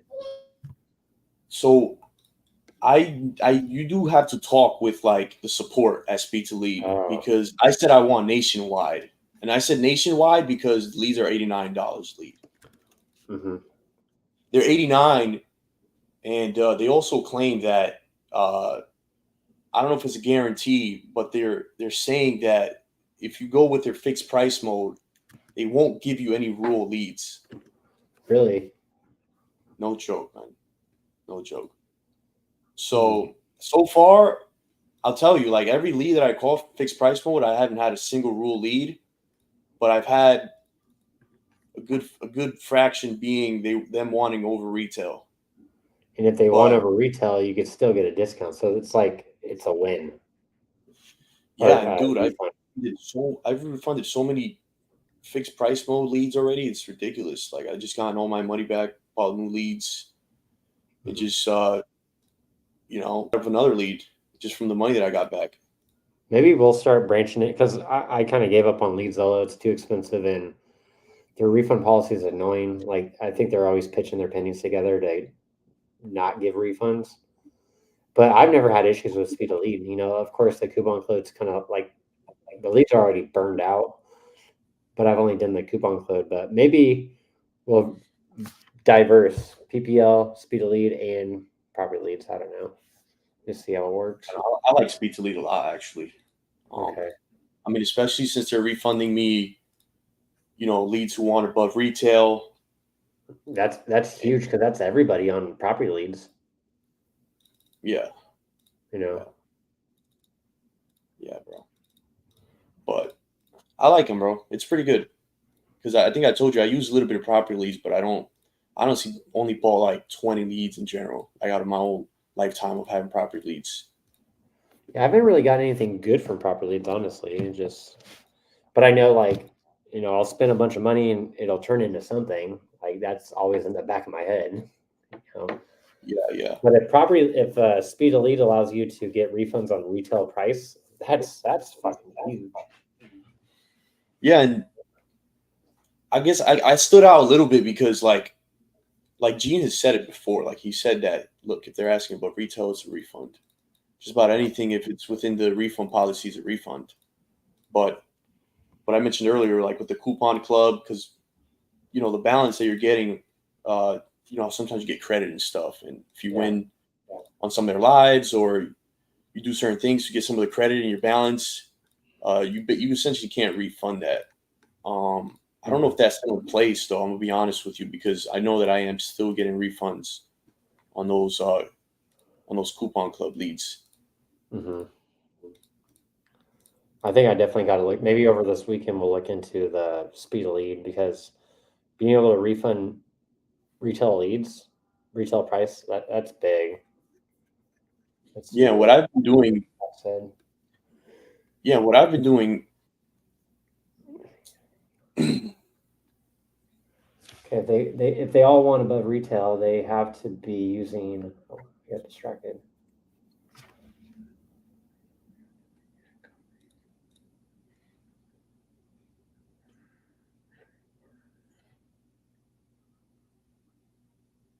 Fast home offer. I think I've heard of that.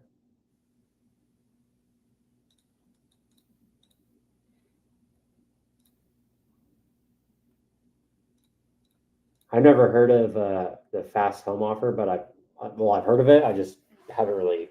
I don't know anything about it.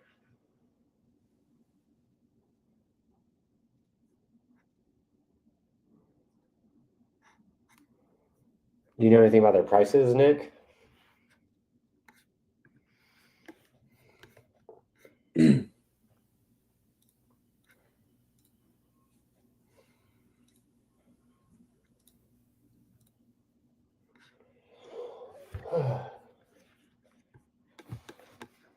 Okay, let's see.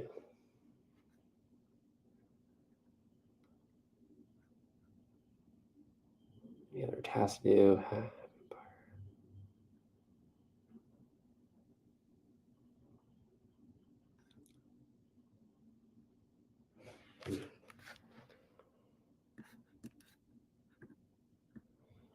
Angela.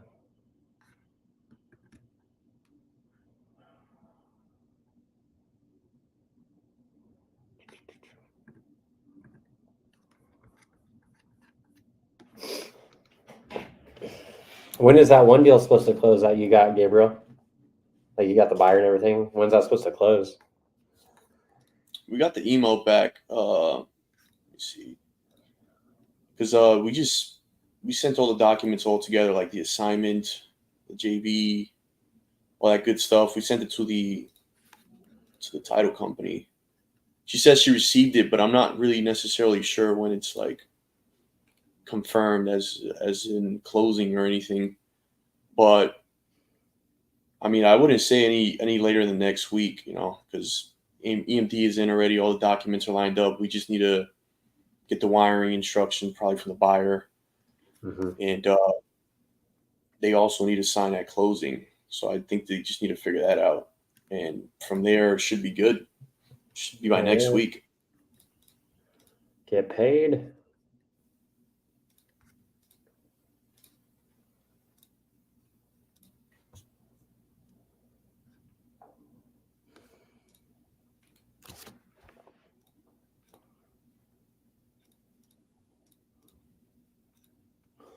Yeah, hopefully, with Jason all then they get some like leads that we could just jump on the phone and dial the PPL. Yeah.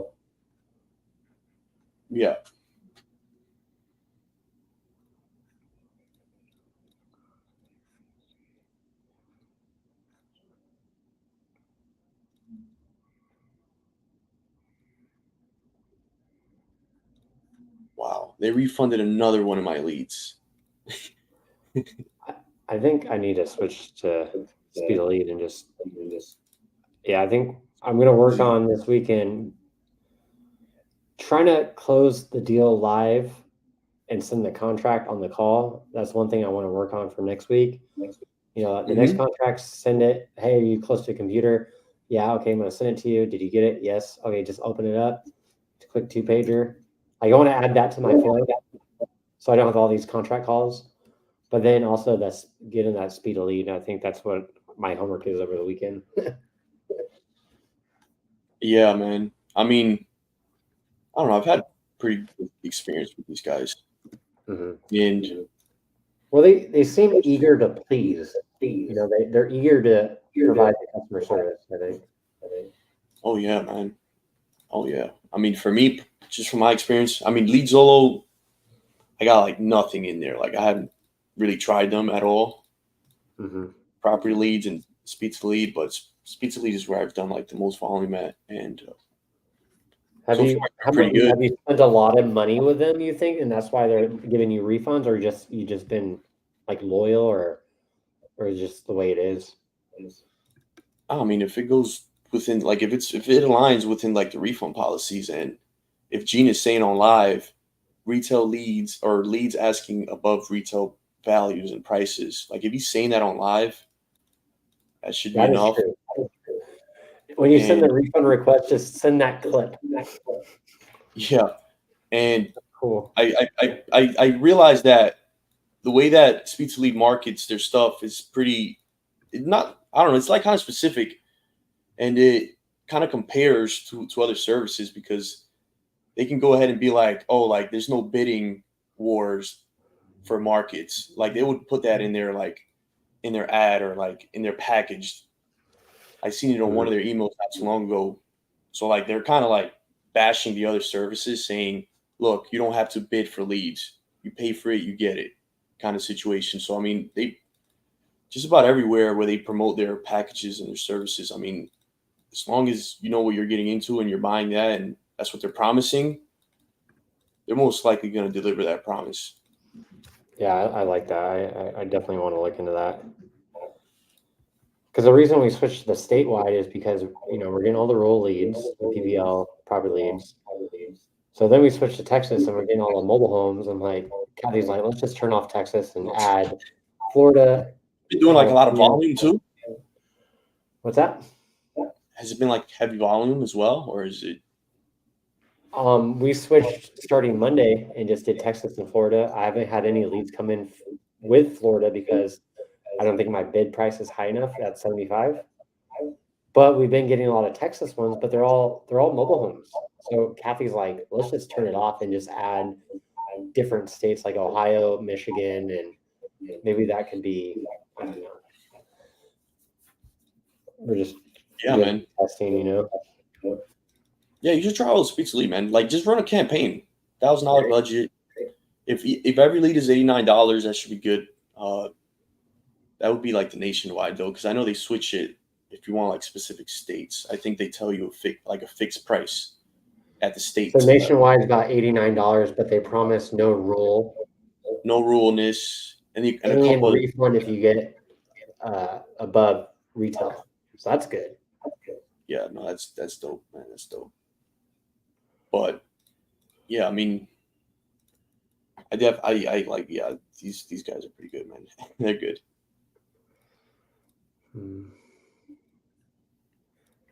I have no more leads. I just have all these contract calls. I need to start adding like data, like eviction data, so I could call it today too. Yeah, I just got another lead from this campaign. Let's see if this person picks up. Nice. Probably Are you doing any data or just PPL? Yeah, I mean they're all pay per clicks. I mean, like, are you pulling data and calling them too, or just focusing on PPL buying leads? Yeah, no, I don't want to pull data. I don't want to deal with that. Right, just I'd rather allocate all the resources. down. Yeah, I'd rather just allocate the resources to buying the lead. I used to do all the outbound stuff, but with the 10 DLC and all the strict regulations and all that stuff, that's out of the way now. Makes sense. Out of leads, proper leads.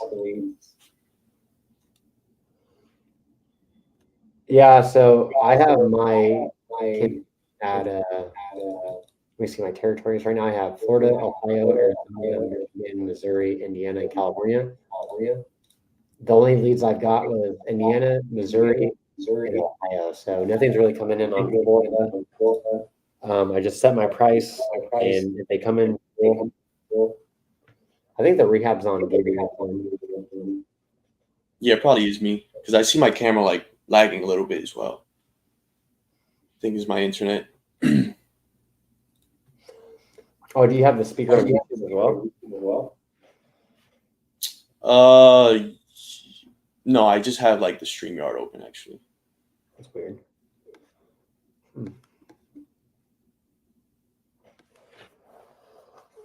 Okay. Yeah, try to call that lead and see. That's a good one. Yeah, I'm on a call right now. Let's see what's going on. Jerry.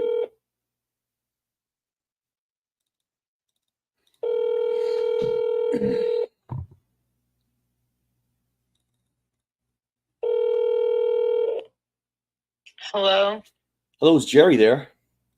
I'm Jerry. Hello, Jerry. My name is Gabriel. I'm calling you about the property there over on West Arrowhead Street. Yes. Yeah, I got some intel about you wanting to sell it. Is that right? Yes. All right. How much are you looking to get for that? I don't know. I mean, I really just don't know what it's worth. I got you. My common law husband died, and he had a living will. In the will, I'm the executor, and it says no probate in there, so I don't know what that is. I don't know anything about this. I've never done anything like this before in my life. I got you. The house wasn't in my name, but I'm the executor of the estate, and his wish was to sell everything and go back to Oklahoma where we belong. I got you. So the owner passed away, that's right? Yes. All right. And there was no life insurance. And I can't stay here. I'm on SSI. All righty. As a matter of fact, I didn't make a house payment this month because I couldn't. All righty. So you said that you want to move back to Oklahoma, right? Yep. I mean, is there like a number that you'd have in mind that would be like? I don't. I really don't. So like, I mean, if I threw out a number and stuff, I mean, I'm just trying to get an idea. Is there like at least a number that you wouldn't take anything less than, so I know where your head's at with that? Well, I mean, I just don't know. I looked it up on Zillow, and it was like at 227, but the house needs work, and I know this. And I also know that the payoff for the house, I think, is at 138, something like that. Alrighty. So there's still a balance. I'd like to have a little bit of money so when I get to Oklahoma, I can find a place to live. And I just want to get an apartment or something. I'm just, old and want to go home. I got you. All right, so just bear with me. I'm just taking a look at some of the sales here. Just to, I guess, revisit the condition. What would you suggest for an investor to come in and touch up on? I don't know anything about it. Are you currently staying at the property or no? Yes, I'm trying to sell stuff and get crap out of here. Well, I'm seeing some pictures up on Zillow. Like the kitchen is all wood. Is that how it's still holding up? Yeah. I mean, it needs to be updated. Yeah, I would assume it definitely needs to be updated. It looks a little bit like original or dated, right? Oh, it's terrible. And the people that lived here before us, they smoked in the house. My husband smoked in the house. I don't know why. He's never smoked inside of our homes ever. And he was just sick and stuff happened, I guess. But I'm trying to do the best I can. And I've had open heart surgery and I got some other, issues going on. It's like, God, I just want out of here. I got you. No, I understand. Let me see if I can help you out here, all right? Okay.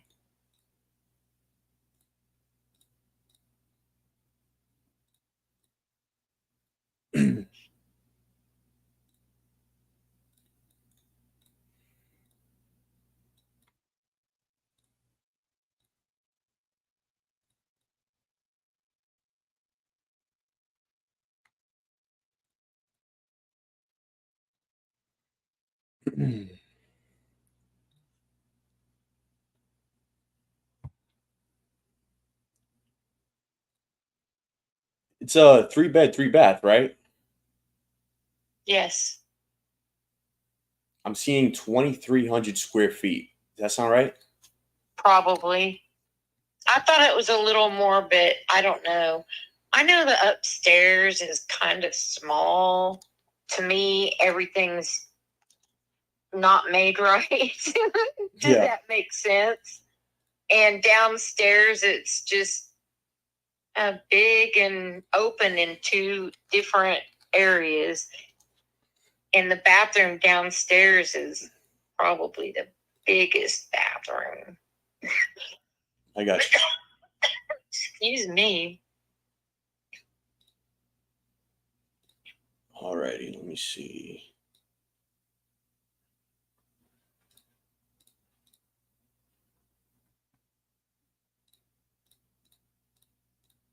All right, what would you say if I said 145 cash, we cover the closing costs, and there's no realtor commission or anything like that?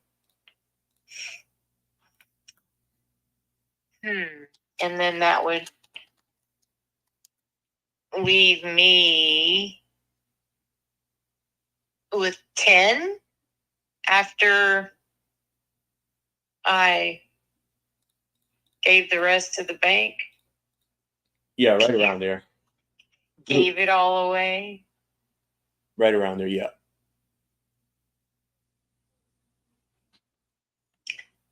Well, I want to talk to somebody in Oklahoma City, a friend of my husband's, because he's probably more knowledgeable than I am. And then I did make an appointment for, what was it? Monday. Let me look at my deal. Monday at 10 a.m. No, Tuesday. It had to have been the 2nd on Monday at 10 a.m. So will I be talking to you then? Yeah, I mean, absolutely.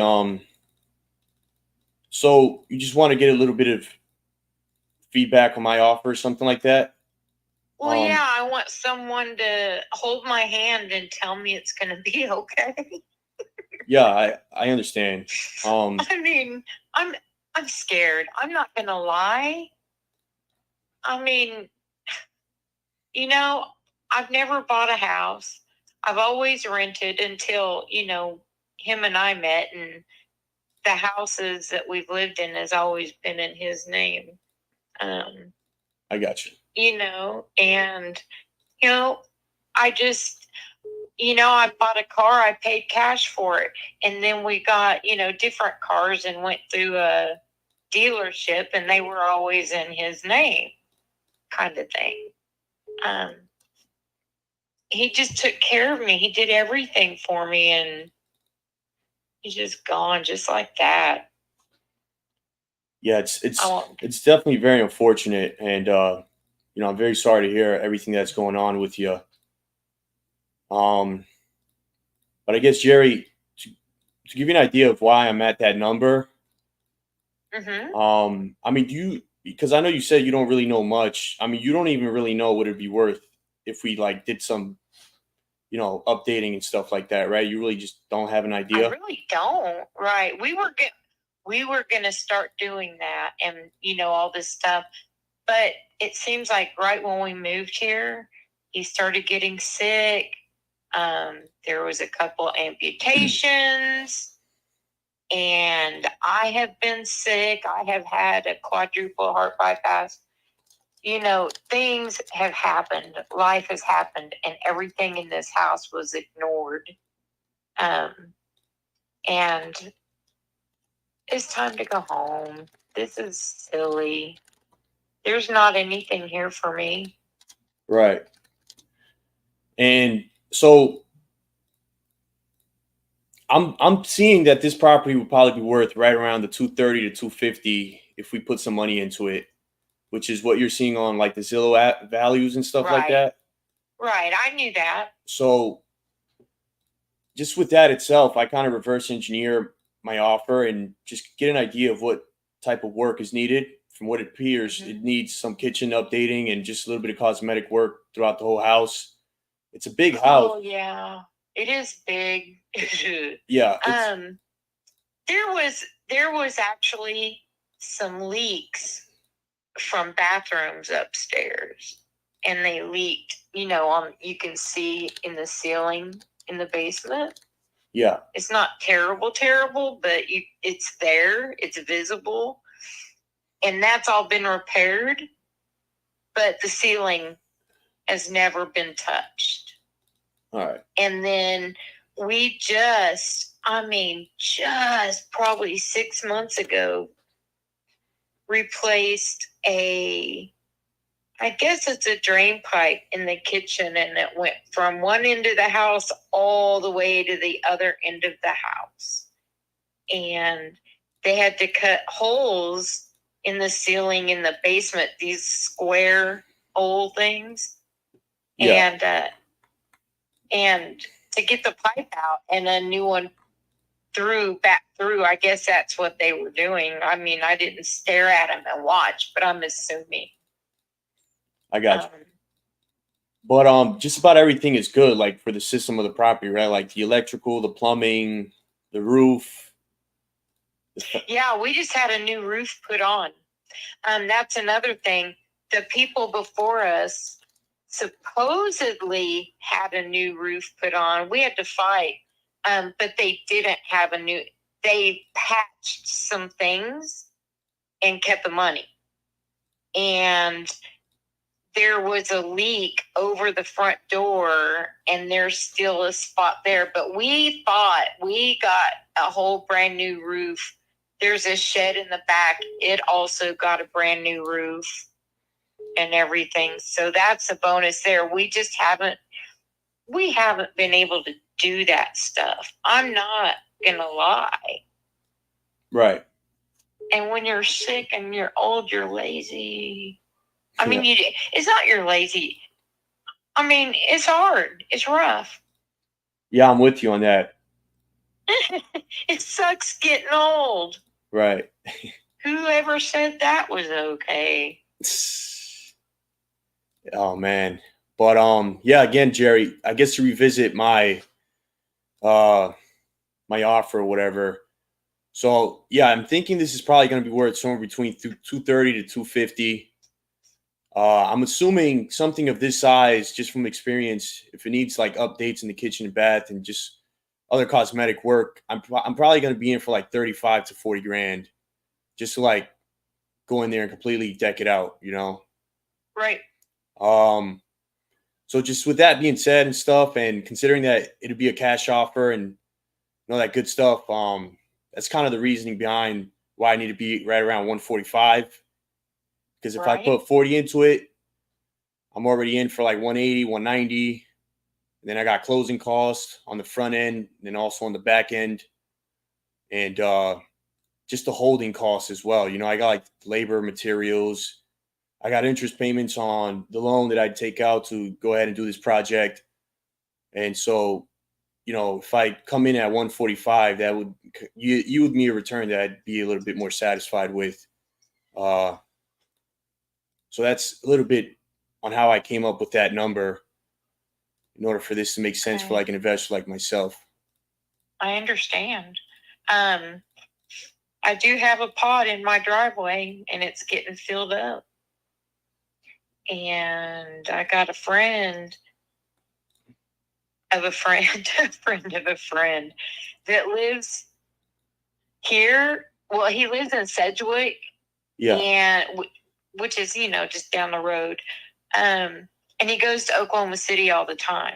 And he's been coming by getting small loads of things and taking it, storing it at another friend's house.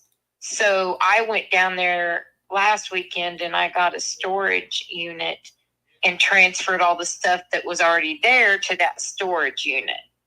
So I'm going to have the pod delivered to my friend's house, and then we're just going to unload that and haul it to the storage unit and go from there. I'm still going to have a U-Haul, though. I hear you. I got to have money to live on. I don't know what this man did to me. Yeah, no, I hear you. I definitely see where you're coming from. So I guess one more question, Jerry. So at that offer, and after we cover the mortgage and stuff with that, I mean, is the 10 grand enough for you to like do what you have to do, or like where's your head at with that? That's what, because I am on SSI, and I don't want any problems with that. I just need to get the rest of my crap to Oklahoma. I need a little bit of money to find a place to live. You know, deposits and, you know, all that stuff going. And I got to be able to find a place I can live on under $900 a month, which isn't going to be easy, but maybe it might be if I look hard. I'm just going to rent. That's all.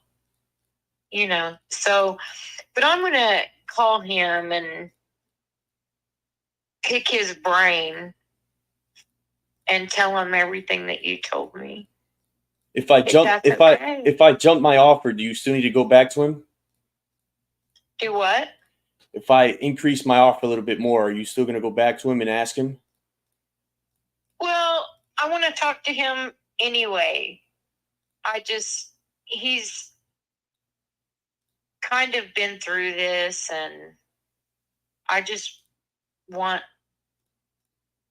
like I said, I just want someone to pat me on the back and go, Jerry, it's going to be okay. Yeah. You know what I mean? I mean, I don't have anybody in Kansas. I don't even have any friends in Kansas. I really don't. It's the truth. Not one person. So I'm reaching out to my friend in Oklahoma. Well, he's my husband's friend. But, you know, that's where my sister and, you know, some family members and stuff live. That's where we're from. We're here because of a tornado. Oh, wow. We have not had great luck. Just saying. Wow. Right. So how long do you need for you to get a response from that guy? Because the thing is, I mean, from here, I'm just going to keep calling other homeowners, and I need to get a deal today. And so, you know, I need to allocate funds towards specific projects. So I just want to know, like, what your time frame and all that stuff is looking like. Well, I'm going to call him when I hang up. He may or may not answer because, well, he's off work. He might be driving in traffic, and I may have to leave him a message. But I'm hoping to talk to him today. I got it's 501. Oh, no, it's not. It's 506. All right. I got to talk to him. I just feel like this is what my husband would have wanted me to do. I got you. And as a matter of fact, he did. He said, if you need something, if you need help, you need to contact George. So that's what I have been doing since he died. Right. George has been my other rock. So I just need to pick his brain for a minute, I guess. I don't know. Yeah, look, I completely understand. Let me ask you this, Jerry. How about I send over an agreement for 145? That way, if you get feedback from him or you hear from him, if everything seems good, you know, we can move forward on that number. And if that's not enough, or, you know, maybe he tells you otherwise, I'll see if I counter. But that all really depends on just what I'm looking at right now. But if I went ahead and send over a contract, is that good on your end, just for you to have it there and read over it? If everything seems good, you can sign it.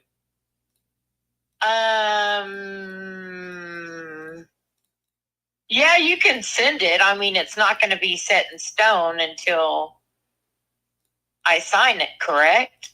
Yeah, no, absolutely. I just want you to just have it there, in case you want to look over it and stuff. Okay. And said you call him today, so maybe the latest I probably hear from you is probably tomorrow. What do you say? Maybe today. maybe today, even better. Maybe. I'm not trying to be cheesy. You know what I mean? Yeah. I can't tell you. Right. I All right. just Yeah, look, Jerry, I mean, I got about everything I need. I don't want to hold you any longer here. I'll send over a contract. I see an email here.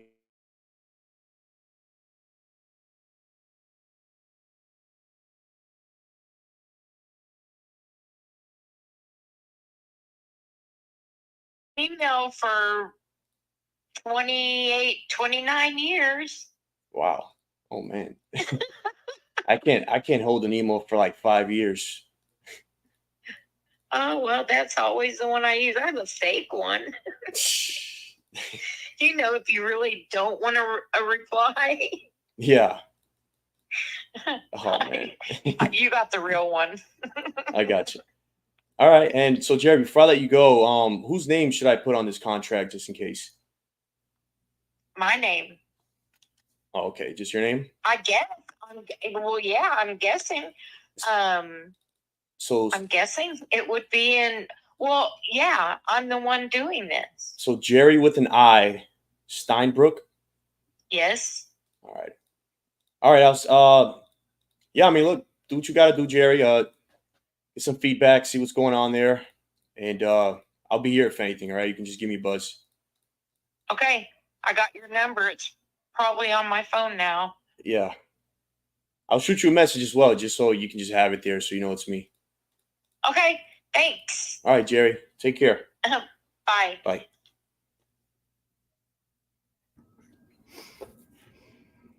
That was a good one, man.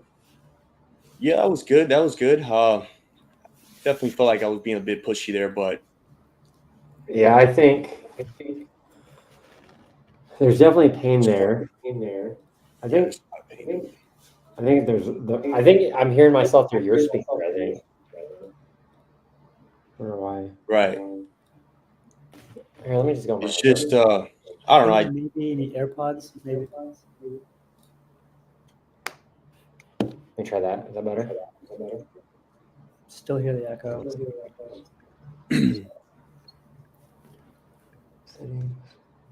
Oh, you're saying you're hearing yourself? Yeah, I think both of us are. Alrighty. Let me see if it's my mic. It probably is my mic. It's fine. Man, I just had the craziest call. It was like 45 minutes.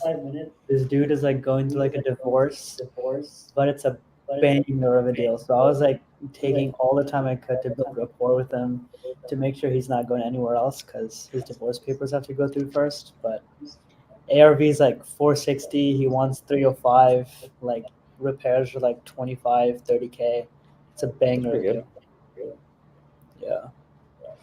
Wait, so did he want a contract or no? So he doesn't want to do it right now because he wants like his divorce agreements and settlements to go through. But he did write a LOI with me saying that he won't sign a contract with anyone else and he's going to go with me pretty much. So we have that pretty much going on. But then I've talked to him so much like in the past couple of days that like I don't think he's going to go with anyone else. But just got to keep following up with him. Nice. Then Gabriel, on your call, I think you did really good. I think you had the chance to just kind of put the sales talk, away for a little bit and just like, you know what, like I know selling a house is hard. A lot of people have never done it before, so they don't really know the dynamics. But I understand. This is very overwhelming. You just had a death, and you probably have a lot of things you'd rather do right now. But like I need to be at this price. I'm going to send you a contract, and you can sit on it, see if it's if the numbers look good for you. But I think you did good. I think when you said, "Oh, could you like sign it today?" That I think with her, you don't want to be pushy at all because I think she trusts you. She likes you. I think that's all you needed to do. I think she likes you. She just doesn't know how much your house is worth. And I think for these types of sellers, you just gotta not be pushy and be more like, I'm happy to help you. I'm gonna try to get you as much as I can. And running numbers. You know, I need to be at this price. You know, but other than that, I think you did good. You know, maybe just less pressure because she was definitely feeling it, and she just wanted someone to tell her that, like, hey, you know, this is fine. You know, selling a house is hard, but you know, I'm going to try to do the best I can and you know walk you through all this. But other than that, I think that was a good call, man. Yeah, thank you for the feedback too, bro. Appreciate it, man. Yeah, I know when I gave her the offer and stuff, she said that she had to go take it to her whatever, and review it or whatever. And so I think from that point, I was like, okay, I don't want to, because I know she would have been left for like 10 grand, or like probably a little less than that after the mortgage is covered. So I really want to verify that before, if I even countered or kind of gave her a little bit more, that she is ready to make a decision just herself without having to take anybody else. I think with her, because she's on SS, I don't know if she's on Social Security disability or just Social Security, but she's probably concerned with a profit, because if she shows a profit, it can mess up her benefits, right? Like people on Social Security can't make money, like they'll get kicked off the program. So I think that was maybe a concern, saying like, I don't even know, like I'm on Social Security, I don't want to get in trouble, you know, for making. It sounded like that was the case. I could be wrong, but she's probably concerned with the profit. Like if she makes a profit, is it too much for Social Security? If that makes sense, you know what I mean? Yeah, I think her objectives are definitely just like is that money after everything is covered enough cushion for her to move on to Oklahoma and do what she got to do? And she doesn't want to get ripped off. She doesn't want my offer to be too low of an offer. Even if it's a lower offer, I think she still trusts you. So I think you don't really need to push on the sales. Like, hey, if I send you this, could you sign it today? I'm like, hey, I'll send it to you. You know, you could talk to, you know, your friend that you confide in, and, you know, you guys can look it over. You know, if you have any questions about the agreement, I'm happy to jump on a call with both of you guys. But, you know, this is just a straight cash deal. It's pretty simple. You know, I give you this price, you know, you sign it, you know. Yeah, maybe I'll have RJ review it this week. Yeah, I think you did good. I think with her situation, it's just very fragile because she has a death in her family or her husband, right? Yeah, man, it's crazy because she kept adding on. She kept adding on. She got there because of tornado. She had heart surgery. A lot of stuff going on. Well, she was definitely venting too, because, you know, a lot of times I get on these calls and there are a lot of old people and they don't talk to their grandkids. Like they're happy to just talk because no one's talking to them. She was saying this. She's alone. She doesn't have anybody.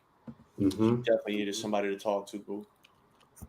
Yeah, and I think next time you talk to her, I would say, hey, you know, I sent that contract over. Hopefully you're having a better day today. You know, did you and your friend have any questions about the agreement? You know, it's pretty straightforward, but, you know, I know selling a property, you know, is new to you. You know, I do it every day, but, you know, if you have any questions, you know, I'm happy to just dig into anything that you have, because even if the offer is too low, like I think just building her trust, you know, I think she likes you. Yeah. Like, you know, she's flirting with you a little bit. It sounds like at the end, but I like this type of seller. You could just swoon over. You know, it's just you just got to give them a little bit of runway and not be so salesy. But you think I was being salesy? Yeah, when you were pushing like, hey, if I send you this, could you sign today? Like, there are some moments where I thought it was like too salesy, but I think you did definitely good on the rapport side with her. Like she's definitely picking up your call next time. You know what I mean? Yeah, let me shoot her a text so she know that it's me every time I call.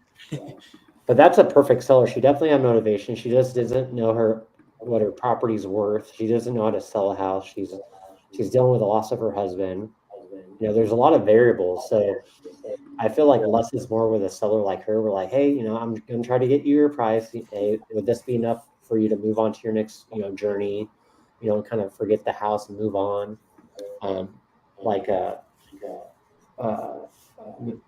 Reassure her and speaking the truth is definitely key.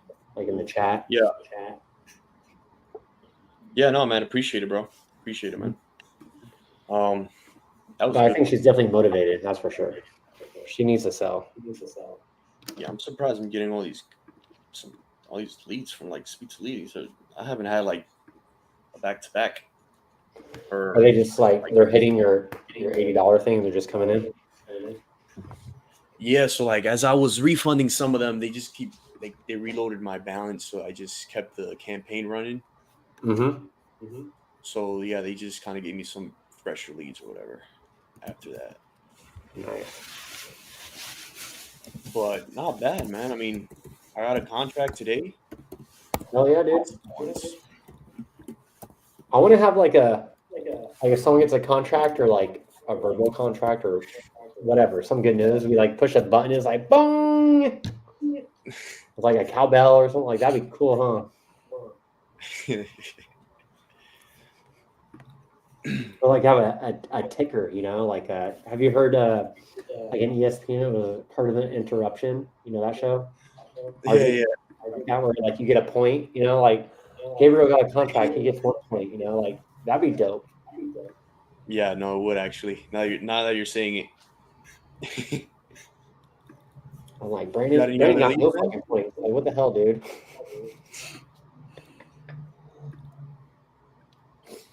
You got any other leads to call or no? No, I think I turn them off. I stopped them for tonight. I'll probably turn a few of them back on. Or, I don't know. I'll figure it out once I jump off. I'll probably it's already 3:20 here. I'll probably take that soon. Jeez, I've been forgetting it's so early out there, man. It's like 6 over here. Right? By the time I get on, you guys are already done.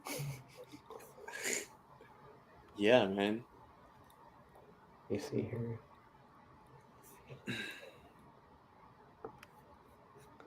It's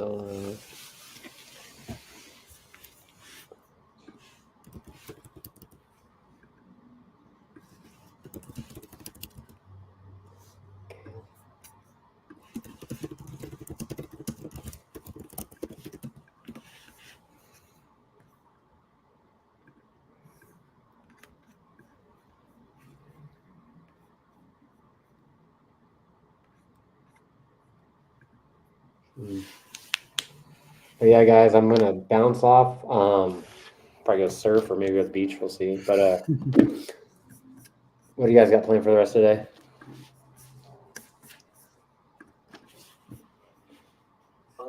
Give me a little 8. You got a call? Let's hear this one before we bounce. You got a call, Sharon? No, I don't want to call. I think I'm tired out all my leads for today. I'm not gonna lie, I turned on property leads this morning. I haven't been getting many at all. Maybe I don't know. What territory are you doing? Like, is it nationwide or state? It's not nationwide. It's Florida, Michigan, Ohio, Georgia. But usually Michigan, I get at least like 4 to 5 a day easily. But I haven't even. You just have it at that $75. Yeah, even at the 75, I get them all the time. Like, where do you get the most hits? Like, where do they mostly come in at that price? What state? Michigan. Michigan? Yeah. I think I have Michigan on mine too. Let me see here. Yeah. Honestly, I've been liking Michigan a lot recently. Have you been getting any like mobile homes or like anything where you're like, not really. Look, to be honest, Michigan's been great. Most leads have been good for me. With Speed to Lead though, I get more Florida and Georgia from Speed to Lead. So I might do that for more Florida and Georgia, but Michigan I get more from property leads. With Speed to Lead, what are you using? Like, are you doing like Gabriel said with the fixed price mode, or what are you? I'm doing. So I got on a call with one of the Speed to Lead like salespeople. They essentially have it at $100 a lead, and it's 200 counties. The 200 counties are pretty much the 4 different states that I put, which is Florida, Georgia, Ohio, Michigan. That's a 200 counties plus. And then they have some filters of only giving me people with time frame of ASAP or 1 month, or limiting some things, so I get pretty motivated leads. So you gotta filter down a little bit. Exactly. Initially, they had it where I get 2 to 3 month, 3 month plus leads too. But I kind of completed Yuri. I was like, a lot of the leads I've been getting have been extremely unmotivated because most of the people I've been calling have just been like, I'm not looking to sell right now. I just want to get an offer from you. And I was kind of annoyed because I was like 5 straight leads in a row. Right. I just wasted $500. So I told Yuri about it, and then he's like, okay, let me do something about it, and then he fixed it. So he changed my leads to only ASAP in 1 month, and ever since then, it's been a lot better. So you just had to tinker a little bit, and Exactly, yeah. I mean, I did have to request a good amount of leads, and I love iSpeech to Lead for the refund policy. They're so fast about it. So, but I think for Florida or Georgia, I'm pretty much just going to go from speed to lead, and then Michigan, Ohio, I get more from property leads. So it's like a good balance. It works out for me. Yeah, I think me and Kathy are going to visit the speed to lead, like you guys are talking about, just like maybe add that and maybe just have more diverse. Yeah. The diverse leads, just like they are different. It's not the same. It's a different like demographic, I guess, with when you're talking to. It's a little bit more younger too when it comes to speed to lead. Really? Most of the people on property leads or like seem TikTok ads in, huh, or Instagram ads. Most of the people on like property leads seem like much older. And then speech lead, they seem more like 30s, 40s, like more like reasonable age to like talk to. That makes sense. And, like you're not like explaining every single step like little by little. I mean, there's pros and cons to both, but yeah. Yeah, but I think if you're doing both, you get to do some testing. Exactly. That's pretty much what I'm doing. But the only thing with speed to lead is that you have to put in pretty much $1,000 at start. Like there's no like trial and error process. Like you're just coming in with $1,000. But it's fine. Like, yeah, I mean, it's fine. If RJ is recommending it, like I'm gonna just try it. No, I agree. But yeah, I'll be on. What's today? Thursday. I'll be on tomorrow morning. I don't know if RJ's calls early. The reason I was on a little bit later because later. Okay. If it's an early call, I'll probably wait till he's done. But if it's just like call in the afternoon, I'll probably just be on at 8 a.m. Actually, it's 11 a.m. call, or EST, or 10 a.m. CST. So it's probably a morning call for you. All right. But yeah, I'll try to be on early. But yeah, I'll see you guys next time. And thank you guys for coming on the show. If you guys have any questions, make sure you guys like and subscribe. Need some help on the wholesale deals, just join us live. If you want to jump on the phone, I'll bring you up here. But thanks, Sharon. Thanks, Gabriel. We'll see you guys next time. See everyone. Peace, guys. See ya. Peace.